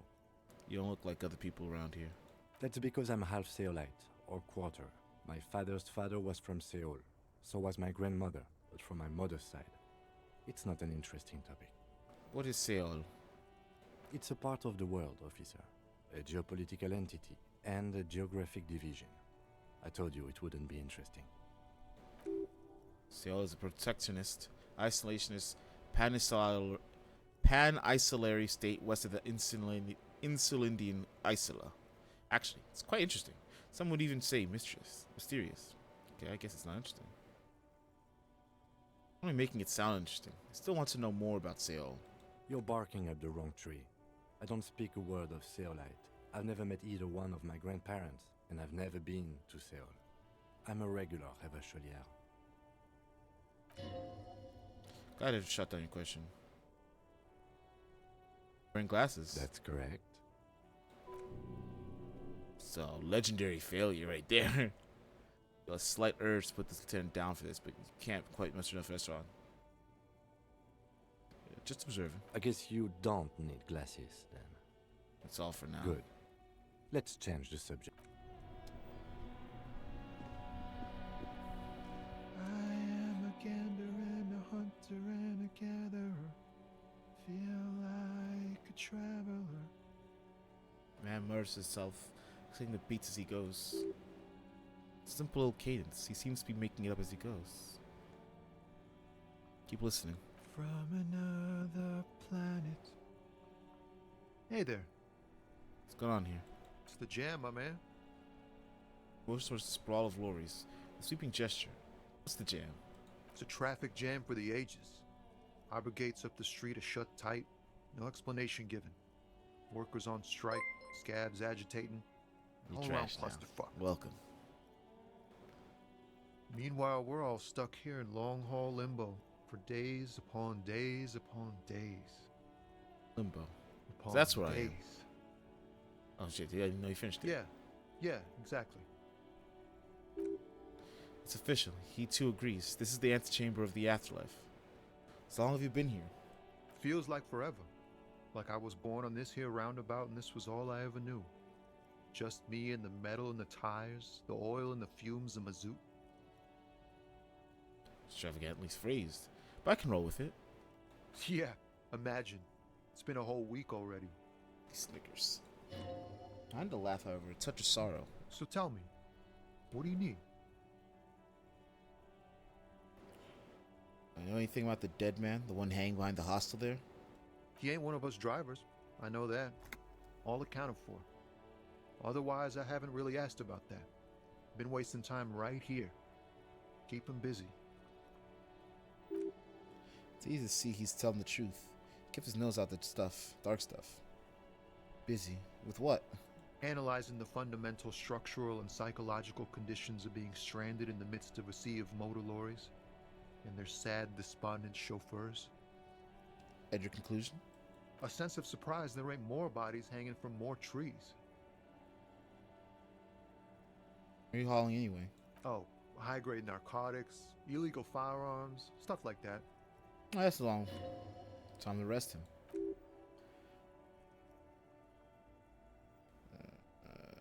Wicked. I've always wanted a friend at the underworld. Ha! No, I'm joking, my man.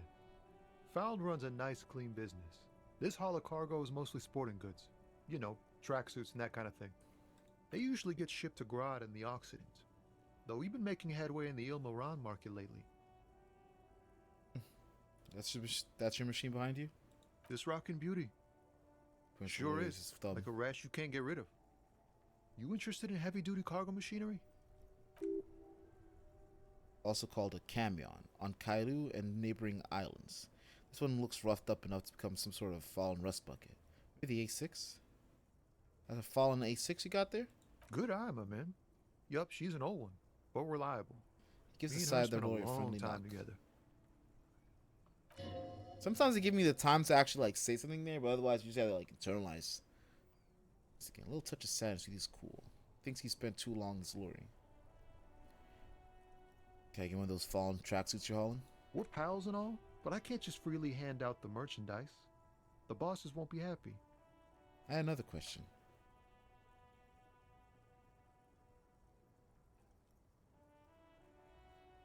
Tell me more about this strike. It's like whatever's going on over at the docks. Workers got a blockade set up, making demands, no way in or out. What's the union demanding? Some pretty wild stuff, I hear. Like a giant new power crane in half the company? I forget what exactly. Good on them, I guess. I've heard talk there's a company rep in town, too. Like a strike negotiator type. They'd know what's up. Precise demands and so on. Ah, yes, from the Wild Pines. We'll meet her soon enough, I'm sure. What do you think the company wants? They want to keep that money flowing in, my man. Ka-ching. He doesn't blame them, but he's not on their side, that's for sure. Anything else I should know? Anything else? Yeah, this ain't really my area of expertise. I just do my job and get paid. I have things to do and places to be. All of us do. It's a few hours talk with racists. I mean, just a normal day. Us lorry drivers. Cam, your nurse. Just you still an hang average around day. here waiting for this mess to end. Most have scurried off somewhere to get drunk or high. Or laid. Not that I blame them, really. Not you? Not my thing. Chasing transient pleasures is a drag these days. I prefer the examined life now. Thinking, reflecting, observing. I gotta get a 8 up. It's kinda high. Ooh! Oh my god, I'm good at this shit. In his eyes, a half-familiar longing, flecks of golden brown. Familiar how? It's hard to say. His gaze wanders southwest, down the street that goes beyond the horizon. It's in the southwest. Excuse me?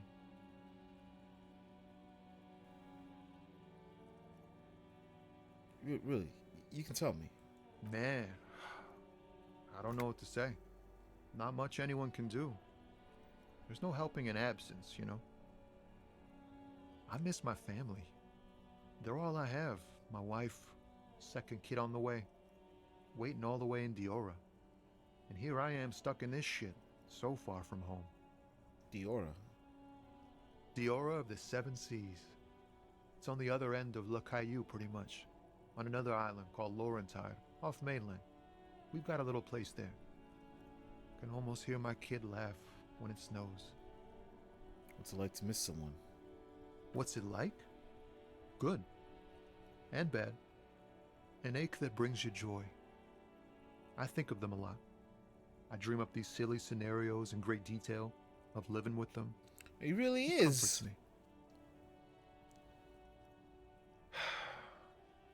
What about you, Cop Man? You missing someone? Is that what this is? This feeling? Half-light. No, it's scarier than that. You're pursued by a hunter. Smelling of apricot and sorrow. Past.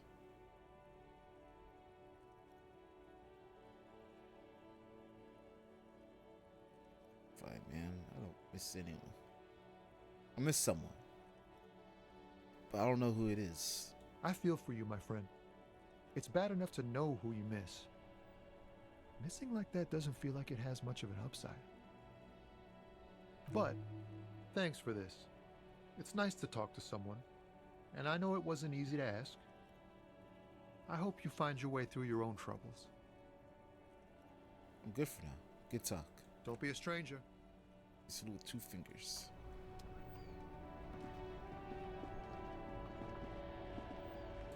Tommy, really a real one. I need more Tommy interactions.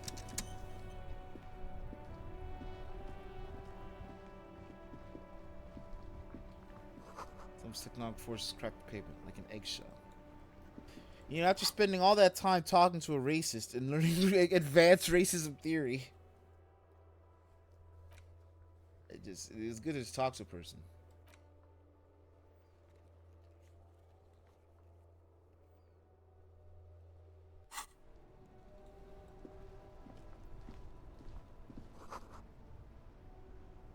Kitchen fountain. It doesn't pump water anymore. There's a tree in it. So routine stick to it. That's all there is. Tire tracks and roof and slush and rain all washed off.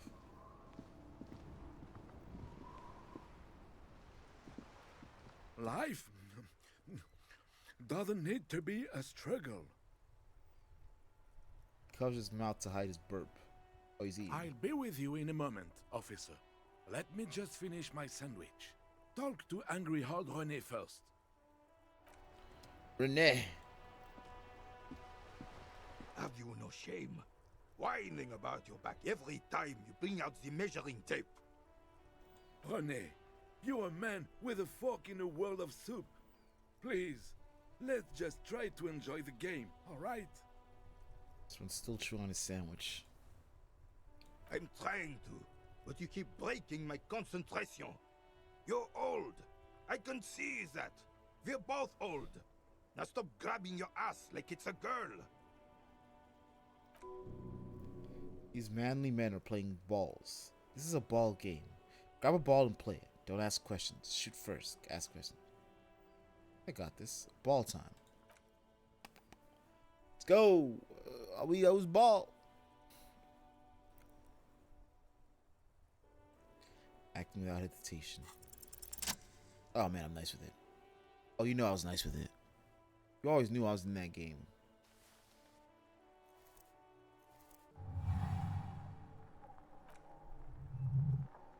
Spirit?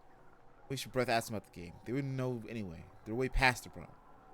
Immediately surprised by the ball's lack of weight. Marrow, you'll make it work. Feel the ball. Cold metal ball, surprisingly smooth against your neck. It's pattern on it. Probably a sponsored ball. Yours would only be covered with bumps of learning and scars of victory. Already your muscles are adjusting to the weight, the nervous system calibrating until you and the ball have merged into a single entity. The man ball is ready. Take in the surroundings. A chilly breeze ruffles your hair as you stand there. Feet firmly planted. All sounds, smells, even the wind. Everything fades until the only thing left is the union of man and ball.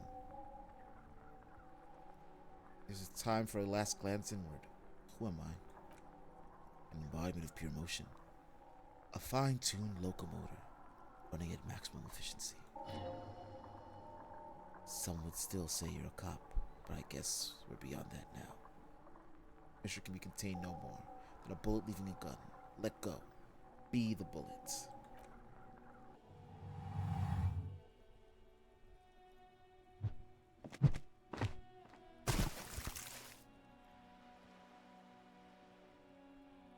Merde! Bordel de merde!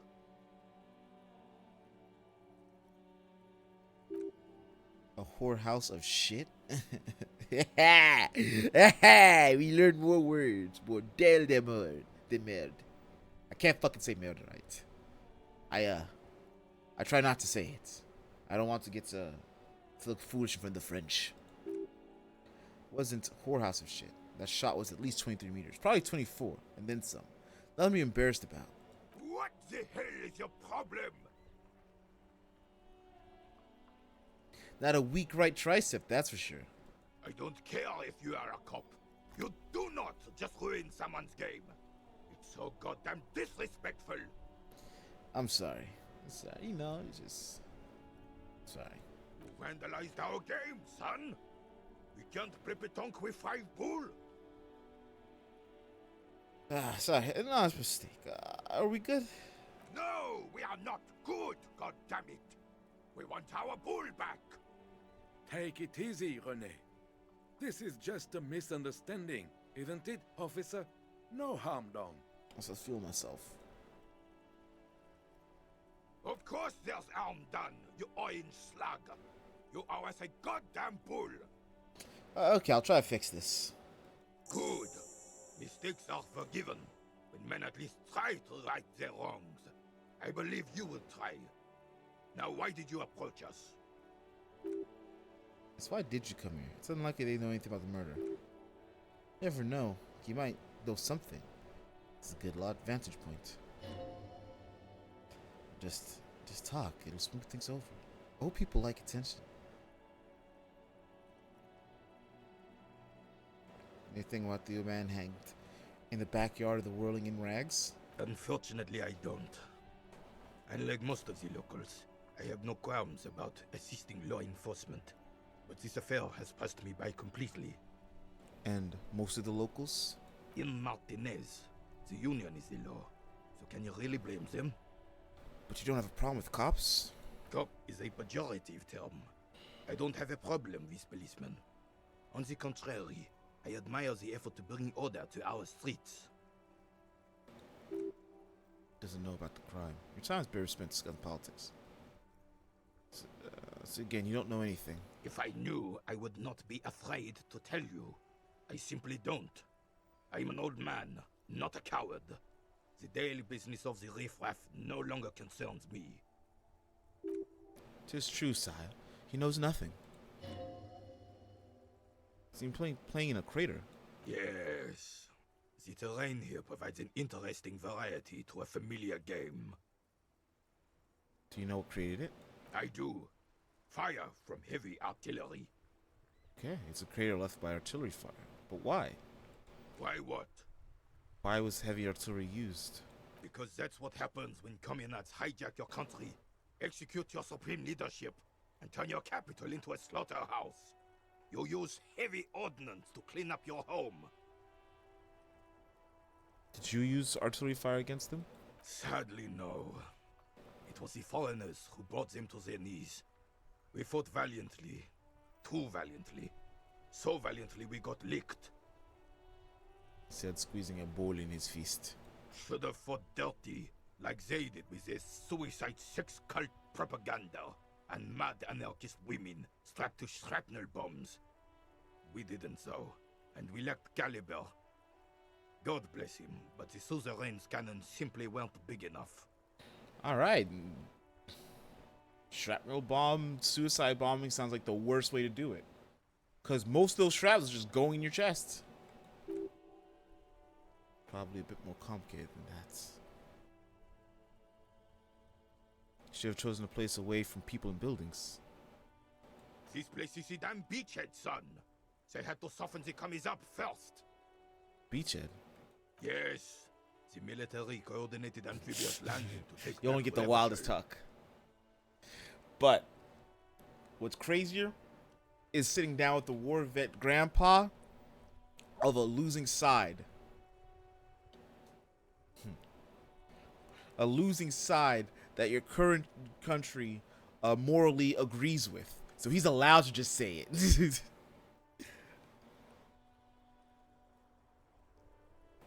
Ain't nothing, you ain't never gonna get a conversation like that. I'm gonna take an fist out. And your lack of historic knowledge troubling. A sign of mental deterioration in the preceding generations. Martinez was used as one of the 3 footholds in Revachol during Operation Deathblow in 08. The other 2 are off in Stella Maris and the Delta. Shake your head and look down the crater. This here is Blood Ground, where coalition boots first made landfall and cleaned those rabid dogs out. Most likely, we're playing pétanque on their mangled corpses.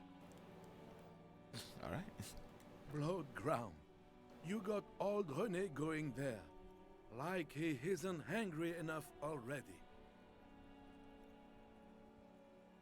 Explains all the war damage. Damn right, son. They laid the fire of hell on the city before they stormed it. And it worked, too. There's a strange gleam in his eye. The rest of the city got cleaned up, but Martinez they keep as a monument. And now the Union Socialists are practically running the place. Well, it's your own damn fault. You, we, the coalition, Revachol, whoever you want to blame, never finished the job. Officially, the party never surrendered.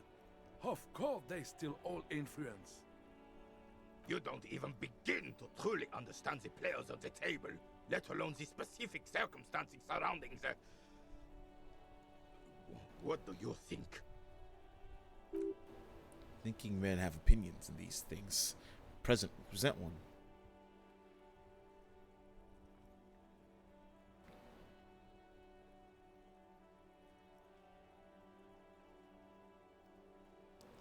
Foreign powers cleaned up our mess and now they rule us. Shake your head in shame. I'm sorry it had to be them.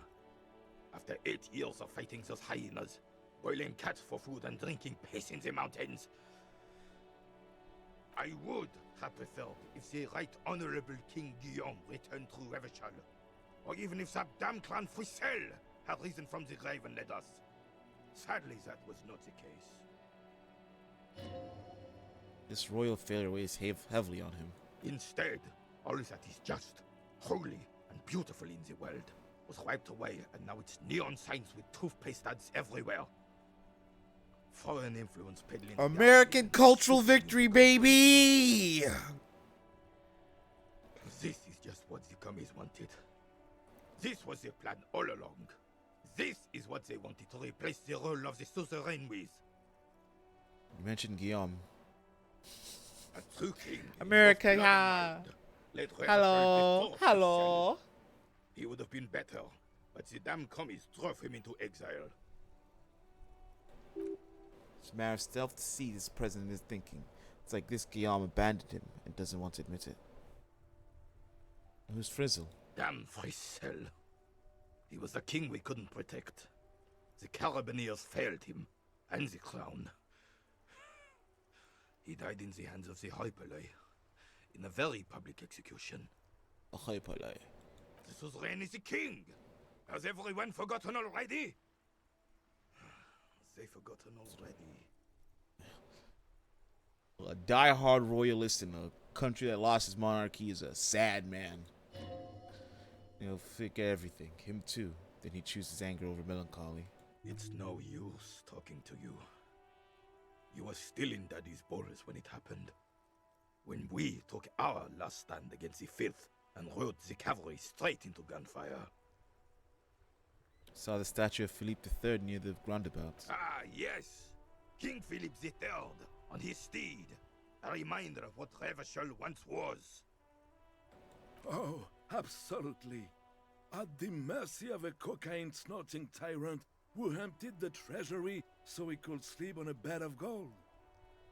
A superpower, feared and respected. A testament to what this country can be under the leadership of a true king. Someone who knows how to rule. What was that about cocaine? Oh, old Philip was a big fan of the purple-nosed candy. Purple? The nobility loved so much. A cocaine connoisseur of sorts. His egocentricity is borderline legendary. How they got purple coke? That shit sounds like some fucking what was this, the sugar candy? What was that thing? I don't know. This man just doing some fucking purple Kool-Aid. You can't even take responsibility for yourself. How could you fathom the Not Pop responsibility Rocks. weighing on the It literally shoulders was of just like a ruler? straw pixie sticks. They're out here doing pixie sticks. That's some fucking 5th grade I want to do drugs type shit. That's why the Philippian kings use cocaine for clarity of vision, to aid in their work. Regnum cocainum, Revachol's finest years. He used to grow taller, brimming with pride in the past. This man is missing his nose can. He remembers when he used to get fucking cocaine in his what's it called? In his ration pack. Every time he said, "Oh boy, we got a little bit of a snack before work." Gonna work real good. Of course, clarity of vision, awareness. Philip III was even brought into this world with the help of cocaine.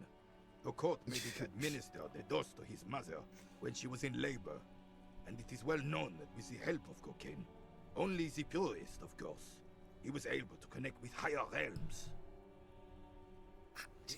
I'm just, maybe the nobility was right. Maybe they were right. Higher realms, of course, all makes sense. I need to do some coke. This makes use of the king's habits, isn't he? What's out the higher realms? Sounds interesting. It's really not. Please, do spare us the cocaine fairy tales. Nah, I will never be spared a cocaine's fairy tale. Yes, indeed. We're not here to investigate the drug trade of centuries past. How should a true king rule? Decisively, without fear of offending the sensibilities of the frail and weak-minded among his subjects. This is something the insurgents never understood. Seems to me a leader should take care of his people before himself. A nation is only as strong as its leader. That's why it was such madness to try to... Don't get started on that again. What happened, happened. There's some weirdness in his voice now. He's heard this rant many times before. Doesn't reply, but his entire being communicates unbreakable resolve. Uh-oh. Nah, it's only for long some honk. It's only this one that got fixed. I thought I got racism in me. No one and nothing can change his mind's mind. He's as rig as they come, still in that antique uniform. It's a symbol for him. Let's talk about something else. Right. I can't risk that. Thank you for your time. Hey, so we've been watching internally, and now I know your Copo type. Like, there's a Copo types? Yeah, guess what yours is? Oh, Capo types.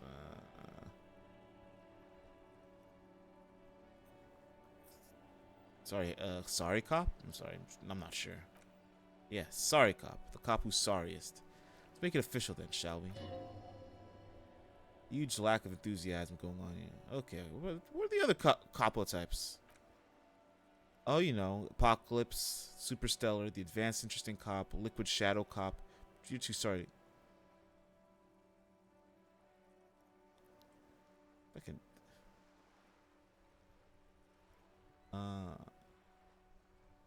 Fucking they should be sorry. That's it. 10% range and lamentation. Let's wrap it up. Oh, actually, I'm not sorry. I changed my mind. Pharaoh Shark. No, you don't. Come on. You'll be back to saying sorry in 2 minutes. Stop wasting time and begin the repentance. Sorry. I don't want to shake your hand. Since I'm sorry, we have to shake hands. Rigorous self-critique. Of course you are. It's okay. If you can get something out of this, like info, maybe every time you say sorry, you'll get $1 million. That won't happen. Lonesome, long way home. Here we go. Home awaits. Walk past Station 41 and through the market, past the Boogie Street spearhead to the other side of the lake, the frozen eye at the center of the district. Then, past the video rental store on the corner. There, at the end of a street lined with pine trees, a small house no larger than a matchbox, 11 Voyager Road. You no longer live there. Those times are gone. And so are those people. Why did you come here? Why are you still here? And where's the dealer? You have to get back to work. That's all you have now. My bonuses. Learning cap reception rates to 5. Speed gives 1 sigh.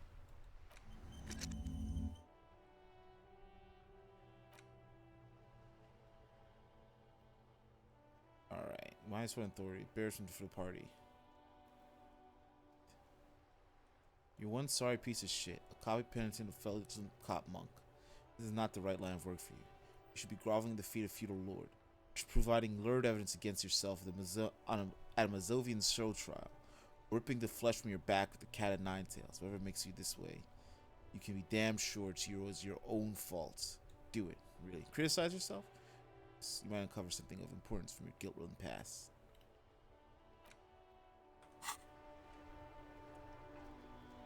Shut up.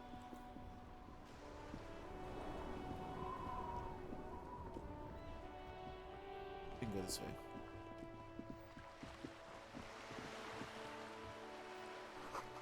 Coins, operators, and banged up and not broken. How close am I to getting this? 32 minutes left.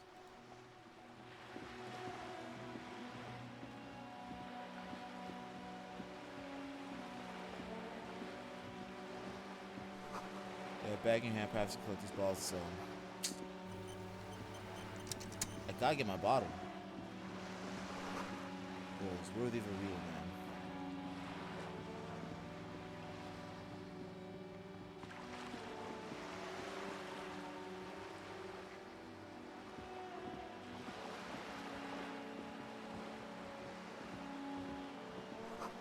Only Cormorant surveys the sea, indifferent to your approach.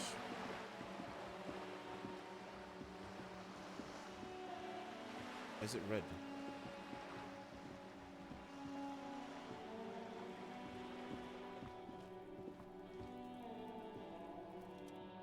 Backyard wall. This is a wall on the side of the apartment building. I can't conceptualize that.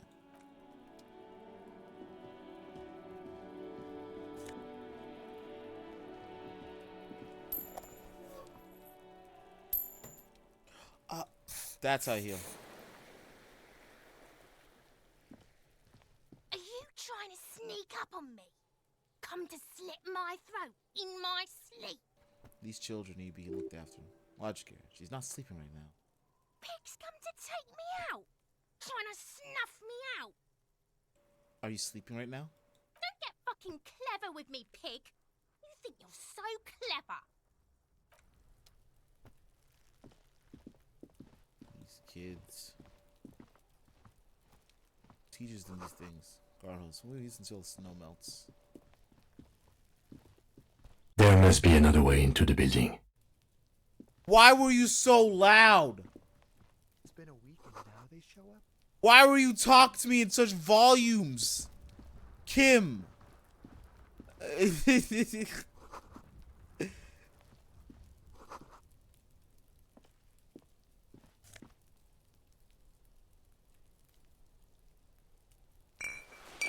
What did I do? What did I do to deserve that? Must be another way to the building. Fully base boosted.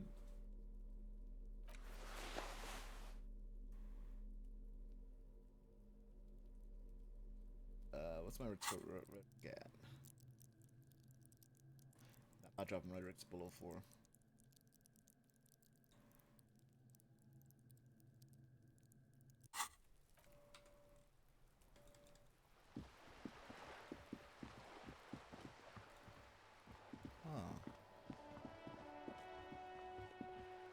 Is this paint or is it blood? There's a girl up there. Did she spill the paint? The sink is laying roundabout north. Capside apartments. Up here, piggo.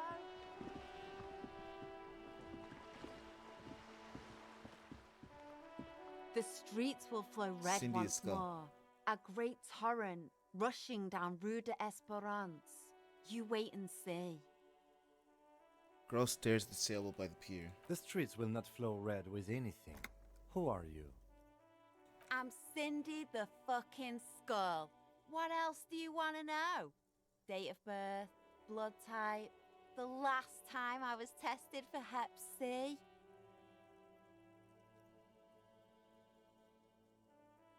Hep. Yeah, when were you last tested? Had a battery of tests just last week. I'm practically a patchwork of interesting critters. Kinda like a manowar. Despite the attitude, she puts the brush aside. She's growing frustrated with her work and welcomes the opportunity to challenge authority in other ways. There's a working girl, let her be.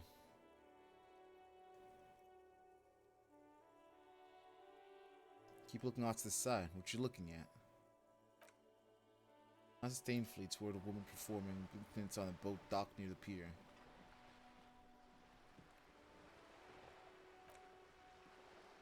This woman on the boat does not notice her staring. That is on her. Someone's got to keep an eye on her. Zai is an archipelago 2 days travel away from Revachol. Its moneyed residents used to posh restaurants and upscale boutiques rarely have reason to visit Martinez. Probably the Wild Pines rep. We should talk to her. She's a professional negotiator, though. I have the feeling she will be very cooperative while telling us nothing. You should take the lead. Ask her unexpected questions, you know? Do your thing. Don't be afraid to get a bit wacky. Throwing her off is our best bet. Good idea, piggies. Run along now. Fuck her shit up good. Impound that boat while you're at it. I'd like to watch her swim back to her zon. Do you know anything about the recent murders? I ain't no snitch, pigstein. Go forth and forage in someone else's shit. No shortage of squealers in these parts. Actually, there is a shortage of people who talk to us in a normal, calm, informative manner. We weren't put on this earth to make your life pleasant, fucko. Do you know anything about the recent... what are you doing on the wall? Can't you tell? I'm painting a beautiful mural, an aereo graffitio visible from low orbit. I haven't really started it yet. I'm waiting for the right words. So you don't know how to write? Have you What's ever right? tried your hand at graffitio? When faced with a blank wall, most people write unimaginative stuff, like pigs go home and Mono is here. We rarely see pigs round here, though. Just union cats. And my name's not Mona, so... She wants to be something true and total. You're so committed to facing the building. This place is severely lacking in havoc.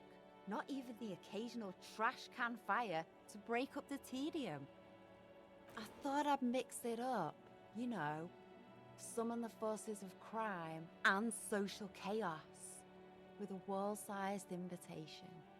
I just noticed this whole time I'm blocking the clock. It's probably better if I'm on the other side. Just the camera. Do it another time. Next time we'll have the camera up. I'll be there. I'll be here. Pin. This one here. Yeah? I love public art. Don't mind us. Keep doing what you're doing. Thanks. I'm sure the inspiration will come to me now that I have an official RCM stamp of approval. Which means the opposite. Less no desire to face the building. Catch you later, Cynthia. Watch your back, Ungulate. You've got eyes on you. Are we a fucking horse?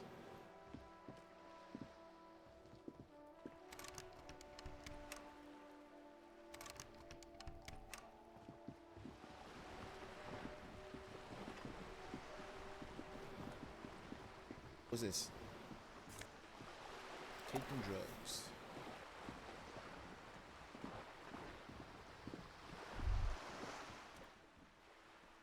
Striking woman leans against the cabin, top of her sailing boat. Smiling as you approach, her green raincoat glistens with droplets. A silk scarf is tied around her throat.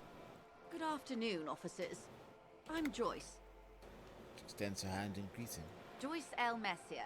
I represent the board of Wild Pines, the owners of the harbour. You gentlemen must be from the RCM.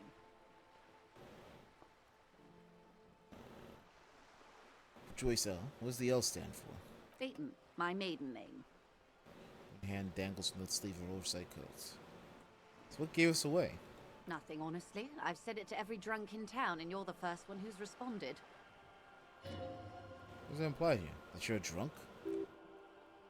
I'm not a drunk, I'm a police officer. Of course you're not. It was only a joke. Shake her hand. I'm glad to see you here. Grip is tight and cold. She seems relieved. I was dispatched to handle a strike, not a lynching. Anything I can do to assist the RCM in this matter, I will. Gladly. That is good to hear, madame. My colleague will take the lead on this interview. I should let you know that he is recovering from an unusual medical episode. Very unusual. But I can assure you of his ultimate competency. A trace of irony in his voice. Mischief even. This is a tactic. How interesting. I wish you a swift recovery. In the meanwhile, you have my full cooperation, and the full cooperation of the Wild Pines Group. That wasn't there. I'll find it. Hard to get a read of her precise disposition, but she appears helpful. Tell me about the Wild Pines. What do you do? What we do? I'm afraid I don't speak for Wild Pines as a whole. It's a giant undertaking. There's a touch of discomfort there. She wants to merely represent. So what do they do? The Pines' core competency is logistics. Container shipping, freight, that sort of thing. See those airships there, blinking? Those are the shipping side of things. And that is the terminal. Another subdivision deals with energy, oil and gas exploration, offshore platforms. Wild Pines Group is one of the original Revacholian Indo tribes. Companies awarded royal monopolies by the king, the suzerain, himself centuries ago. The king is long gone, but several of these other Indo tribes remain. The other Indo tribes. Saint Baptiste, Lum, an unknown entity known as Brightest Star. In good company, it seems. Why, thank you. It's not necessarily the real meaning of the remark. How much money does Wild Pines have? I'm not at liberty to discuss the company balance sheet, but I can tell you that last year, the company booked more than 20 billion real in revenue. Billion?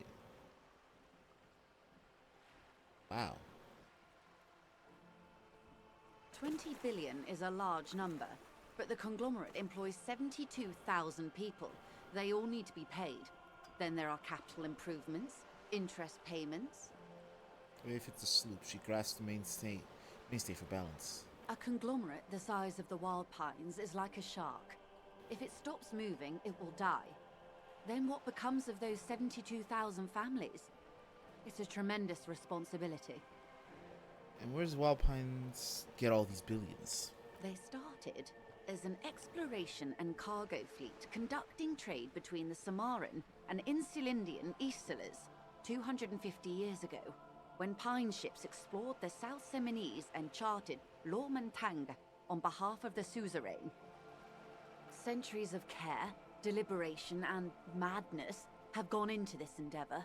Vessels pass through the Great Unrest to re-emerge with apricots in tow. The logic of the system is totalizing. It's taken everything from its employees to build it. Probably helps to start with a royal monopoly. You know more than you let on. Certainly it helped, but most of the original Indo tribes have failed or been absorbed. To survive, Wild Pines had to grow and adapt. No suzerain did that. Such a huge system on with a place like this. Look around. You mean aside from being the terminal's legal owners, who are responsible for moving 8% of the world's cargo? 8% of all cargo in the world? That's quite the endeavor. There are no minor cogs in the system. Each terminal must be accounted for, lest the entire system break.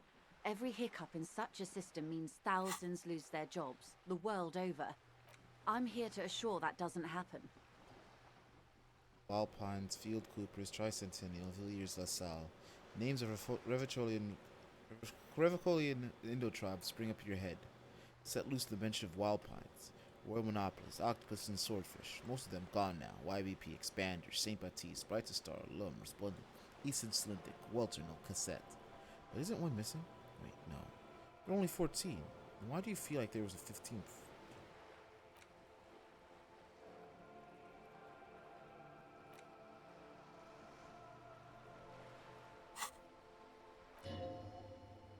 Hopefully she says her warm tone. What can you tell me about the strike? Everything. Right up to, but not including, trade secrets. What's your role in this precisely? I believe the official title is Senior Labor Negotiator. In practice, I'm a grocery clerk. I relay the union's demands to Wild Pines and return with Wild Pines' counteroffer. And how are the talks going? They're not. That's the problem. The union stopped all negotiations a week ago, after that awful lynching took place. Now they won't even let me into the harbor. There's a 2-meter 20 racist behemoth blocking the gates. You mean Jean-Luc, my race mentor? He's a great teacher, man of virtue. Oh, so you've met him. Has he beguiled you with his inane theories? My colleague has his peculiarities. Let's not go into this particular one just yet. Of course. To each their own.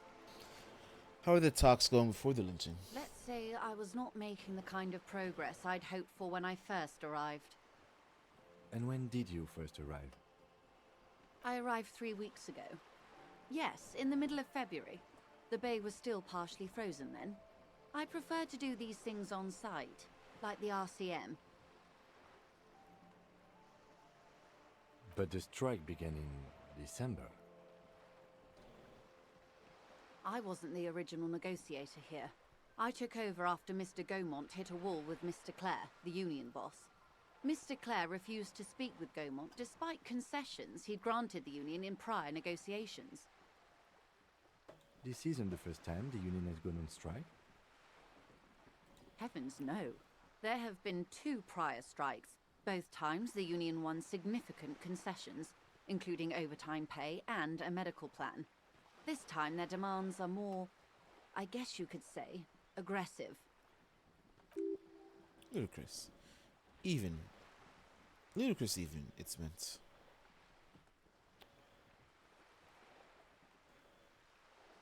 What is Gaumont? Mr. Clare told him to How did he put it? Boss, compose herself. Fuck off, midget. Gaumont is short of stature, you see. Okay then. Yes. Keep in mind, this is a negotiator Mr. Clare has worked with before, and who was more than fair with him and the Union.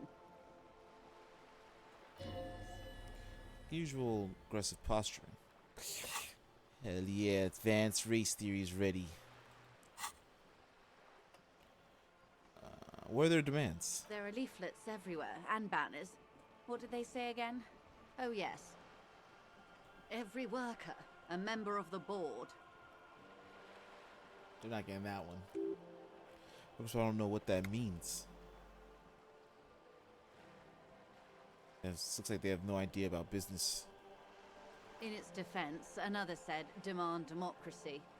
Pretty tame stuff compared to every worker, a member of the board. Most of them probably don't even know what that means. Fortunately, they explained it.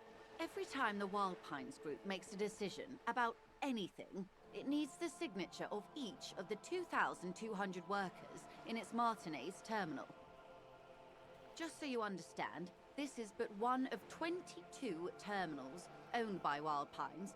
Essentially, not only are they kings of the company, they are also kings of the 72,000 employees of Wild Pines Group.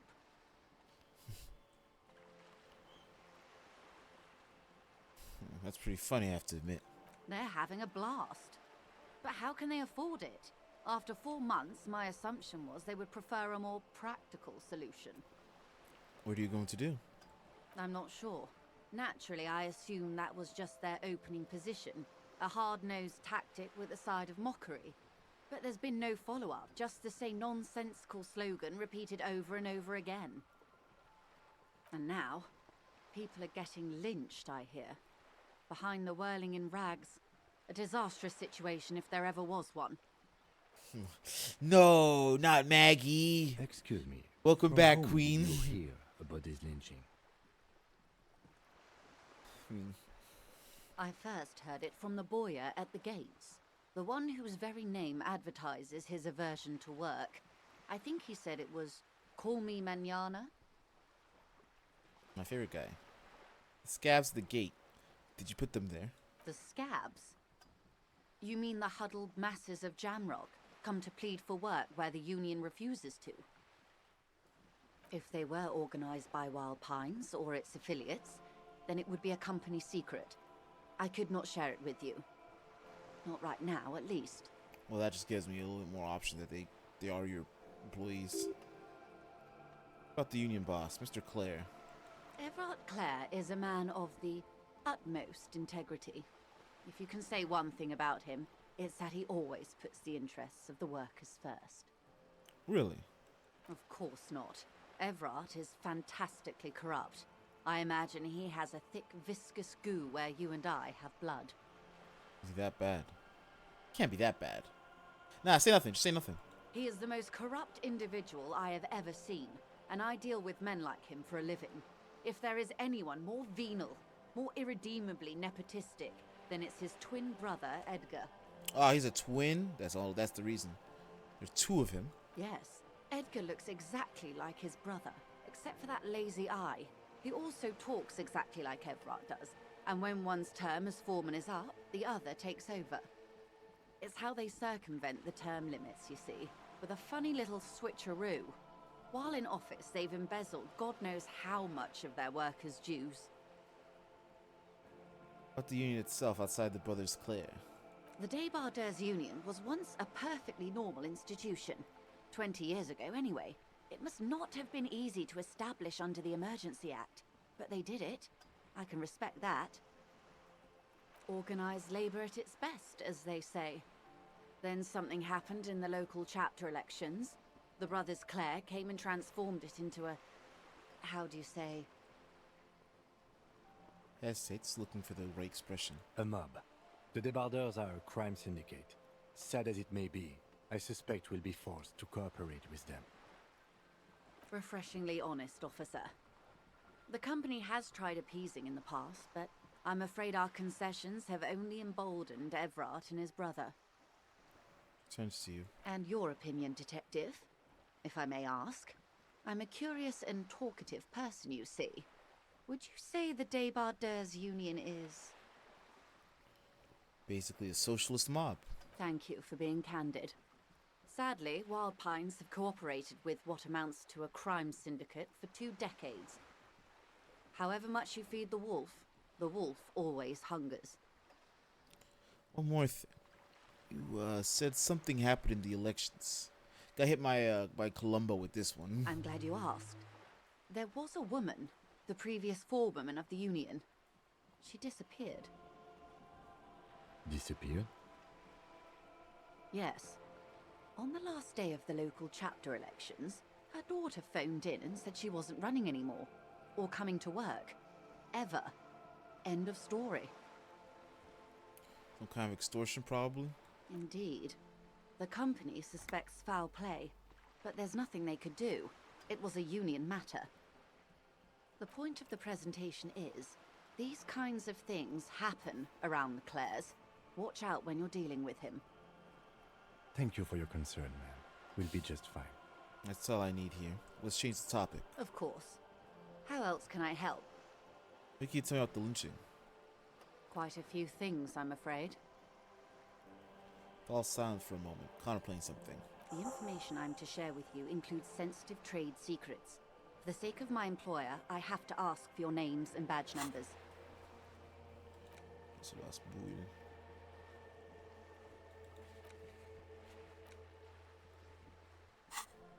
Of course, ma'am. We should have introduced ourselves. I am Lieutenant Kitsuragi from Precinct 57. And this is my colleague from Precinct 41. I'm afraid he doesn't have his badge at the moment. I hope mine will suffice. How curious. Why is that, Detective? Let's watch this over the conversation. The woman doesn't like this turn of events. Remember my partner told you I'd recently suffered from an unusual medical episode. And lost badges related to it. I see. So, are you saying you lost your badge during the course of this episode? It's possible. After a night of heavy drinking, I lost all memory of my life in the world. Oh dear. Some kind of encephalopathic amnesia. I don't even know how to respond. I do believe you, naive as that may sound. I simply can't imagine what you gain by faking such a condition. As I said, ma'am, his technique may be very unconventional, but he is an officer of the RCM. Of course, I sympathize, but I'm afraid I simply can't share anything more until I've seen that badge.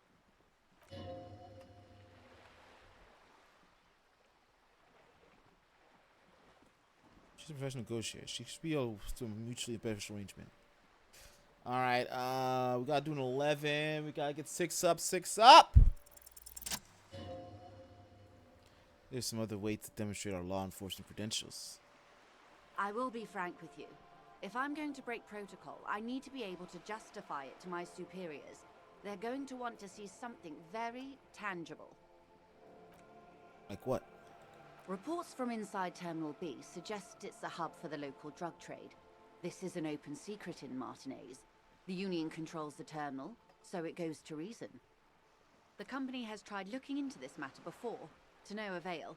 Perhaps someone with your authority and resources might turn over the right stones. Or you can recover your badge, though if I may be blunt with you, it sounds like that may be a lost cause. Maybe. Detective, a word in private before we continue. Excuse us for a moment, madam.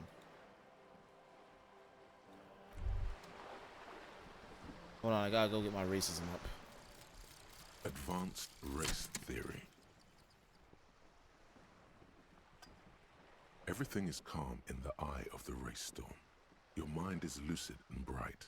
The mind-bending phylogenetics appear more distant and, to be fair, a little ridiculous. The great race mystery has cleared up. All that's left to do is verbalize your thoughts. Go and talk to Measurehead about your newly found insights. I've been out here ruminating, telling people. Peeking into the racism.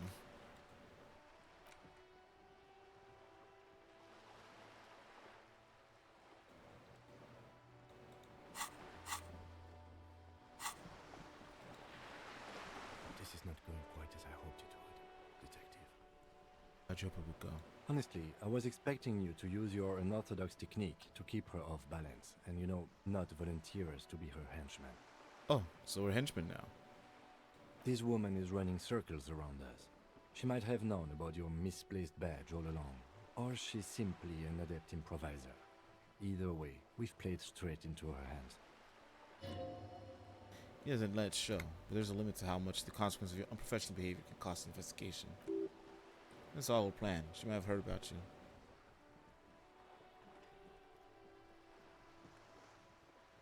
No. Will you propose that we don't investigate the drug trafficking? No. If there is reasonable suspicion, we must investigate. Otherwise, she could claim we are siding with the Union, or that we are on their take. We'd never hear the end of it. What I Slap the gloves propose on. is we ask her, then we investigate, briefly. But do not share the outcome of this investigation with her. We tell her it's done and demand for her information on the lynching. Let's get back to her then. You're back. Good. What can I help you with?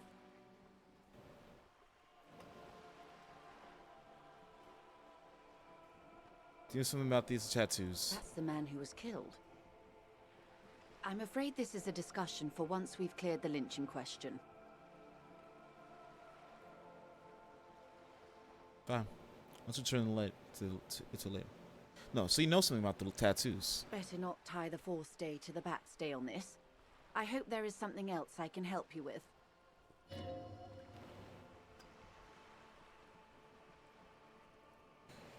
So that's the question. Okay, tell me about this alleged drug It's trafficking. quite straightforward. Someone is using Terminal B to smuggle raw ingredients from the Samar and Isola into Revachol with the Union's blessing. Wild Pines has suspected it for years. Ingredients for what, ma'am? Meth and dextroamphetamine, GBL, and various synthetic psychedelics. Good Honestly, time. it might be quicker to say what you can't make from the stuff. Get this straight. Materials come from Samara to Revachol through this terminal. Yes. After they clear the terminal, we lose track. The actual production is taking place at various sites in and around Jamrock Quarter, north of here. Wild Pine seems to be well apprised of the local drug trade, ma'am. Do you mean to say the Union also produces the product? Sells drugs, I mean? We're in logistics. It's our business to know. And no. As far as the company knows, the Union does not produce it. They transport the ingredients for a cut. And you want us to investigate. Yes, but you won't get anything out of Evrat and the Dockworkers Union. Still, every chain has its weak link. And off. The lorries are runs.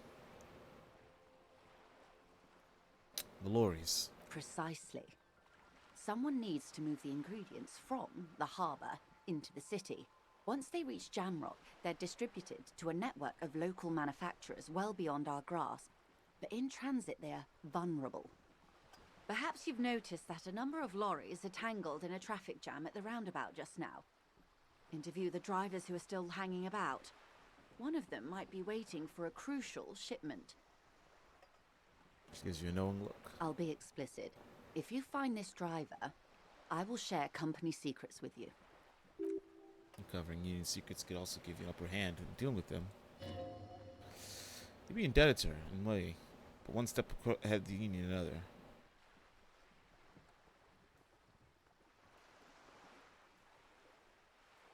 It's no coincidence the lorries are stranded there like that, is it?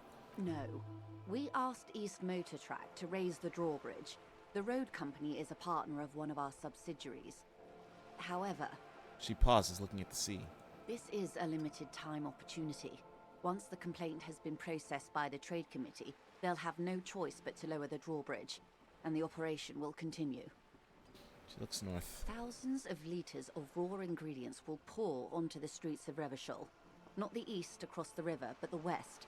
The vulnerable, the weary.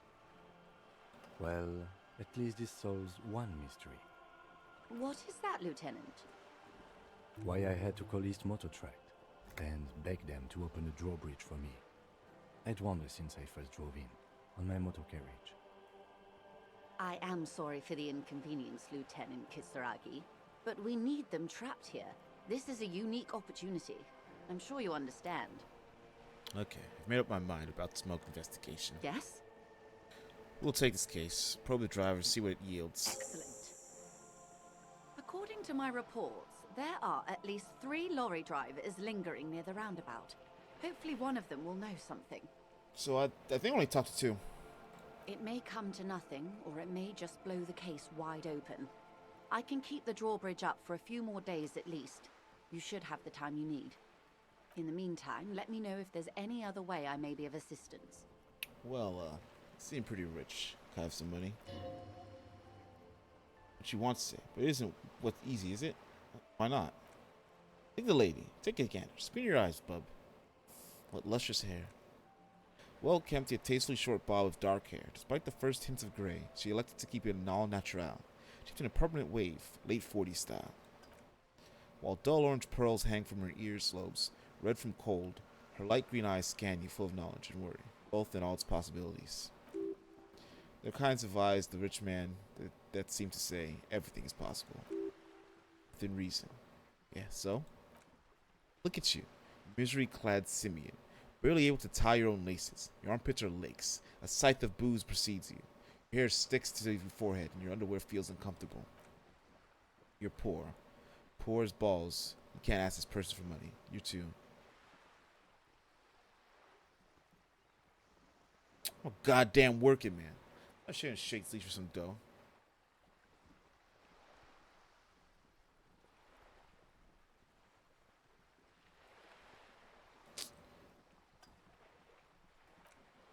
Think your little comments protects you from the feeling? No. You're deeming for all your feet.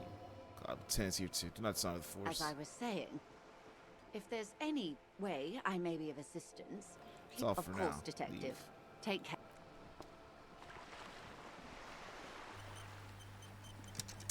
That's a good safe spot.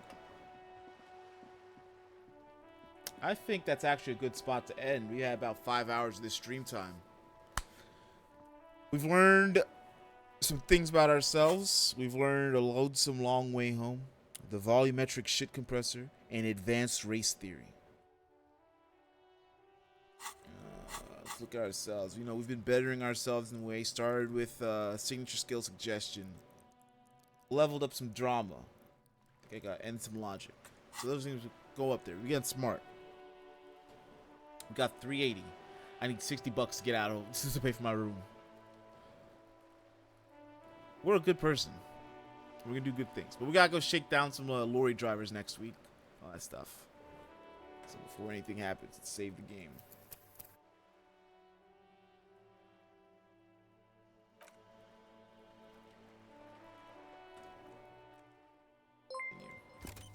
Thanks for the follow. And for the follow, thank you everyone that's watched. Hope you all enjoyed what you saw. We'll be back. I see no reasons not to. We'll be back with this nonsense next Saturday, 12 o'clock. We're going to have a horrible good time with alcohol and problems. Maybe some cocaine. Other than that, Monday we're going to be looking to try to play some EDF 6, have some fun times, just killing bugs. If I don't get it set up, I'll probably just play Helldivers instead. We'll kill bugs there. Friday we'll be finishing Little Goody Two Shoes, so I'm thinking we'll be starting that game maybe like 5 o'clock. We'll just be going right into it. So see you guys 5 p.m. Eastern time, and then back here on Saturday for 12 p.m. Anyway, thank you all for watching. Let me put the thing in. If you like what you saw, share with the channel with your friends, give it a follow. Seen some new fake faces. Thank you all. We also have YouTube where we have the VODs, and we also restream there. Same time, that's your preferred platform. And lastly, a Twitter account for absolutely no goddamn reason. I don't fucking tweet. I just follow shit. But you can follow me following shit. Alright. Have a good one. Have a good night. Well, that's not good. Have a good afternoon. Have a good weekend. Bye-bye.